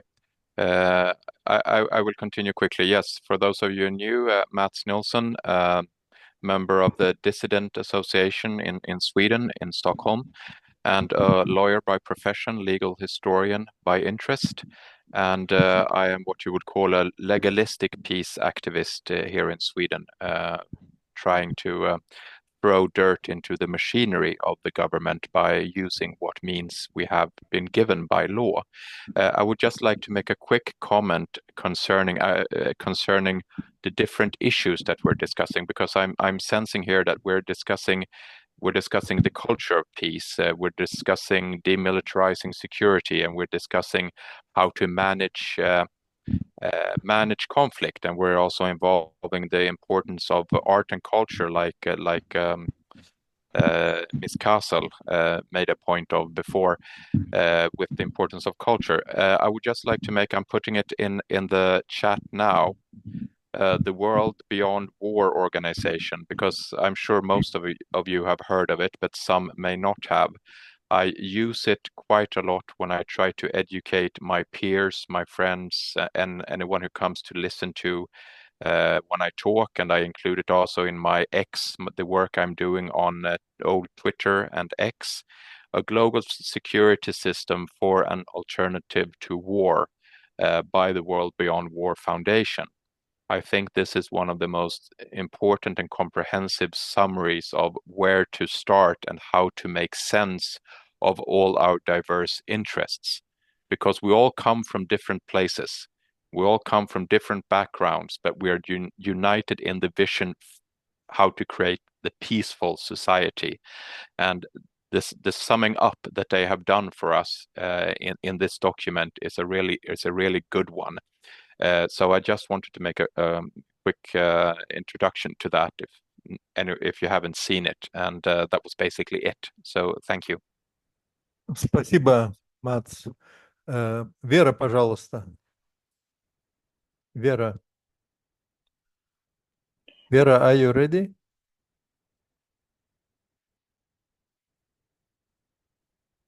Maybe you Vera, switch on the mic. Yeah. Слышно? Хорошо. So I will speak English. The reason I raised my hand is because then Ulla told to everybody about the Italian procedure, that they are watching what's happening in the schools. And I encourage everybody on this conference that all of us must look what's going on in the schools. And if we are just grandparents, then we have to tell to our children to look what they do with our children.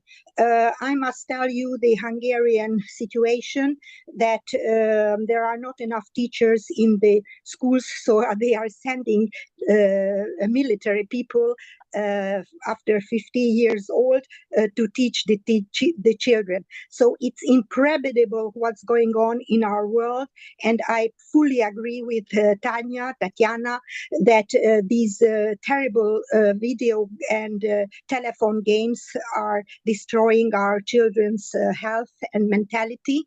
So we have to talk a lot about this. The same way we have to build out our NGOs and watching services in all of our countries. And the other comment, I will be short. I agree that we do have to talk about our taxes and about our national spendings, because some people think, for instance, our government thinks that they are allowed to do with our all nations' money whatever they want without asking us. And it might happen that 2% sounds very low percentage for militarization. For me, 0% is too much already. And what Ulla said, it's really, really serious and horrifying that they want, so they feel the taste of blood, and from 2% they go to 4%, etc. So we must work and stop it. Thank you very much.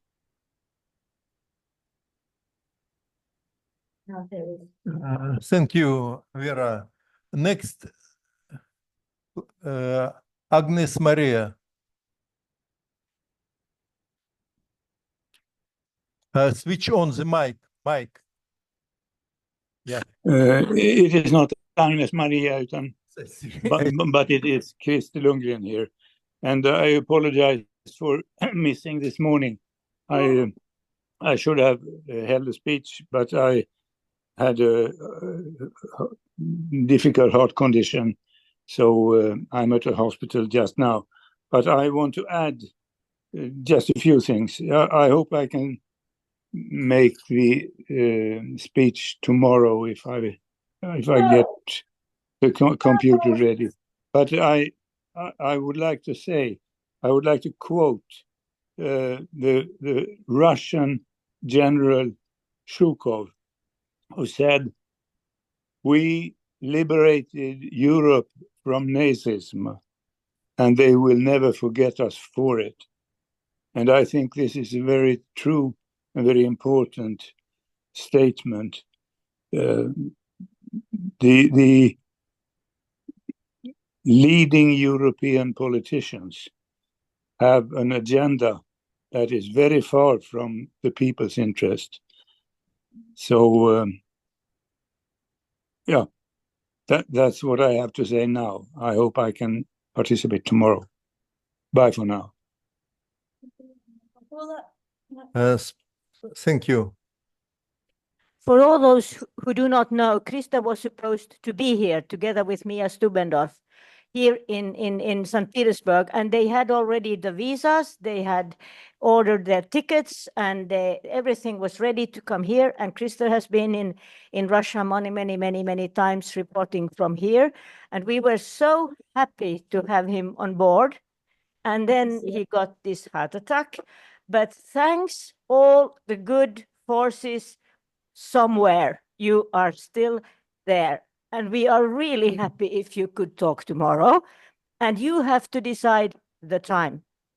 So could you tell us then which is the best time at some point? I will have to finish some work on my computer because my speech has disappeared in the computer.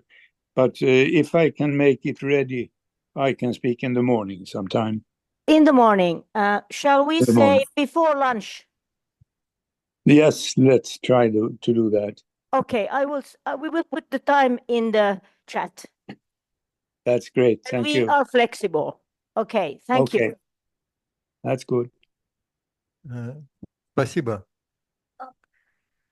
So I want to address a couple of things about the comment that you made about children today from the age of 3 having the enemy idea of Russia. They go to their work now, and just for 10 years they play with a game. Yeah. So and now the game is reality. Yes. So easy. It's really so easy. But I just want to tell you that it has started many decades ago in every different way. So for myself as a Canadian, my entire life, I have grown up thinking that the Soviet Union, Russia is an enemy. It is deep in my brain. Absolutely. And it comes in books, articles, radio, movies, video games, from the government, from the mainstream media, it's everywhere. But I do not want a new Cold War. I do not want to be enemies anymore. So in November of 2022, I decided for my first time, I am going to go to Russia. So I was in Egypt for the climate summit, and I booked a direct flight from Cairo to Moscow, and I went 1 month, 4 weeks, Russia, Finland, Latvia, Poland, and Romania. I talked to people about the war in Ukraine, NATO expansion, the climate crisis, and possibilities of peace building. And I am saying I refuse to be enemies. I am going to transcend any Iron Curtain, any NATO at the border. I am refusing. So I am telling everybody in Canada and the US, you must refuse this. And I am telling everybody that I know to come to Russia, come to China, and peace build. Because if our governments aren't going to do it, we must do it. The other thing that I want to tell you is that there is seriously a Nazi problem in Canada that we are not facing in my country. We have a serious problem.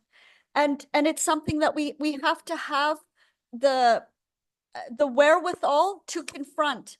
Canada has never been held, or any of the NATO countries have never been held accountable for all of their war crimes. This year is the 25th anniversary of the illegal bombing of Yugoslavia, of Serbia and Montenegro. No, there has been no accountability. So finally, I want to share a resource. How many people have read the book by Stephen F. Cohen called War with Russia, ? In 2019? Do you know this book? Do you know this book, War with Russia, ? From 2019 by Stephen F. Cohen? Has anybody read it? Let me just say, Stephen F. Cohen was the preeminent expert on US-Russia relations. And in 2019, he published a book, War with Russia, ? He was very worried what the US was doing. He said the US government is creating conditions for war and we must stop it. So the responsibility, in my opinion, is the US and the other NATO countries and my country that is supporting Nazism and war and militarism, and it has to end. Thank you. So the next person, the next person, sorry, is Isabel. Yes, I just wanted to add something. So yeah, the situation is very much against us with all this warmongering.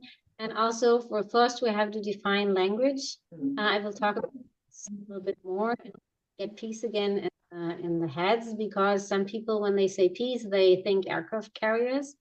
And some of them are even called guardians of peace. So that is one problem. And it's also the questions, yes, how we get the counter information to everyone else, which is not convinced of our position yet. It's great to be all in accordance with you here, but that's something that rarely happens if I talk to people in my country, and it's probably the same in your countries. So do you also talk with, I don't know, people from opposing political backgrounds, or what Mats already mentioned, what platform do you use to promote counter information in our views? I just wanted to add shortly, I also initiated the initiative Peace Lab Europe, in which I am active in the social media like X and Facebook.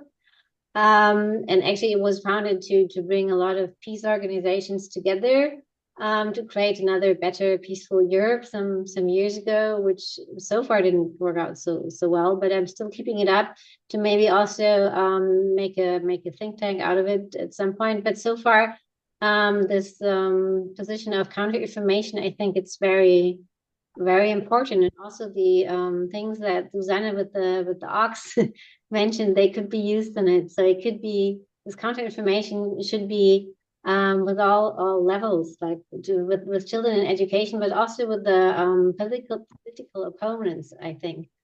So I don't know, do you have possibilities where you exchange, or is it possible to have an open discussion, still heard political opponents in your country?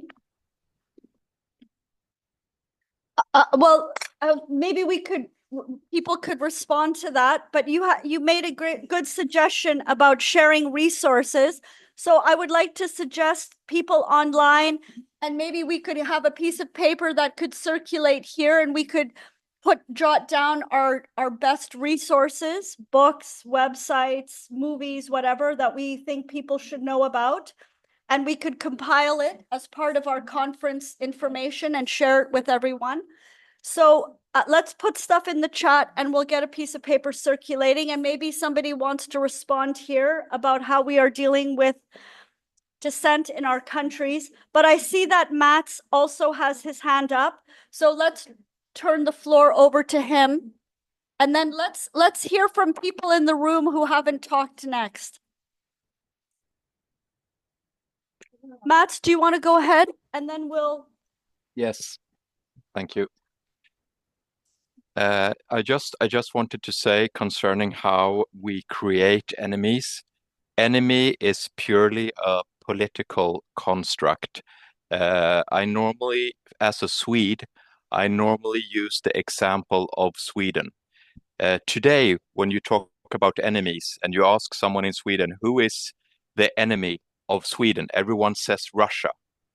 But you have to remember that historically, the number one enemy of Sweden, the country that we have fought the most wars against, the country that we have bled the most in fighting, is Denmark. Denmark is Sweden's arch enemy number one. No other country has been involved in more fights with us than the Danes. However, today, if you were to try and convince anyone, and even I don't believe it, of course, that Denmark is a potential enemy of Sweden, everyone would laugh. But once you say Russia is the arch enemy of Sweden, everyone goes, oh yes, those nasty Russians, they're definitely, we always fought the Russians, which obviously isn't historically true. And it's just true because we're taught to have an enemy. And when you start to speak to people and you ask them, how about the great Alfred Nobel? What country made Alfred Nobel great? It was Russia. I have even stood in front of the Alfred Nobel factory in St. Petersburg. It was dilapidated back then because this was in the late 1990s. But I've seen for myself, for example, the 1990s. And St. Petersburg was once a great Swedish city with a lot of expatriate Swedes living there. The bonds between Russia and Sweden have been close in throughout history. The point I want to make is enemies is purely a political construct.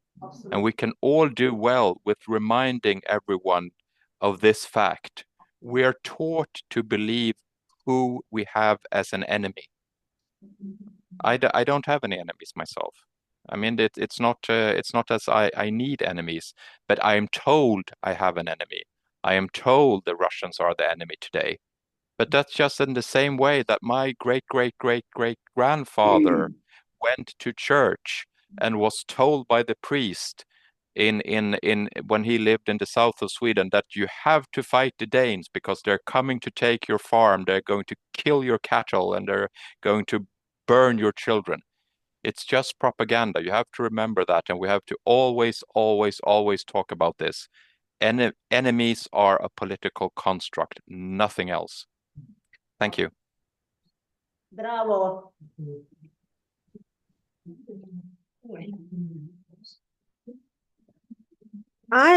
This session is about cooperation, yeah? So I was just thinking how it is possible to restore it, because we had so many neighborhood programs sponsored by the states in Finland, in Russia, everywhere. And then what happens just with NGOs, it's very hard because they become foreign agents and because there are repressions in Russia. But if we think about just policies of the European Union countries, the best, I think, is Finland, because the ministry in Finland just said that nobody from Russian university can cooperate with the Finnish universities. That was just because under the pressure of the government, some rectors signed that they are kind of supporting the war with Ukraine, but because it was the pressure, they wanted somehow to save the university. But scientists in different departments think absolutely not the same, but the policy is until towards everybody.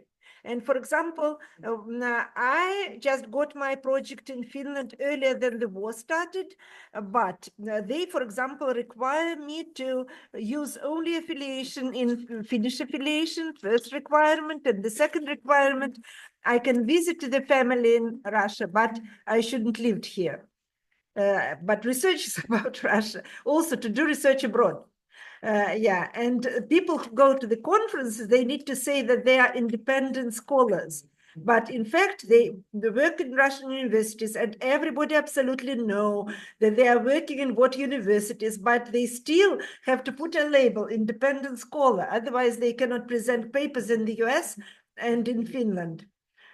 In Switzerland, it is a little bit easier. So I think that the most important for our group is to think about how to just lobby for your ministries that Russians are different and they think differently, and the cooperation have to be restored somehow between scientists, NGOs, and civil society groups.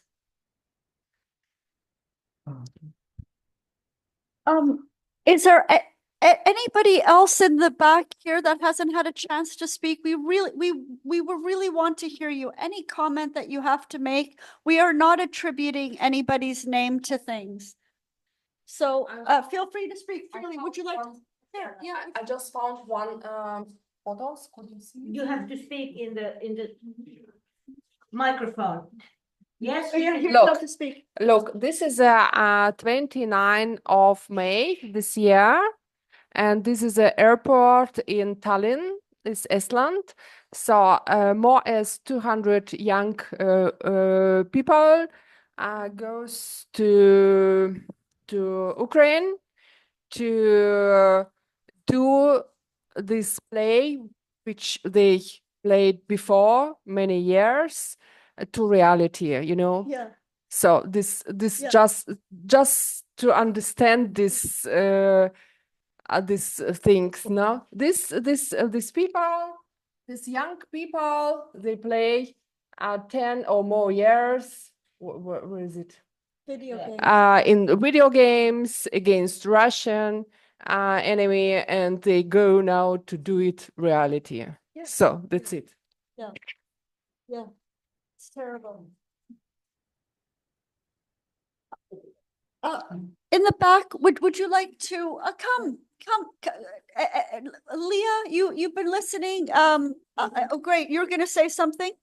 Anyone have a chance to speak?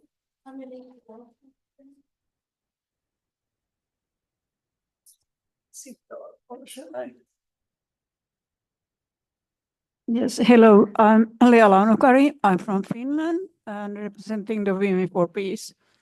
About the cooperation, when Ulla and me were going to come to St. Petersburg, we were attending the Eurasian Women's Forum first, and then this conference.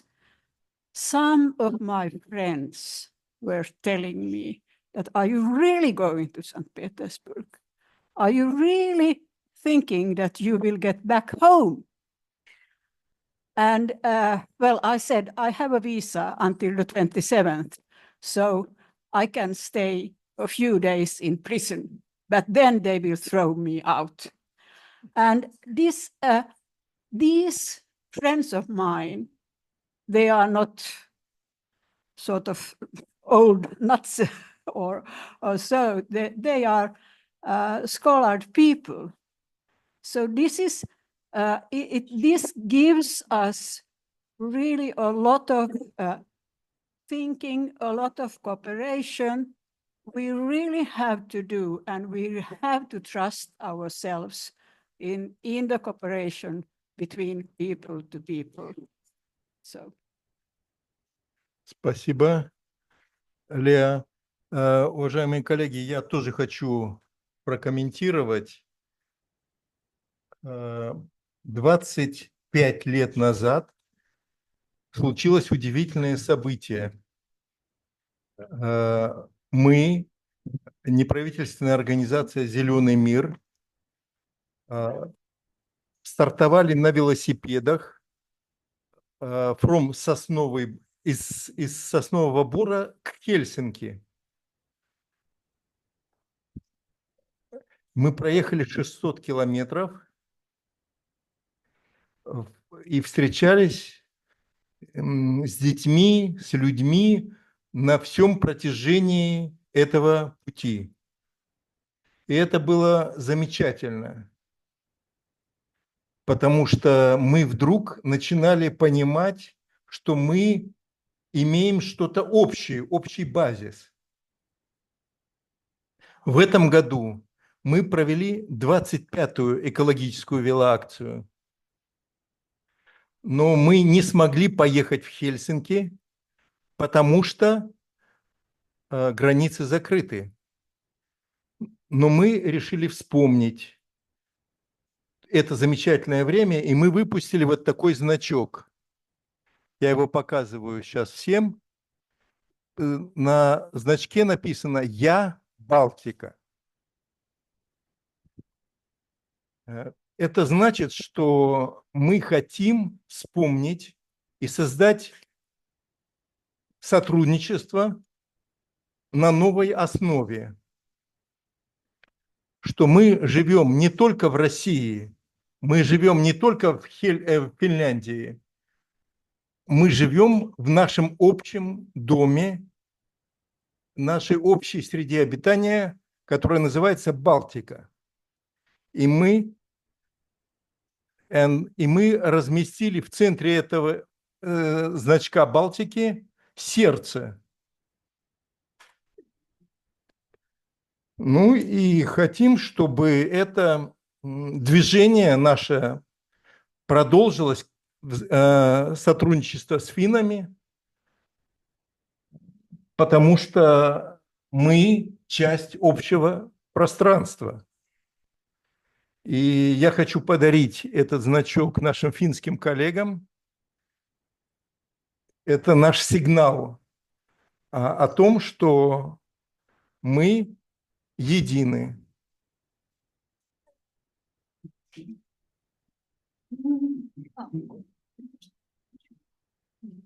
Ну и если кто-то еще хочет из участников получить такой значок, пожалуйста, это возможно. You can say that I will send one to Denmark, Sweden, and Norway.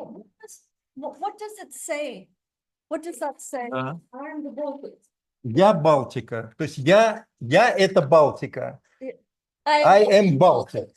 Nice, nice.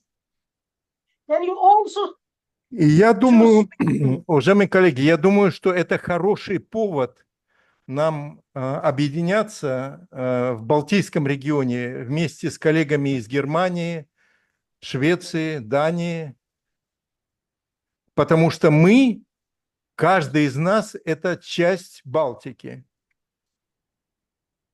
Спасибо.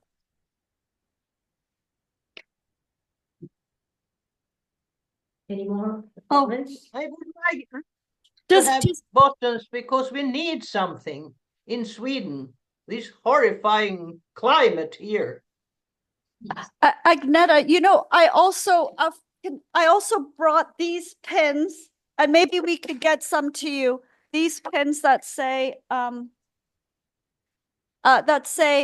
peace in all different languages. So I brought The lots. camera doesn't work. The camera doesn't work. We can't see anything. Oh, move Camera it back from a little the bit. laptop. Oh, yeah. We see you all, but not the bottom. Oh, he's putting it in front of the mic, in front of the camera right now. If you can't see it, well, Can you show it in the camera upside? No. In our camera, can you show it in this camera? And the camera is going to you. Oh, here? Yes. Thank you. Thanks a lot. Yeah. So, the other thing that it might be helpful, Ula and Oleg, for us to at some point in the future to have an open discussion about the war in Ukraine, because I see in the chat there are many comments back and forth, a debate, and I think it's important for us to spend time talking about it. In Canada, we are not allowed to talk about it, so it's a big problem. In the back, would anybody like to say anything, or?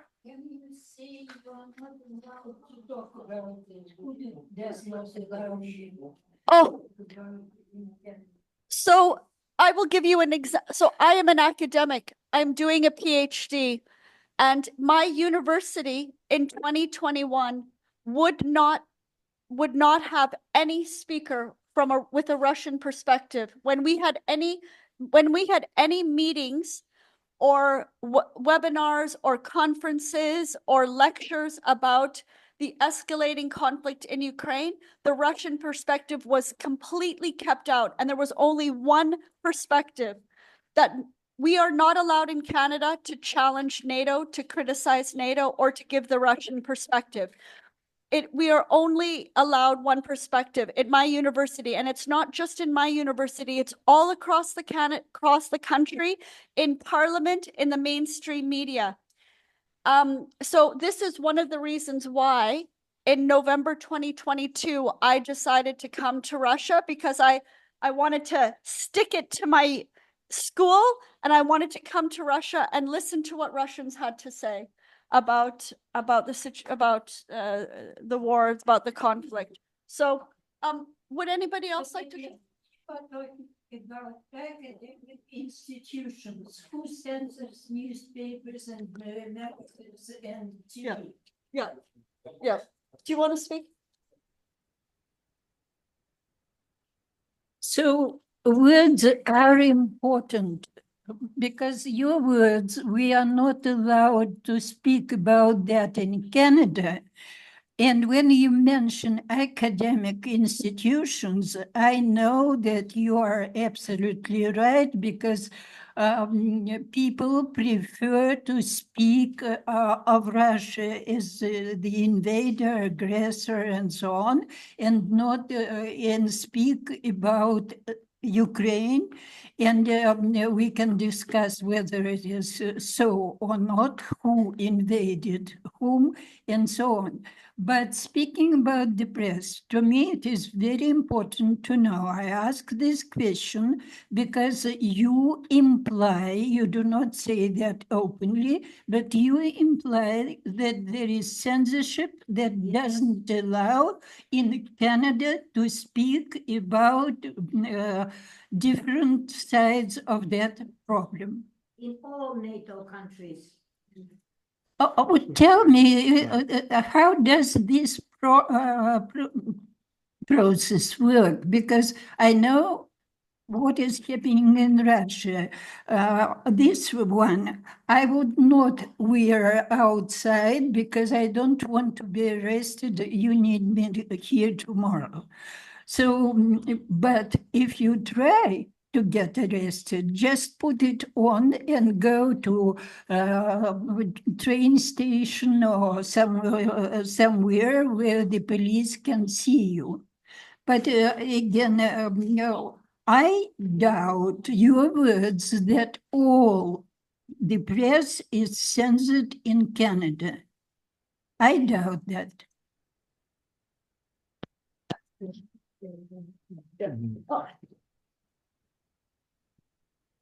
The media has, in the past, the media used to interview peace voices. Now, 10 years, they do not interview peace voices. They ignore us completely. They do not interview us. They do not report on our press releases.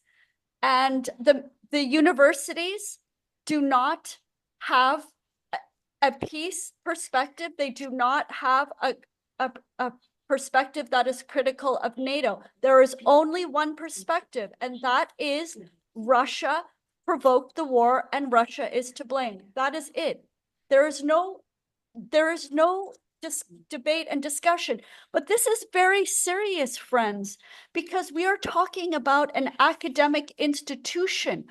We should be a place of critical inquiry, scientific inquiry, challenging hypotheses, challenging assumptions, asking questions, having debates and dialogues, using evidence-based analysis. We have an alternative reality and a lot of lies going on. It's the worst situation of my life. Can I say something? I was visited by 2 journalists and a photographer some years ago. They made a long interview with me to be printed in Svenska Dagbladet. A couple of days after this, the newspaper called me and said, "This cannot be printed." Full stop. This happened to me in Sweden in 2019, and I was bringing up just exactly, not so much about Russia, but about NATO. And I was interviewed in 2 hours, and he took at least 50 photographers of me. It was supposed to be in a series of portrait about important issues. And the line up there was, this is not allowed to be printed. But when I was interviewed, all the others, some old reactionary, I don't say Nazis, but very dark people were printed, not me. It was in Sweden 1919 in February. Thank you. Спасибо, Агнета.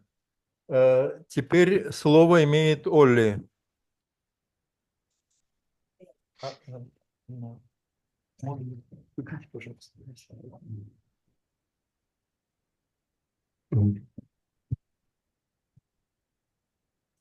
I would like to comment about this, how this censorship works in a country like Finland, because of course it's a different censorship from that in Russia. We are not dissidents are not going usually not going to be arrested, but there are so many other sanctions, and the result of one result of sanctions are visible here and also there, mainly that they are not young people.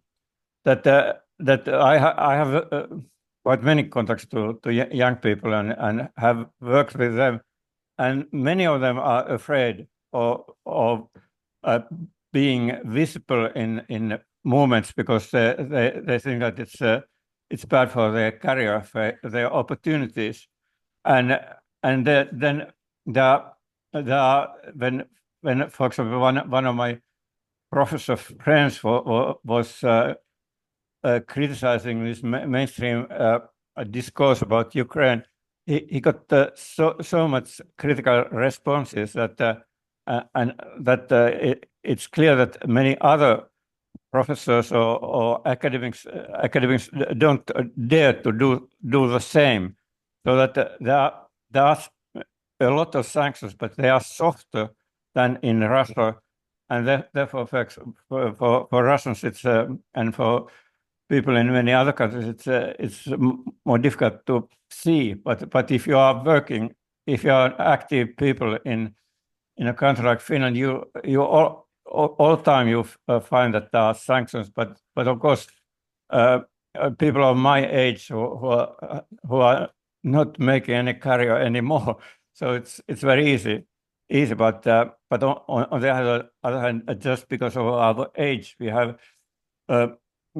are not so able to inspire movements, and we are not so good in movement organizing that than younger people. And I personally say that 20 years ago I was much better activist than now.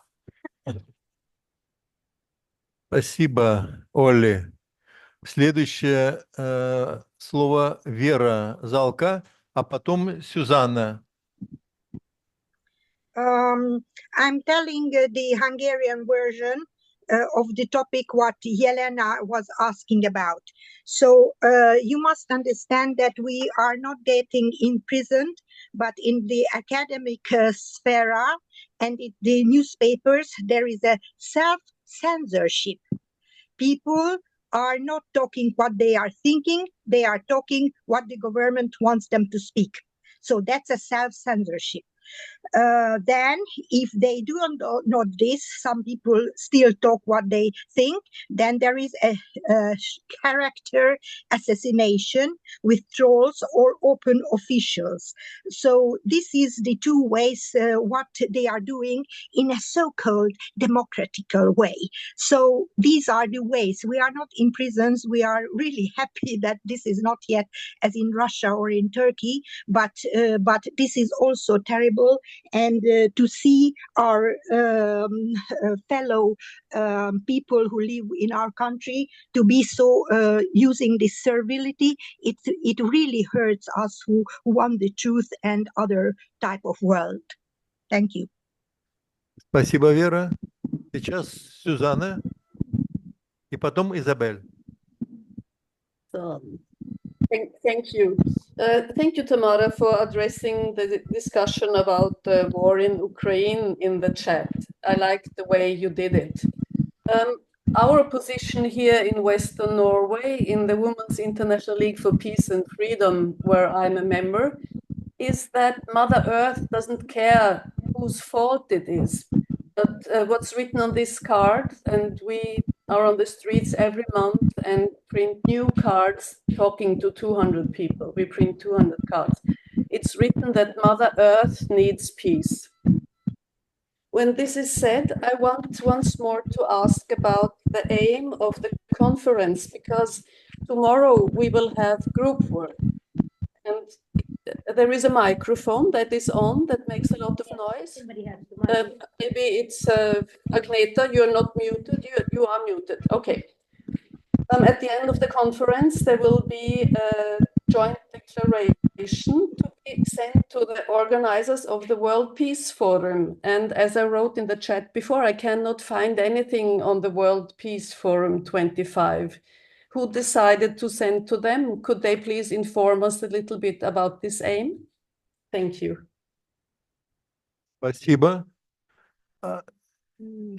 Сейчас Изабель.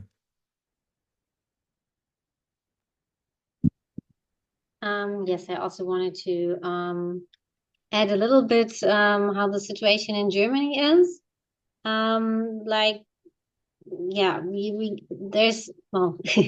the peace topic is kind of banned from the universities. People lost their jobs. We're promoting that. And also a peace activist on a speech who said never again war with Russia. He was really prosecuted with a money fine. They were saying he was relevating the aggressive war Russia does against Ukraine. And yes, like someone says in other countries, also people know if they have this opinion and say it out loud, it is bad for their careers. And this is, I think a very, terrible thing. This is why I was talking about counter information before, but also, of course, it's shame. And I think we should address it as this for all the achievements we have in Europe. I think I got mixed up with my theme for tomorrow a little bit. I will not talk about climate issues, but more about historical philosophical issues about Europe, Eurasia, because we have all these centuries-old achievements in Europe here with democracy and free speech. And now we're falling back behind the standards even before the First World War. And I think we also really should address that, because the discourse of our political opponents is still based on human rights or international law, and they still pretend, or at least they claim to stand for democracy and freedom of speech and all that, and they claim that in the other countries they're fighting against, it's that what they're fighting against. So we really have to hold the mirror in front of their face that they are actually ruining our democracy and freedom of speech. And by banning and defaming critical voices from the public discourse in university and the arts also, we are falling, like I said, even further behind the standards that still applied in a monarchy during the First World War. And this also shows that we are on the decline in terms of civilization, because we are abandoning what once made Europe strong. Like, because we had the division between secular and spiritual power, science and law and critical public sphere could only develop then. And this also means that universities are no longer of interest in the intellectuals and scientific research. If someone wants to innovate or criticize society and think about their own time, they don't even try anymore at the universities. They can try as authors or publish public independently, but then it's also an economic problem, like how is the person going to live from that? So in some topics, there has already been censorship. Also in '97, when I was working as a journalist, I went to the Middle East. And also then it was not possible to publish anything which was critical against Israel, although I had the original says from the UN missions there. And then it started in Corona. We can criticize the government in Corona. And of course, now everything criticizing the government in Germany is put as at least we are Russian agents or we are Verschwörungstheoretiker. I don't know the word in English. So you get defamed. And like I said, this one peace activist, he also had to pay a fine now for saying never against war against Russia. So yeah, we also have to think about how to deal with this problem. But like I said, I think we have to catch them with this holding the mirror in front of their face with their so-called values, because they call themselves the values of holding West with democracy and freedom of speech. So I think we should search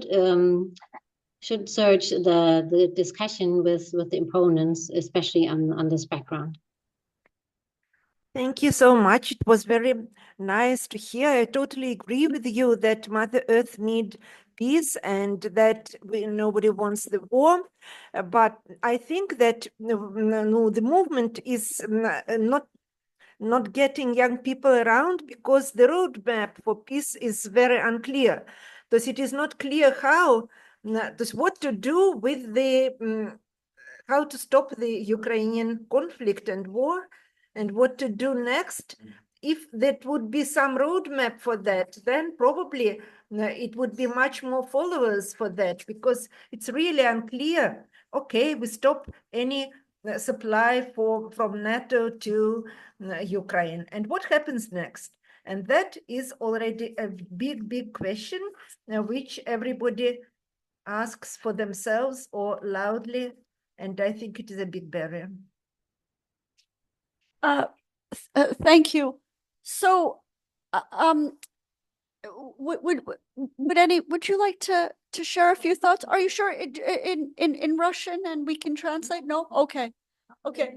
Oh, Ellen, I'm sorry, Ellen, you've got your hand up. I see it now. Please go ahead, unmute yourself and take it away. Thanks. Yes, in terms of where to start. Tamara, I was honored to have Tamara is my roommate in Washington, D.C. at the Alternative NATO conference, and I'm thrilled to be back in St. Petersburg after the late 70s when I came with the Educators for Social Responsibility to see St. Petersburg. So I'm very happy to be here at this wonderfully hosted conference by Russia.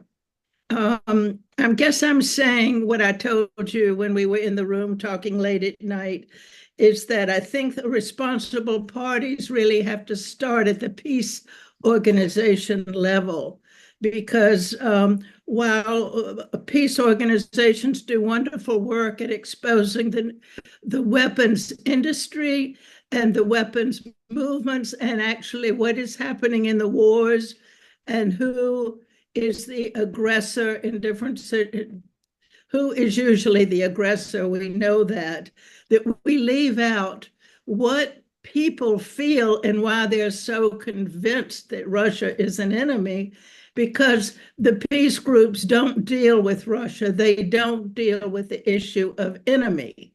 The word, as our speaker earlier was saying, he doesn't have any enemies, Matt, I think it was. And none of us have those enemies, as it is propagandized into us and given to our children that we have these enemies. But I do believe that if we, aside from World Without War, which has been very, very good at allowing an open discussion and is here to be represented, most do not deal with the issue of enemy, because that is why the people are so fearful. There are a lot of a lot of fears of enemy out in the public. And if the peace groups are not dealing with it, then who is going to deal with showing that we don't have enemies? That we have to, meaning we don't have Russia as our enemy.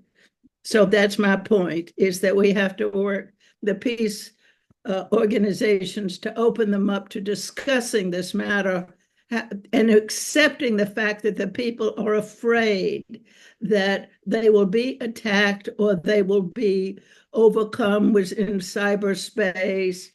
We have to deal with standing up for those countries who we say are our enemies. We have to be willing to educate about those countries. So I try to do that, but I see very few people doing that. They won't do it heartily enough or more directly enough. So that's my point. We must get the peace organizations to open up to discuss what is Russia, who is Russia, and what their process is and was towards peace, and handing the olive branch, which we find is happening more on the Russian side than the US, who is actually offering the olive branch. So I can't, that's it. Thank you very much. I'm glad to be here and glad to see you all, and Ulla and Tamara and my friends there. Thank you, Ellen, for that. The peace movement does need to discuss this issue of enemies and figure and overcome it. I talk about transcending, but I wonder if I could show you a couple of pictures very quickly from the No to NATO, Yes to Peace week of action in DC in the beginning of July. Oh, we have no time for working groups anymore. oh, okay. Okay. But because I want to show you where the young people were. There were hundreds and hundreds of young people across the United States that came together in the US Capitol under a banner called Resist NATO, because they see it as an instrument of US imperialism and domination. So that's just a few of us standing in front of the White House. Disband NATO, free Palestine. Can you go to the next slide, please? It's this one. Okay.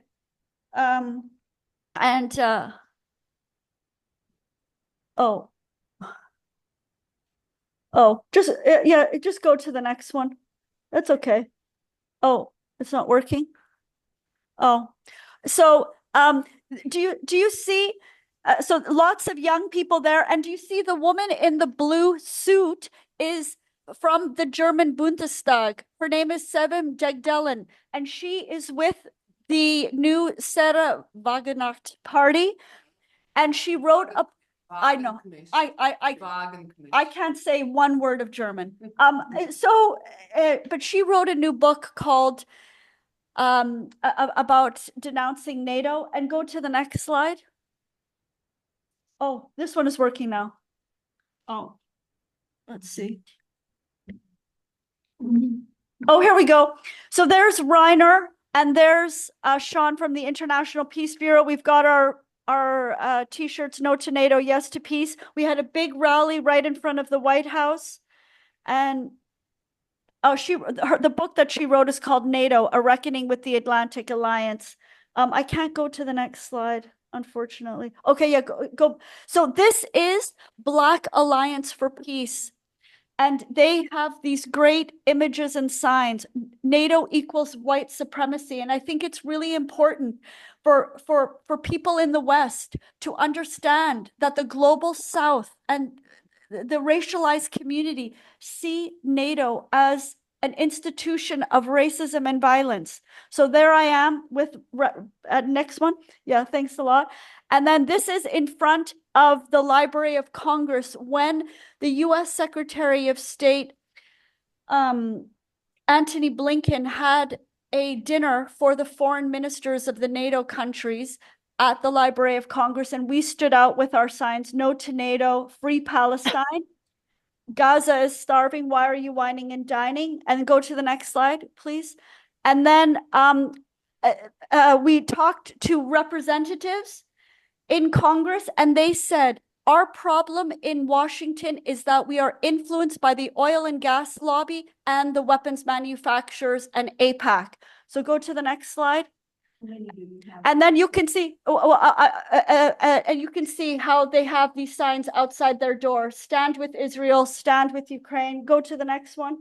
And there we are with Julian Assange's brother, Gabriel. And oh, Ellen, you're not with me, but Martha is with us, and we did lots of lobbying. This is in front of Antony Blinken's house. There is a 24/7 encampment for Gaza, and they throw red liquid when his cars drive by. But that's all. I just wanted to show you a few slides that there are young people who are mobilizing, and in the United States, which is very, very good. But we need to partner with them. It's not easy. Yeah, you can. Yeah, sure. You can go to other ones. You go and turn it off. That's perfect. Ulla? Round it up now.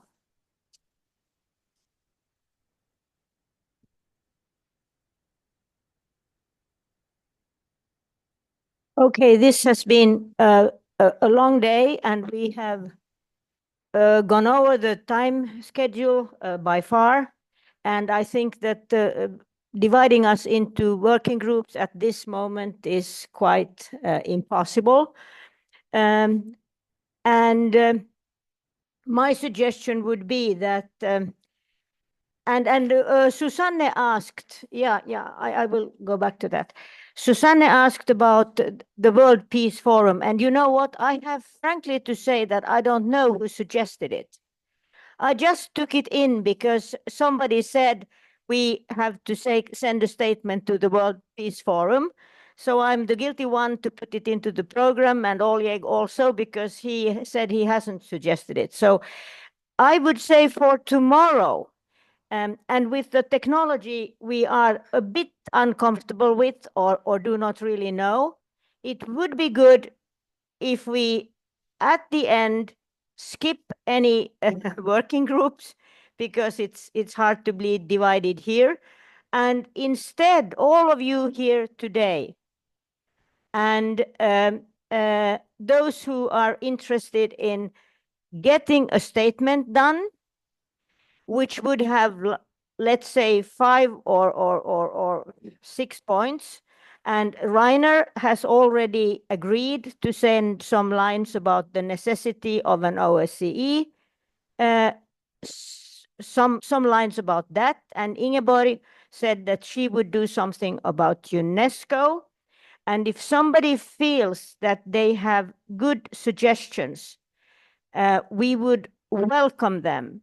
And then it would be easier to make some kind of first statement and not put too many things into the first one, but maybe on a second meeting sometimes make a broader view of our vision. I don't know if this sounds reasonable, but I'm very happy that we have had this dialogue, because very often in the webinars, there is not very much time for discussing and coming with suggestions and having a dialogue.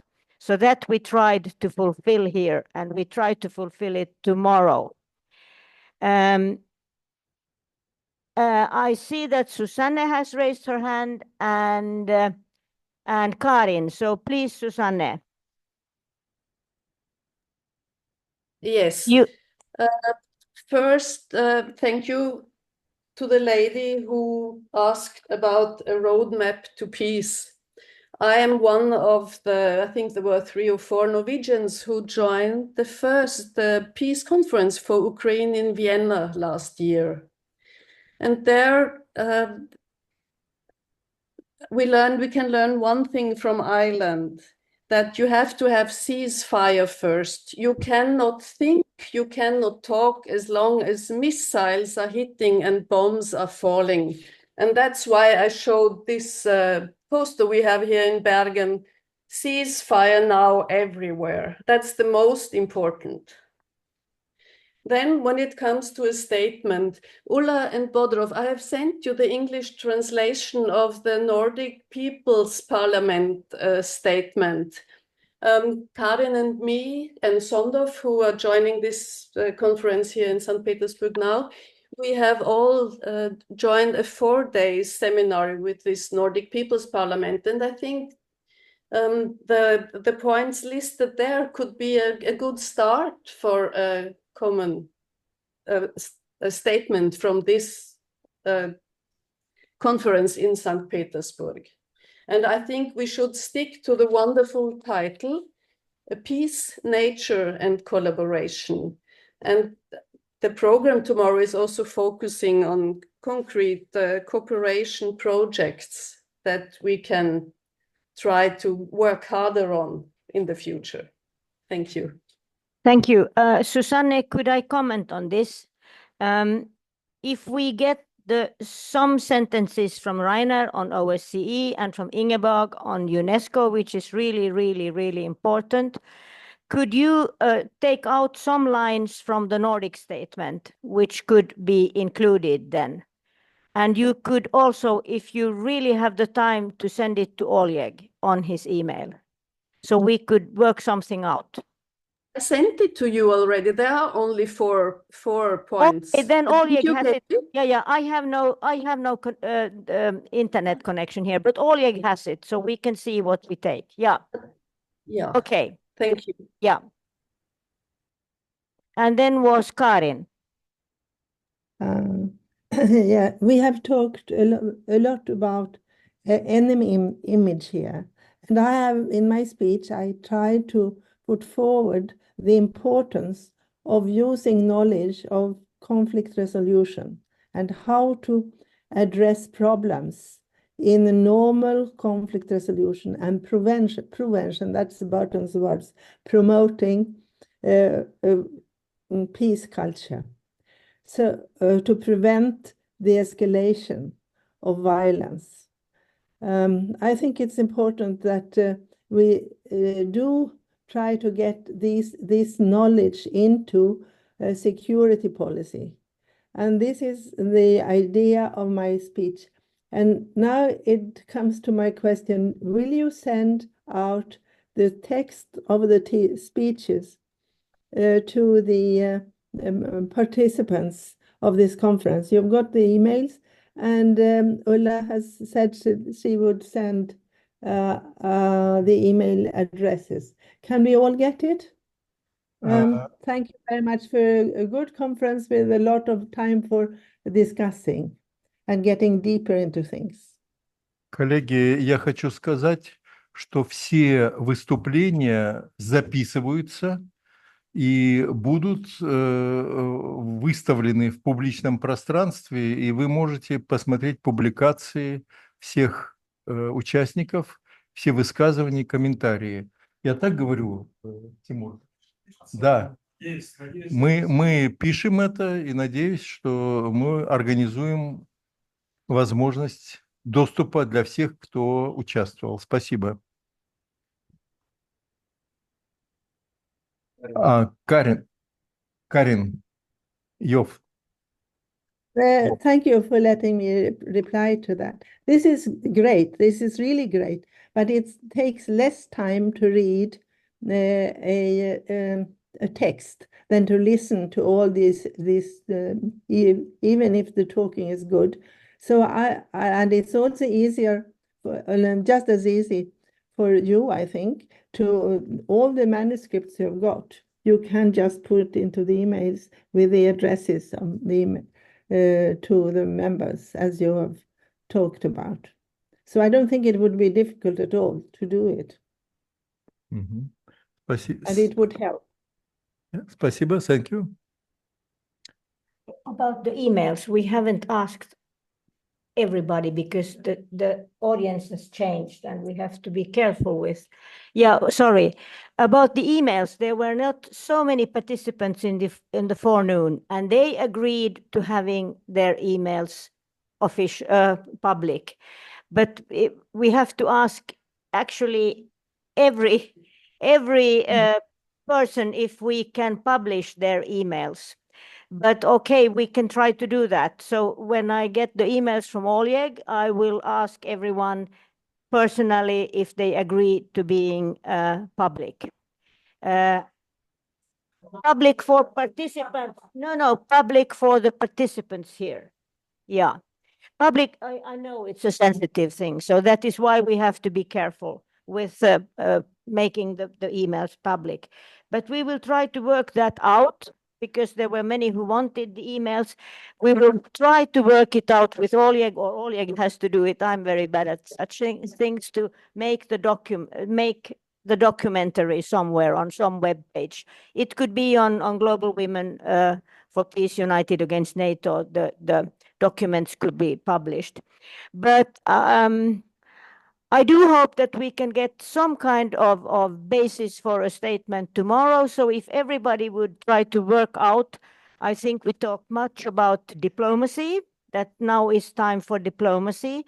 I can't recall now, Susanne, all the things which were in the Nordic, but we will stay here with Oleg and go through what was in the Nordic statement. And then maybe put something on what I listed here, the OSCE has said, and then diplomacy. Yes, Susanne. I put these 4 points on the chat, so you'll find them there. Okay, good. So then I would suggest that instead of dividing ourselves into two working groups tomorrow late, we would just present a suggestion for a statement, and everybody could then take a stand on that. A very basic one, and maybe very short at this moment. But then the question arises where to send it, to whom, if we are not sure about this World Peace Conference 25, which was put here on the proposal of somebody. But there are lots of places we can send it, of course, starting with our own governments. So that proposals for that would be really welcome also tomorrow. Is there any comments? Are there any comments? Oleg has. Уважаемые коллеги, я поговорил с нашими переводчиками, которые в течение дня позволяли нам лучше друг друга понимать. И есть такое предложение тем спикерам, которые выступают в режиме онлайн, просьба использовать специальный микрофон, а не микрофон, встроенный в компьютер. Вот нужно, чтобы были такие специальные микрофоны. И просьба, если это возможно, до завтра сделать так, чтобы вас лучше слышали переводчики. И тогда это будет замечательно для всех, в том числе русских и английских спикеров. Спасибо. And for all, we should learn the words mir I družba, peace and friendship. Mir I družba. Yeah, mir I družba. See you all tomorrow, I hope. Спасибо. Спасибо, друзья. Доброго вечера и доброго дня. А доброе утро, Америка. Мир и дружба. До свидания. До завтра. До завтра. Спасибо большое. Спасибо.